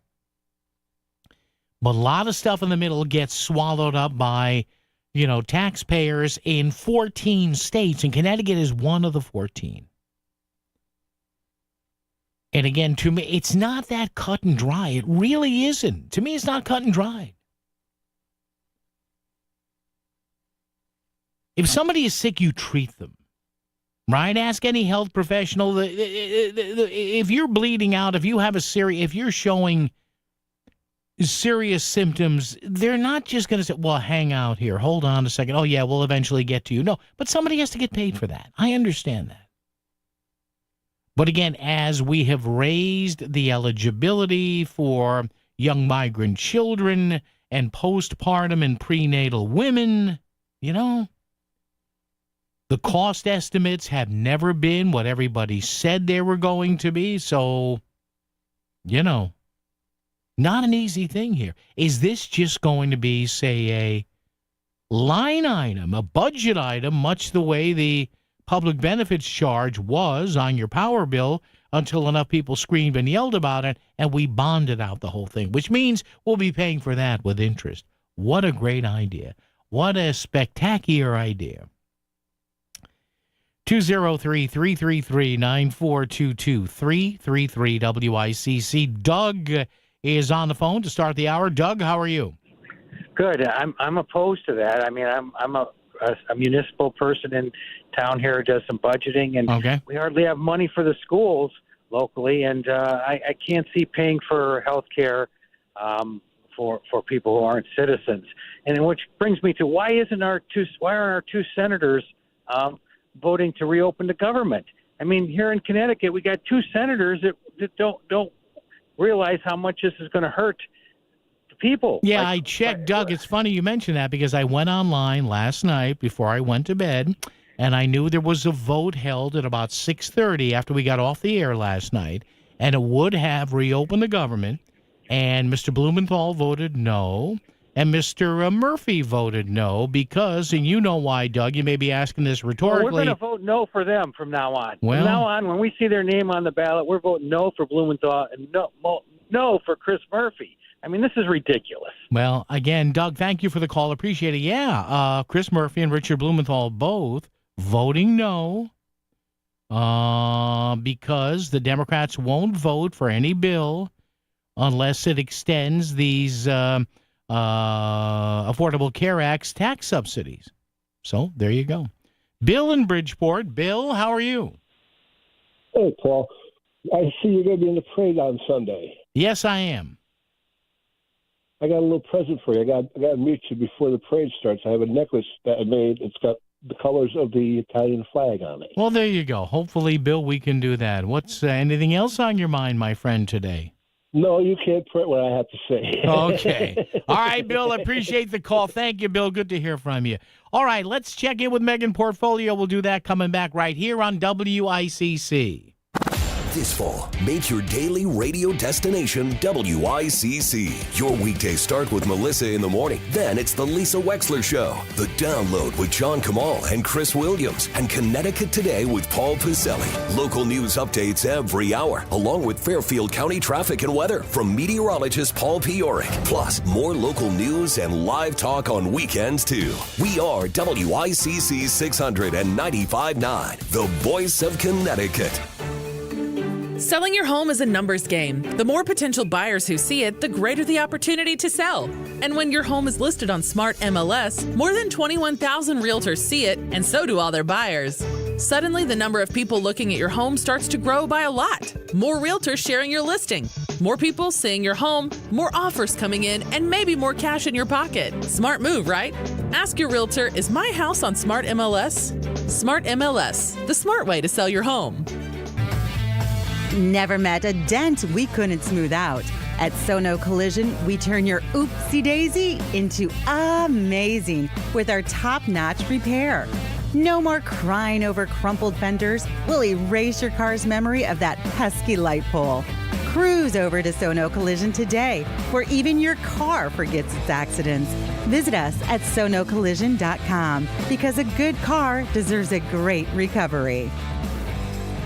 Did you know tens of thousands of mothers, fathers, children, and seniors right here in Southern Connecticut face food insecurity? Moms going without so they can feed their children? That's why the Bridgeport Rescue Mission is relaunching their mobile kitchen, so they can deliver fresh hot meals directly into our streets and communities that need it most. Please help the relaunch of the Bridgeport Rescue Mission's mobile kitchens. Give today to bridgeportrescuemission.org, because no child, no senior, no human should ever go hungry. Looking for a quick primary care appointment? Start here. Hartford Healthcare Medical Group offers appointments right away, often the next day, with skilled clinicians who partner with you to get you healthy and keep you healthy. We're here for you, whether it's an illness, chronic condition, or a physical, with offices throughout Fairfield County. Visit hartfordhealthcare.org/primary care. That's hartfordhealthcare.org/primary care. Want to cut your winter heating costs and keep the savings coming for years? Get a new energy-efficient heating system now from Hoffman Energy. With great financing options, $0 down, and low monthly payments. Installing a new system can help you save up to $500 on annual energy costs And you can rely on your local Hoffman Energy team for fast and professional installation. Don't miss this deal for a new heating system. Visit HoffmanEnergy.com or call 877-359-0623 today. Do you hear that? Asthma triggers are everywhere, from dust mites, pet dander, and pollen, to smog and smoke. An asthma attack can strike anywhere, anytime. Be prepared with quick-acting Primatene Mist. Clinically proven to open airways quickly. It's the #1 FDA-approved asthma inhaler available over the counter. Primatene Mist. Breathe easy again. Use as directed. You're listening to WICC 600 and 95.9, the voice of Connecticut, broadcasting from Cadillac of Greenwich Studios, CadillacofGreenwich.com. WICC Smart MLS Right Now Traffic. Both 95 in the Parkway, 45 minutes to an hour to go Norwalk up to Bridgeport. Earlier accident, the culprit there at exit 22 and 23. A little bit heavy, both roadways out of Stamford, Greenwich. Further north, Route 8 with heavy company into the Commodore Hull Bridge. That's about a 15-minute trip out of Shelton. South on 95 still jammed solid out of Long Wharf into West Haven thanks to an earlier crash by exit 43. Now is the time for a fresh new look for your home. Save on top flooring brands at Courtesy Carpet. No big box gimmicks, just fair, honest prices. Courtesy Carpet, Route 111 in Monroe. Tom Colangelo, WICC Traffic. For this evening and tonight, showers arrive after midnight with the low in the low 60s. Showers may be heavy through midday and early afternoon tomorrow. Cooler with a high of 70. Thursday, sunny and chilly with a high in the low 60s. I'm meteorologist Paul Piorek on WICC. The place to come for live and local Connecticut talk. It's Connecticut Today with Paul Piselli, WICC 600 and 95.9, the voice of Connecticut. All right, here she is every Tuesday. This damn calendar thing. Oh, my God. Calendars, numbers, primary colors, red, orange, yellow, green, blue, indigo, violet, Roy G. Biv. It's all so confusing. Megan Portfolio is here. Megan, how are you? I'm doing well, sir. And yourself? Well, I'm confused. I can't get the days of the week right. I can't get my colors right. The Costa Diamantis trial is not on CTN. I mean, come on. Oh, my God. I'm so mad about that. Except I'd get no work done because it's so riveting, all like the shenanigans.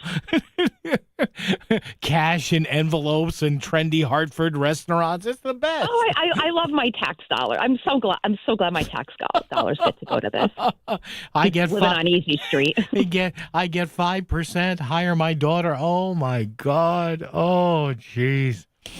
Man, oh man, oh man. All right, you have taken a look, and by the way, Megan, oddly enough, writes the Hartford Portfolio blog at the Yankee Institute. You said you sent me a message. You said we're going to talk this week about union transparency. To which I went. But anyway, what have you been able to find out about that or not? Explain to my listeners. Well, you would think with all of these scandals going on with the school construction and the nonprofit funneling money all over the place, that the executive branch should be really hypersensitive to transparency. No. Right now. No. So, little bit of brief history. Back in the 50s, there was a lot of corruption and racketeering going on in labor. I'm in shocked. I'm shocked. Yeah. Really? Oh, my family was actually a victim of that. They had a union boss walk into my relative's office and put a gun down on the desk and say, "You will unionize." Oh, yeah. It was serious stuff. It was serious back then. So the federal government created a law for union transparency, and they're required to file every year their financials. It's a form called LM2. Yeah. Super boring. No, you don't need to remember that. Yeah. Well, anyway, that was only going to apply towards unions that were in the private sector. Okay. There could be public sector unions in there because there is some overlap in some of them. But if you were a public sector union, you do not have to file this form. So the state of Connecticut rightfully created a law to fill in that loophole, fill in that gap.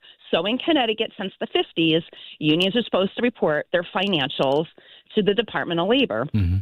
Well, we had a couple people come to us years ago, and say, hey, I'm a union member and I wanted these financials. There's this statute that says my union is supposed to be filing them with DOL. Yeah. And now these financials are not open to the public, which really annoys me because the federal ones are open to the public. Yeah. And these are public sector unions and working on my dime, with their negotiations. So I should be able to see this stuff. But that being said, the law only allows the union members to view these financials. Well, these two, I believe they were teachers, approached the state, asked them for the copy, and the state was like, oh, we don't have those. We don't collect those.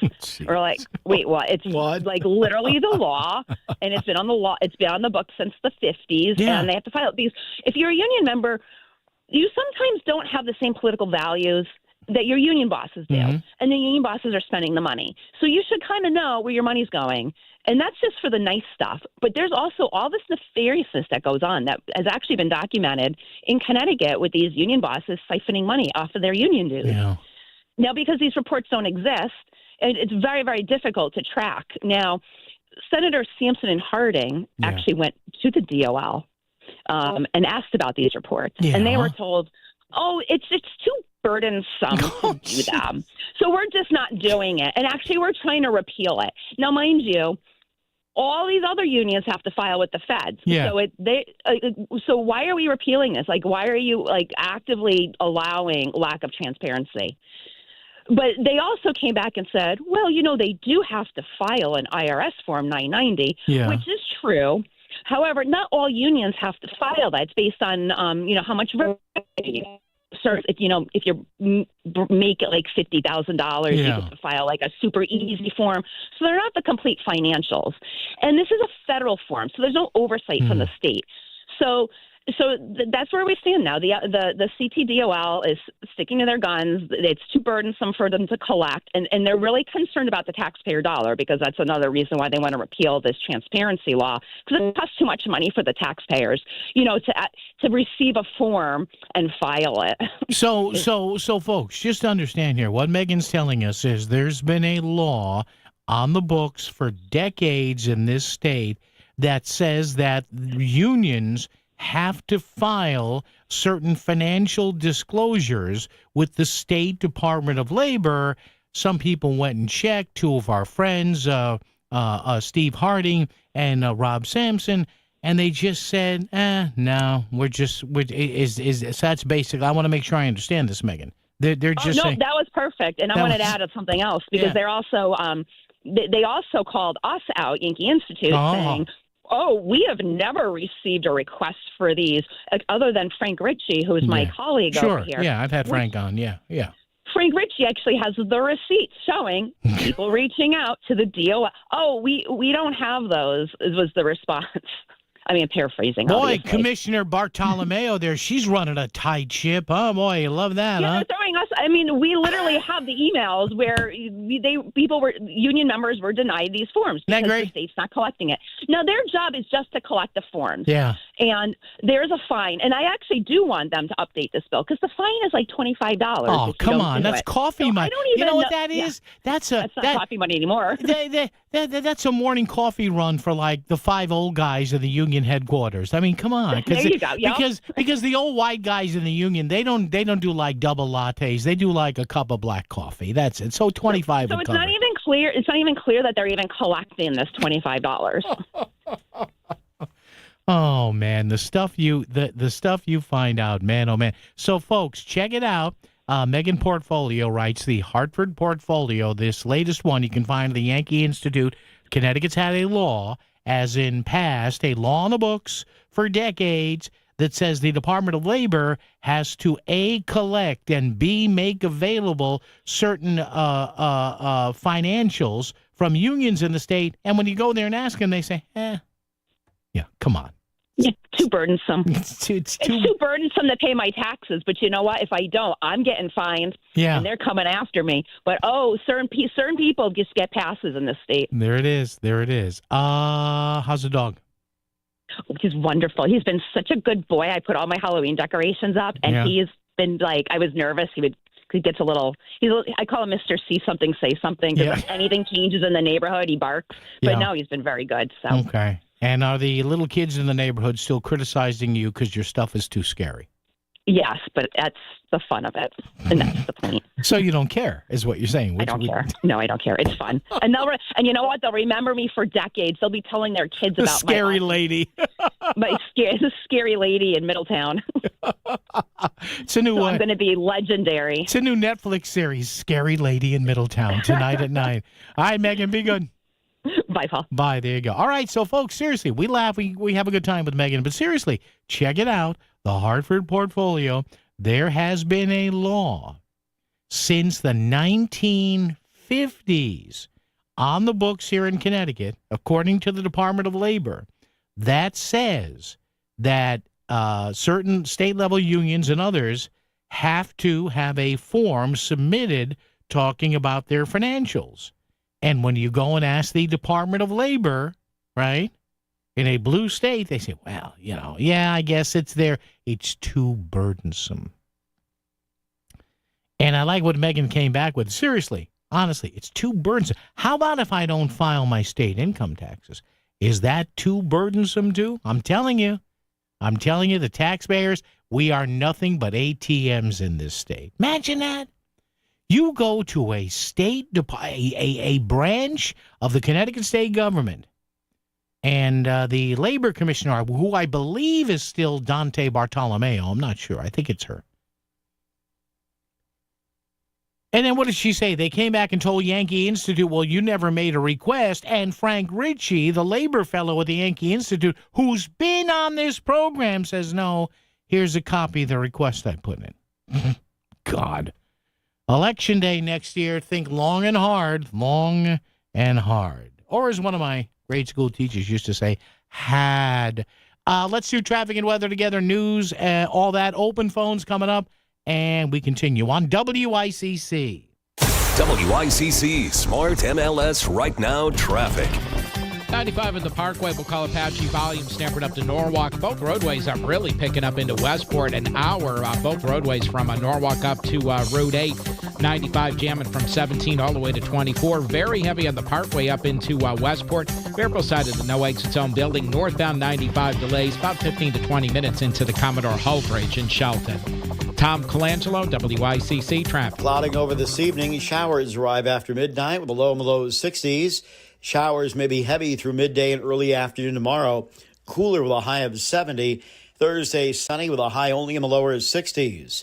I'm meteorologist Paul Piorek on WICC. You've heard the term fall cleanup, and now make sure that getting your trees assessed on your property is part of the to-do list. Hey, Melissa Sheketoff here, and I've told you all about working with K&J Tree Service and having a free tree risk assessment done. My friend Mark over at K&J came out to our home back in the spring, and he identified a couple of trees that could be a real problem. We didn't have to remove the trees, but we did do some work to make sure they weren't going to be an issue if the next storm hit and caused destruction. Right now, as the seasons are changing, it is the perfect time to give your trees the care they deserve. At K&J Tree Service, they're offering a limited time 10% discount on all services to help you prepare your landscape for the winter months ahead. Whether you need pruning, trimming, or complete tree removal, their team of skilled professionals is ready to enhance the beauty and safety of your property. Don't wait until it's too late. Call them directly at 203-248-TREE or schedule an appointment at kjtreeservice.com. Take advantage of the incredible offer right now at K&J Tree Service. Go to kjtreeservice.com. Diabetes, high blood pressure, anxiety meds, everyone's on them. If you're a 50-year-old male, maybe a bit porky, and you may even have type 2 diabetes, $1 million of term insurance may only cost you about $200 a month. Call Term Provider. Speak with Big Lou at 800-859-3220. Big Lou will find a term life policy for you even if you have type 2 diabetes, are overweight, or have high blood pressure. Term Provider has helped thousands of people like you who think they can't afford term life insurance. To buy $1 million of affordable term life for you, all you need to do is call Big Lou at 800-859-3220. Lou will make sure the scales are tipped in your favor. Call 800-859-3220. Big Lou will answer your call and work to fit you into a term life policy that you can afford. Remember, Big Lou's like you. He's on meds too. Call 800-859-3220 or biglou.com. This is WICC 695.9, the voice of Connecticut. CBS News Brief. National Guard troops from Texas are at an Army Reserve Center in Illinois. Gwen Baumgardner has more. Texas Republican Governor Greg Abbott posted a picture showing his state's National Guard troops boarding a plane. CBS News has learned troops could begin their assignments as soon as Wednesday. The Trump administration is warning there's no guarantee that federal workers will get back pay after the government shut down. Democratic Senator Tim Kaine. The suggestion that they might now try to stiff people and go back on it, they'll find themselves in court over it. I think the legal rationale, it would be specious to suggest that these employees don't get back pay. President Trump suggested some people don't deserve it. Natalie Brand has the latest on the talks in Egypt to end the war in Gaza. What remains unclear here is how long will these technical talks go on. The White House, the administration at this point, not willing to put a timeline or deadline on that. CBS News Brief, I'm Cammie McCormick. WICC 695.9, Voice of Connecticut Local News Update. Governor Ned Lamont has declared Stage 2 drought advisory for Fairfield, New Haven, and Middlesex counties. This announcement can impact water supplies, natural ecosystems, and agriculture. All other state counties are at Stage 1. Senator Richard Blumenthal is demanding answers from the Trump administration for over $53 million in canceled Connecticut grants. The amount represents Connecticut's share of $8 billion in clean energy grants that have been canceled by the U.S. Department of Energy. Blumenthal says these projects were supporting lower energy prices, grid reliability, and U.S. energy independence. He's also demanding answers from the feds, calling the termination of grant illegal and recklessness. The Bristol Police Department is honoring the legacy of fallen officers, Lieutenant Dustin DeMotte and Sergeant Alex Hamsey. The department has asked for the community to show support with blue lights and candle lighting. The memorial will take place this Sunday. The town of Oxford has purchased 340 acres of land for $1 million. According to First Selectman George Temple, the purchase was made possible due to the Miriam Strong estate. Strong, who died in 2010, left funding for various projects. Some of them included sending students to college and constructing a library. 3 scientists have been awarded for the 2025 Nobel Peace Prize in Physics for uncovering new insights in mechanics. Michel Devoret of Yale University is one of the winners. The award comes with a cash prize of more than $1 million. Police in Greenwich have identified the person who died in a crash on Byron Park. 60-year-old Eugene Banks of Stamford was driving in a vehicle that crashed into a tree and bursted into flames early Friday morning. There were no other vehicles or passengers involved in the crash, and police say the investigation is underway. Connecticut Police and Fire Union call for state Senate Republicans to support overdue contracts towards the Connecticut Sun. Officials say Governor Ned Lamont suggested a portion of state employees' pension fund to be invested into the WNBA team. The state Republicans have also claimed that Lamont has failed to settle long overdue contracts with the union. And the Stratford Police Department is looking for those who want a safer neighborhood. The Community Crime Watch is going on. To get in touch, go to our Facebook page at WICC 600. I'm Isabel Gatos, WICC News. WICC Smart MLS Right Now Traffic. 95 in the Parkway, we'll call Apache volume Stamford up to Norwalk. Both roadways are really picking up into Westport. An hour, both roadways from Norwalk up to Route 8. 95 jamming from 17 all the way to 24. Very heavy on the Parkway up into Westport. Fairfield side of the no exit zone building. Northbound 95 delays about 15 to 20 minutes into the Commodore Hull Bridge in Shelton. Tom Colangelo, WICC traffic. For this evening and tonight, showers arrive after midnight with a low in the low 60s. Showers may be heavy through midday and early afternoon tomorrow. Cooler with a high of 70. Thursday, sunny and chilly with a high in the low 60s. I'm meteorologist Paul Piorek on WICC. If Stratford is talking about it, so is Paul. Connecticut Today with Paul Piselli on WICC 600 and 95.9, the voice of Connecticut. I tell you, there's nothing like a good bribery trial. Seriously. I'm sorry. Alleged bribery. Let's be nice here. Day 2 today of the trial of a former Connecticut official in charge of school construction. Costa Diamantis, 69 years old, faces 20. And this going on in Bridgeport, you know. But you can't watch it anywhere. Gosh, I wish this was on CTN. 69-year-old Costa Diamantis faces 22 felony counts in federal court, including extortion, bribery, conspiracy, and false statements to investigators. Could be heading to jail for decades. Now, they won't do that. The guy's almost 70, but the charges against the former Democratic state rep cover the time period between 2018 and 2021.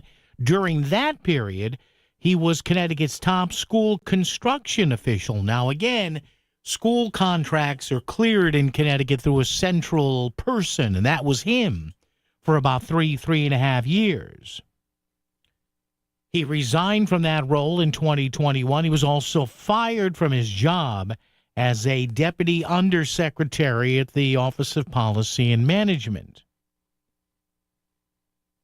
So the allegations of bribery during the opening day of the trial on Monday, jurors heard testimony from Diamantis, his former brother-in-law, John Duffy. Duffy served as chief executive at a masonry firm, awarded a lucrative contract and admitting to paying Diamantis bribes. I'm shocked. In the construction business? A masonry firm? My God, we've never heard of that. Duffy and the owner of the masonry company, Salvatore Monarca, have both pleaded guilty to related federal charges in the bribery scheme. The owner of another company, prosecutors said, was also involved in a bribery scheme with Diamantis. Antoinetta Roy has also pleaded guilty. All three are expected to serve as witnesses during the trial. Doesn't look good for this guy. And I guess part of the arrangement, allegedly, that Costa Diamantis had was that his daughter got a job at one of these companies. Asked if Diamantis' daughter was a good employee, one of the witnesses said, not really. Despite that, though, Antoinetta Roy said she paid Diamantis' daughter a $500 bonus in August of 2019. That was more than double her normal pay. At that period of time, were you bonusing any other employees? Lawyers asked. No, she said. And why were you doing that? The prosecutor asked. Under pressure from Mr. Diamantis. Did you do anything else for Mr. Diamantis? The prosecutor asked. She said, yes, I hired his daughter. She said Diamantis suggested his daughter and another possible candidate for a role she was filling, but was adamant his daughter, Anastasia, would do the job. Asked about the interview, she said, we met at the Chowder Pot. I remember having a conversation about the role. It wasn't very long. She said she eventually hired Diamantis' daughter at an inflated $45 an hour, says here, to please Costas Diamantis. And she says this in court, quote, if I didn't keep him happy, I wouldn't be able to get future work. Not only, she said, was it the name recognition, but Mr. Diamantis was very powerful in the state, I guess. That from Antoinetta Roy, the former owner of Construction Advocacy Professionals, LLC of Preston. All right, there you go. So it's just too bad we can't watch or listen to this. Because, listen, nothing is good. Nothing beats a good bribery case. And you see here, like, when somebody turns, a lot of them turn. Because the feds, the prosecutors will sit down, the local prosecutors, the state prosecutors, and they'll say, well, listen, this This is not really good for you people. It could be a little less bad. It's never going to be great. But if you'll help us out here. So there you go. The Costa Diamantis trial rolls on. He'll probably cut some sort of a deal, I think. I don't know. 203, pardon me, 203-333-9422, 333-WICC. Here's the thing with that. And again, and look, I'm not, honestly, completely seriously, I'm not reveling in people's bad fortune. I never do that, honestly. But for the grace of God, go me. I could step out of here tonight and get hit by a car. Honestly, seriously. But don't you want... Now, look, you may have known people who have, I don't know, done some alleged unsavory things in your workplace or in your family life or as an acquaintance. And don't you ask yourselves sometimes, did they really think they wouldn't get caught? Now, again, these are allegations against Diamantis. I get it. It doesn't look good. But again, you have a situation here where you're demanding this, you're demanding that, demanding this, demanding that, flashing money around, allegedly hire my daughter. Like, what frame of mind are you in to think that nobody's going to, nobody will blow the whistle on this? I couldn't exist that way. Good God. We'll take a break. Coming up, guess who's going to New Hampshire to talk to possible voters for the 2028 White House race? He's from Connecticut, and he voted to keep the government shut down, and it ain't Dick Blumenthal. There are your three clues. He's fancying a presidential run. He's from Connecticut, and it ain't Dick Blumenthal. And I'll give you a bonus clue. When he had the chance last night at 6:30 Eastern Time to vote to end the government shutdown, he refused to. Who do you think we're talking about? We'll talk about that coming up right here on WICC. When you want the top Connecticut headlines when you wake up, you know to come to one place. That's Melissa in the Morning. Live interviews with local leaders and breaking news. You've got it on Melissa in the Morning. Plus, traffic and weather every 10 minutes. Melissa in the Morning is everything you need on your ride into work. Melissa Sheketoff, every weekday from 5 to 10 on Melissa in the Morning on the Voice of Connecticut, WICC 600 and 95.9. It's Duchess Restaurants. It's fresh, made to order, and it's what makes Duchess food so good. Duchess Restaurants has so many choices. Try the Big D Philly cheesesteak, or how about a combo meal like a Big D cheeseburger, long dog, or grilled chicken sandwich with fries and a drink, or a roasted turkey, bacon, and cheddar on wheatberry bread. You can't go wrong with one of Duchess Restaurants' many menu items: sandwiches, wraps, burgers, hot dogs, and more. All of Duchess's menu items are made to order, adding to their fresh flavor. You gotta eat at Duchess. Go to GoDuchess.com for the one nearest you. Duchess Restaurants. Fresh food served fast. Hi, this is Leo Carl from Carl Chevrolet in New Canaan. Last year, more consumers switched to Chevrolet than any other automotive brand. Why? With more standard passive and active safety features than any other brand, plus easy-to-use technology like wireless Apple CarPlay, Chevy simply builds in more value. And who doesn't love getting more for their money? With fresh inventory arriving daily, see for yourself at Carl Chevrolet, 261 Elm Street in New Canaan, or online at carlchevy.com. $5,000. That's the average amount of money people in the U.S. are now spending on gas in a year. $5,000. That's crazy. If you drive, you have to download Upside, the free app that gives you cash back every time you get gas. That's right. You can earn real cash back with Upside just by buying the gas you're already buying. You can literally start earning cash back today. I use Upside every time I fill up, and I've already made around $200-$300. You're putting gas in your car anyway. Why not get real cash back? If you like free money, download Upside. I'm saving the cash I earn from using Upside to help pay for a vacation later this year. Download the free Upside app now to earn cash back every time you buy gas. Use promo code COOL to get an extra 25 cents per gallon on your first tank. You can cash out anytime right to your bank, PayPal, or a gift card for Amazon and other brands. Just download the free Upside app and use promo code COOL for a 25 cents per gallon bonus on your first tank. That's code COOL for a 25 cents per gallon bonus. WICC Smart MLS Right Now traffic. 95, some patchy volume out of Greenwich, Stamford, and then a very heavy ride making your way into Fairfield, Westport. It's about just shy of an hour to go Norwalk up to Bridgeport. Parkway, not too bad. Lower part of the county, we'll call it hit or miss volume. Very heavy into 42 in Westport. 44, the old exit 44, I should say, Fairfield up to the Route 8 Rams, very heavy. 15 minutes to get up to the Commodore Hall Bridge from Shelton on Route 8. And 95, usual company out of Long Wharf into West Haven in New Haven County.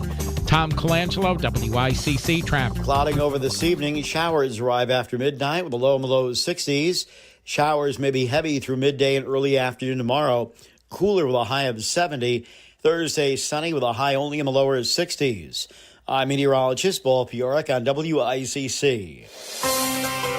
voiceofct.com. Add us to your bookmarks and listen to Connecticut Today with Paul Pacelli while you work. WICC 695.9, the voice of Connecticut. Yeah, listen to us here, and I promise, unlike certain people who are on trial now, I will not ask you for envelopes full of cash.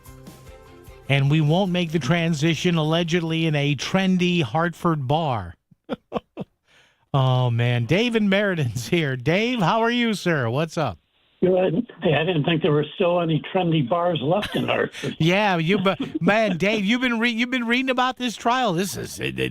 Oh yeah. Oh my God. This is going to give you a lot of show prep. But hey, I'm looking out for you if you want to celebrate National Taco Day. Yeah. Moe's down on Route 5 in Wallingford has $2 tacos. Yeah, I know exactly where down.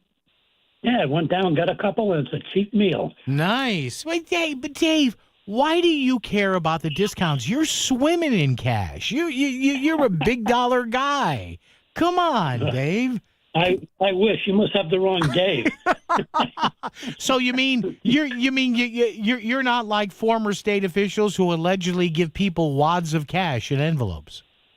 Oh no. Hey, I saw this thing on Facebook before. It looks like Blumenthal was grilling Andy today. Yeah. And I guess she really read him the riot act and about his service in Vietnam and everything. So. That did not end well. Dave, thank you. Appreciate it there. Dave and Mary. Yeah, apparently, and I did have this pulled up, but I don't know. I'm not going to. I may get to it tomorrow. Apparently, Mr. Blumenthal was a little rough, perhaps, today on Pam Bondi, the Attorney General, and Ms. Bondi, the Honorable Attorney General of the U.S. And I don't have the audio here. Didn't pull it up, but apparently she brought up the stolen valor thing with Mr. Blumenthal. That apparently didn't go well. All right, Kamala Harris needs an intervention. She does. There's something going on there. And I don't mean this to be crass or anything, but remember I told you she's been now look, she wrote a book, God bless her. She's telling her side of the 2024 race. Good on her. I hope she and her husband make $1 gazillion on the book. I'm all for capitalism. If people want to read the book or get an audio book of it, go right ahead. But she keeps repeating that she lost the closest election of the century. She didn't. Maybe this is how she's self-medicating. I don't know. No, seriously. And she's been called out on it by left-leaning websites telling her, Madam Vice President, please, you got beat soundly. And there have been people across the spectrum of political commentators saying, look, every measure you look at, this wasn't close. It doesn't mean you have to like Trump. They're just saying, this is not close, Madam VP. It just wasn't. She lost the popular vote. She lost the Electoral College. She lost all 7 key swing states. Now, I could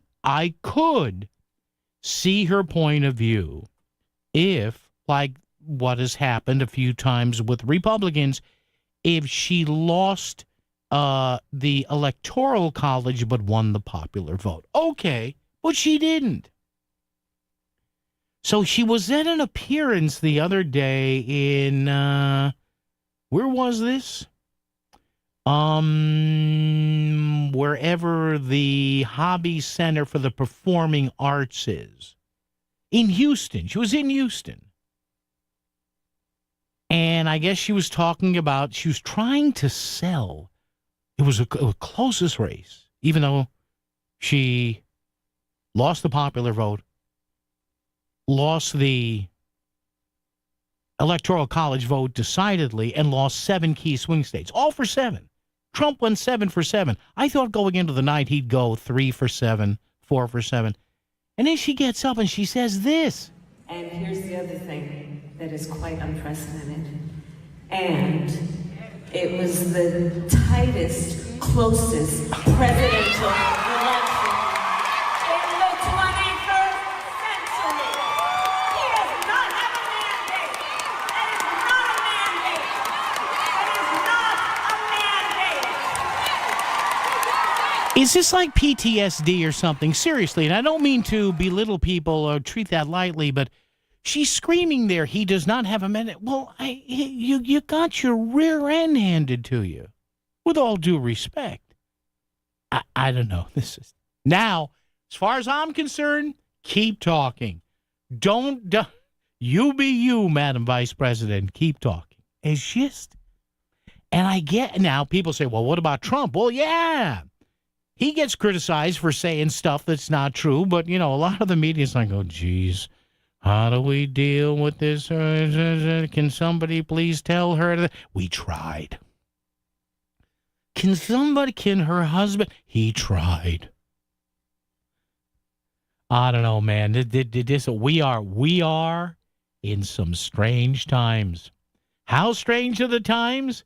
Even Governor Edward M. Lamont, His Honor, His Excellency, Governor Ned Lamont, is worried about Zohran Mamdani winning the mayor's seat in New York City. Even Ned's starting to shake a little bit. Bloomberg News, Connecticut Governor Ned Lamont is concerned Zohran Mamdani may dull New York's finance edge. Gee, you think? He's talking about raising taxes, $10 billion on rich people. I can't believe this guy is leading. Look. Andrew Cuomo is no angel, but my God, how this is even close in New York is mind-numbing.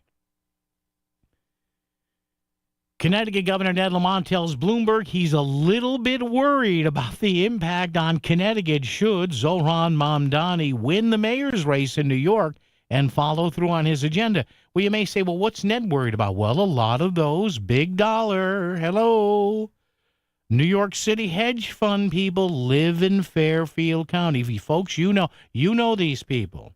Fairfield, Easton, Ridgefield, New Canaan, Wilton, Westport, Greenwich. And Ned must be hearing, hey, if Mamdani turns the screws on me, I'm moving to Carolina or I'm moving to Texas. In other words, they will move their bit, whatever. Ned is worried that an outflush or an outrun of rich people maybe living in Connecticut here. They're going to go bye-bye. Lamont admitted concerns from the finance industry about Mamdani in an interview with Bloomberg TV at the Greenwich Economic Forum. Connecticut serves as a hub to the hedge fund industry and is home to many commuters. Lamont said New York City is the financial capital of the world, and we're a big piece of that here. He said, quote, I want to make sure that the next mayor understands how important New York City is to that system and how important it is to Connecticut. Governor, with all due respect, he doesn't care. He is an unrepentant socialist. I believe he's a borderline anti-Semite. And the first thing he's going to do is emasculate the police department and try to raise everybody's taxes and try to do stuff with rent control that, hallelujah, he can't do. This guy, whew, man, oh man. Good luck. Tuesday, and the people that believe him.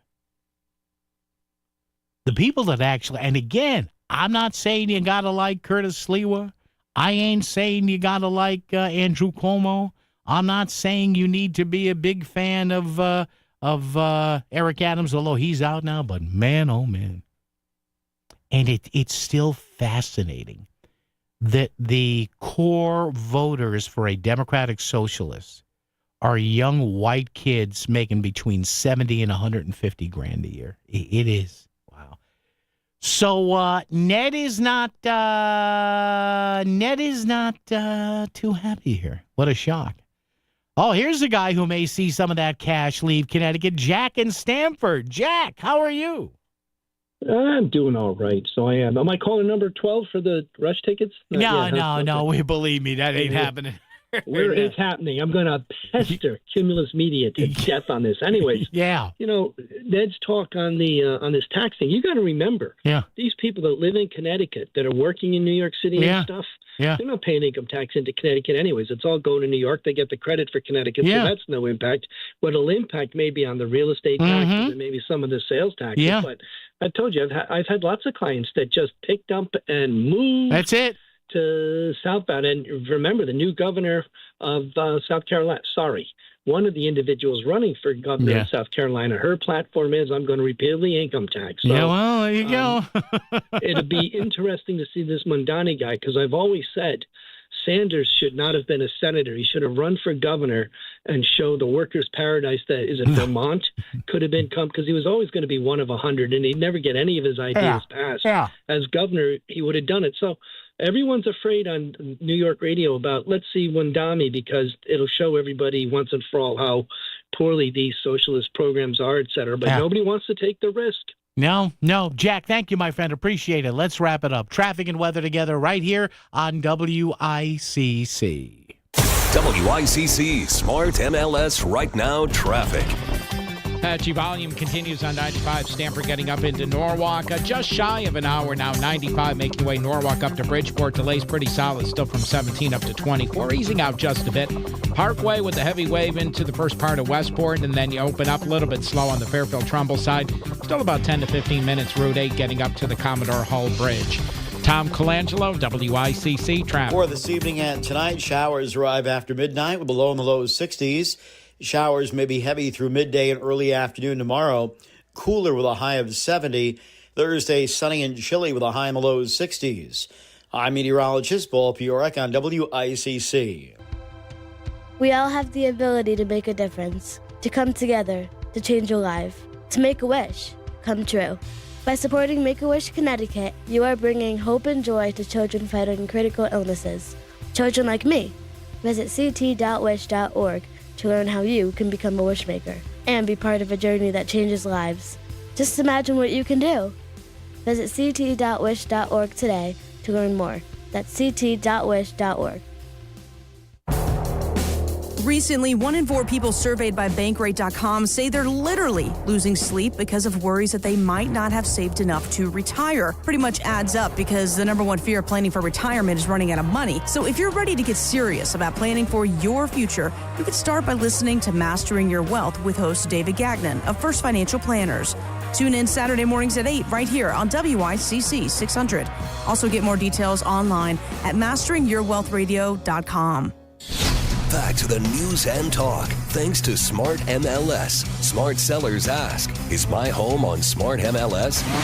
The voice of Connecticut. WICC's 695.9. It's Connecticut Today with Paul Pacelli. And yes, the answer to our trivia question, who was planning some northern New England campaign stops? Yes, Chris Murphy. According to Politico, he's got some stops planned over the next few weeks. I guess one in New Hampshire, Vermont. So Chris Murphy is now emerging like among the top 4 new fresh faces there. The governor of Maryland, Wes Moore. You've got Pete Buttigieg, of course, and also Andy Beshear, the governor of Kentucky. Kind of a good cross-section of the spectrum of ideas there. So, yes, Chris, make no mistake, Chris Murphy wants to be president. We shall see. Tom Colangelo on the traffic, Paul Purick on the weather, Isabella producing and on the news. Thank you so much. We are back tomorrow at 2. WICC Bridgeport, WFOX Southport, WEBE HD2 Westport, WPLR HD2 New Haven, locally owned by Connoisseur Media. This is CBS News on the Hour, sponsored by Progressive Insurance. I'm Cammie McCormick. Attorney General Pam Bondi went before a Senate committee today where she faced a lot of questions about the deployment of federal agents and troops to cities across the country. Illinois Senator Dick Durbin asked her about the planning. I am not going to discuss any internal conversations with the White House. You won't even say whether you talked to the White House about this? I am not going to discuss any internal conversations with the White House with you, Ranking Member. I noticed that. What's the secret? Why do you want to keep this secret? The American people don't know the rationale behind the deployment of National Guard troops in my state. National Guard members from Texas are now at an Army Reserve Center in Illinois, where a judge could make a decision soon on their deployment. Reporter Sabrina Franza is outside the facility. We're expecting to see the troops from Texas start whatever mission they are about to embark on, protecting ICE and other federal agents during this Operation Midway Blitz that's ongoing before the hearing on Thursday. The Trump administration is floating the possibility that some federal workers may not receive back pay when the government shutdown ends. Correspondent Nancy Cordes at the White House. That's simply not the way that this has ever been handled in the past. Generally, all federal workers, regardless of what they do, regardless of whether they've been furloughed or have been kept on the job as essential workers throughout the shutdown, just not getting paid, typically they all get made whole once the government reopens. But today, for the first time, President Trump signaled that he might be open to another approach where some people get the money and others don't. And the president hasn't ruled out cutting programs. Because of the shutdown, which I think they made a big mistake, we're able to take out billions and billions of dollars of waste, fraud, and abuse. And they've handed it, on a silver platter. Talks to end the war in Gaza are continuing in Egypt. Today marks 2 years since Hamas attacked Israel. Stephanie Savell of Brown University's Costs of War Project says the U.S. has provided a lot of military support for Israel since then. $21.7 billion is actually what the U.S. has already paid for in terms of commitments to Israel. Tens of billions more have been committed for weapons that will be delivered and paid for in the years to come. CBS's Anna Schechter reports analysis of FBI data shows a rise in anti-Semitism as well as an increase in attacks against religious facilities here. Law enforcement have ramped up their security at houses of worship around the country, especially since October 7th, 2 years ago. On Wall Street today, stocks finish lower. This is CBS News. Sponsored by Progressive. See why over 43 million drivers trust Progressive to stay protected on the road. See for yourself at Progressive.com. Diabetes, high blood pressure, anxiety meds, everyone's on them. If you're a 50-year-old male, maybe a bit porky, and you may even have type 2 diabetes, $1 million of term insurance may only cost you about $200 a month. Call Term Provider. Speak with Big Lou at 800-230-2777. Big Lou will find a term life policy for you even if you have type 2 diabetes, are overweight, or have high blood pressure. Term Provider has helped thousands of people like you who think they can't afford term life insurance. To buy $1 million of affordable term life for you, all you need to do is call Big Lou at 800-230-2777. Lou will make sure the scales are tipped in your favor. Call 800-230-2777. Big Lou will answer your call and work to fit you into a term life policy that you can afford. Remember, Big Lou's like you. He's on meds too. Call 800-230-2777 or biglou.com. A favorite moment from Melissa in the morning on WICC 600 and 95.9, the voice of Connecticut. A group of neighbors in Trumbull, they've been actively sounding the alarm about a current proposal for the Senior Community Center at Grace Church. Now, there's a question actually on this proposal that will be on the ballot this November. So we want to get more details on this and make sure you're in the know before you go to the polls. Joining us in studio, we have Sherry Boyd here and Laurel Walsh. And ladies, thank you so much for, first of all, sounding the alarm about this, reaching out to WICC, and now being in studio to talk about it. How are you? Great. Thanks for having us. Good morning. I'm very glad to have you here. And let's start right out of the gate with talking about, first of all, what is the controversy here? You guys have a vote no sort of campaign going on right now, but what's the deal? So, as you may know, there's a big referendum question coming up on the November ballot. And this is Laura Walsh speaking. I am a Republican, and I have Sherry Boyd here with me, and she's a Democrat. And while we may not agree on politics, we do agree that this is a bipartisan Trumbull taxpayer issue. So we're here to raise awareness for Trumbull's referendum question. And Vote No Trumbull CT, follow us on Instagram, is a neighborhood group that has formed in response to using the former Grace Church Main Street location for the Senior Community Center. So why is this a taxpayer issue? I love the fact that this is bipartisan. I always think that the best things happen when there's compromise or there are people saying, hey, you know what, what's best for the person, not the party. So I love that. But what is the issue with it? The cost. It's $27 million for this project. But in addition to that, we have just approved the Hillcrest New Middle School, which we have not started to pay for yet. We haven't felt the implications of that on our tax bill. In addition, our taxes are going up 3.5% next year. Our properties are getting reevaluated. That was delayed, so that's happening next year. And there's a big sewer project that needs to happen with Bridgeport, an upgrade. And I've heard numbers. I'm not sure the exact cost of it, but it's alarming. $27 million. I mean, for a senior community center, but that doesn't compute. But I don't know the property very well. Why would it be that much? We keep asking ourselves that also. Oh, seriously? Yes. So to put a building of that type onto that property requires a lot of movement of land. Okay. And the building is just too big for the property. We have been they've looked at several properties through the years. They've been trying to do this for 10 years.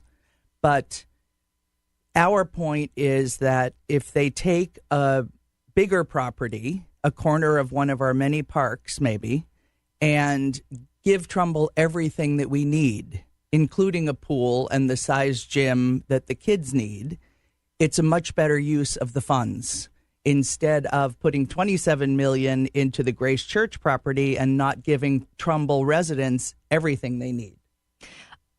So I might be talking out of turn, but I've been kind of following along. This is a different property, or is it the same as the Veterans and First Responders Center? This is a totally different project. So then why would we need it? So this is exclusive. Our senior center on Priscilla, the one thing everybody can agree with, it needs to be updated. Okay. And it's in deplorable condition. Seniors deserve better. So why not just against them upgrade here? it? Right. We've heard some different figures regarding upgrading the Priscilla Place property. In one meeting, it was told $15 million. In another meeting, $20 million. We've never had a concrete estimate, I guess, of how much it would cost to revamp that property. So that is definitely an option that we're wondering if it's $7 million less expensive. Why not? I still think, bar anything, and again, we've got Laurel here as well as Sherry, and we're talking about something that is going to be on the ballot. If you are a Trumbull voter, you need to know about this. And we're certainly going to talk through it because the language sometimes can be confusing for people. But to your earlier point, we don't know why it's costing $27 million in order to create this at what is currently the Grace Church. But I'm confused by that. So whenever you guys have asked about it, you've never been given any documentation, no clarity, nothing on where that $27 million comes from? There's been estimates, and the estimates have not included sidewalks. There's a lot of questions that we don't have answers to. Don't love that. Yeah, it's upsetting. We've asked now 3 times for the property to be marked to see where the building sits, just so we can get a better perspective of it's hard to look at the aerial views and really know as a neighbor how it affects us. So last week was the 3rd time we put in writing to the town. Can you please come out? The architect told us at the community forum in September that it can be done. and we put it in writing for the third time and no response. So when you say you write it to the town, who are you writing it to? Because I'll gladly send this along to who it needs to go to. First selectman, town attorney. And you've heard nothing from Vicky Tesoro and her team? We've talked to her through this entire process, but she has not agreed to do this for us. To mark give out you, the building. to mark it out. Just spray the lot and show us where it sits. Right. Because I'm not sure if you've seen any visuals of it. But Do you have them? I'd love to look at them. I feel like Judge Judy. Can I see them, please? Send them my way so I can take a look at these. And we'll certainly, if you want, we can provide these images to you. Do you guys have like a website or anything we can If you link? actually just go on the Trumbulltown website, if you go to the Senior Community Center, the forum, they put all the slides online. So you can, those are just printouts of them. But it really does highlight how close it is to Long Hill Village and Edgewood Avenue. And that's our biggest concern is that. So like, what's the yellow? That's a rooftop, I believe. So you tell me what I'm looking at here, Laurel. Yeah. So that's a turf rooftop. Okay. Yeah. Okay. There's been a lot of changes to the project. So on the top photo that you're holding right there, it appears that this is all Long Hill Village. That's a 55 and older community that is butts up to this property. Wow. So it's they're like right on top of each other. Yes. Wow. Them and Edgewood, I think, are the closest and the most impacted by this. And the people across the street on Main Street. Mm-hmm. I mean, it looks like a beautiful concept, but it's shoehorned. That's what's been said at meetings by committee members. It just looks huge. Yeah, and that's our thing. Is scale it back. Yeah. It like just what's feels going very in this invasive. building? Do we know what's in all of this? So there's a lot of programming that happens at the senior center. Exercise classes. There's a gym, a smaller sized gym here for. I guess pickleball is very popular there. So they do need more meeting space in Trumbull. So when it's not being used as the senior center, they're going to have community classes there. We're concerned, though, because this stretch of Main Street there's a lot of traffic, and they have said that there will be no crosswalk installed. And it just doesn't make sense to us that a community center would not have a crosswalk for people to safely cross at. Well, and to be fair, guys, when I brought up the Veterans and First Responder Center, only because I know this property so much because I've been covering it for years, they specifically, and it already got approved and everything, it's being built. There is already community center space, and it was specifically supposed to be as a community center, kind of like what you're talking about, where if it's not being used for first responders, veterans, it's for the community. So to me, to then do the same thing in this building, that alone could scale down your project. We already created it, got it approved. It's already got the funding. It's already being built. That is not a town project. So I think that's a bit of the hang up. I do know it's on hold right now because of funding. I heard that they're having, it's over budget. I guess I'd have to talk to Baldwin about that one. I think they're at a standstill right now because of money. Interesting. And funds. So, I mean, but that again just kind of leads back to the idea of, well, then is this the time where do to we build? have $27 million to build this, or at least could we find an alternate way of creating a new space for seniors? Which, again, the issue isn't supporting the seniors, to be clear. Is this the right project? And again, without, I think, clarity on what you're spending this money on even, I think that's an issue. And if you go back and listen to the entire conversation we had with Sherry and Laurel on the show, you'll actually hear the exact question that is asked on the ballot. And we have more information as well, all on our website, voiceofct.com, attached to this podcast. We're going to be right back. You're listening to the Voice of Connecticut, WICC. If you have hard water, the lime scale not only leaves white spots, it clogs pipes and breaks down appliances, costing you hundreds of dollars in energy and wear. Eliminate limescale and other water issues like brown staining, bad odors, and lead with HydroCare water products available from Wave Home Solutions. Wave's affordable systems don't use salts or chemicals. You'll love the way your water tastes, smells, and looks. Satisfaction guaranteed. For more information, go to WaveBestWater.com. That's WaveBestWater.com. What would you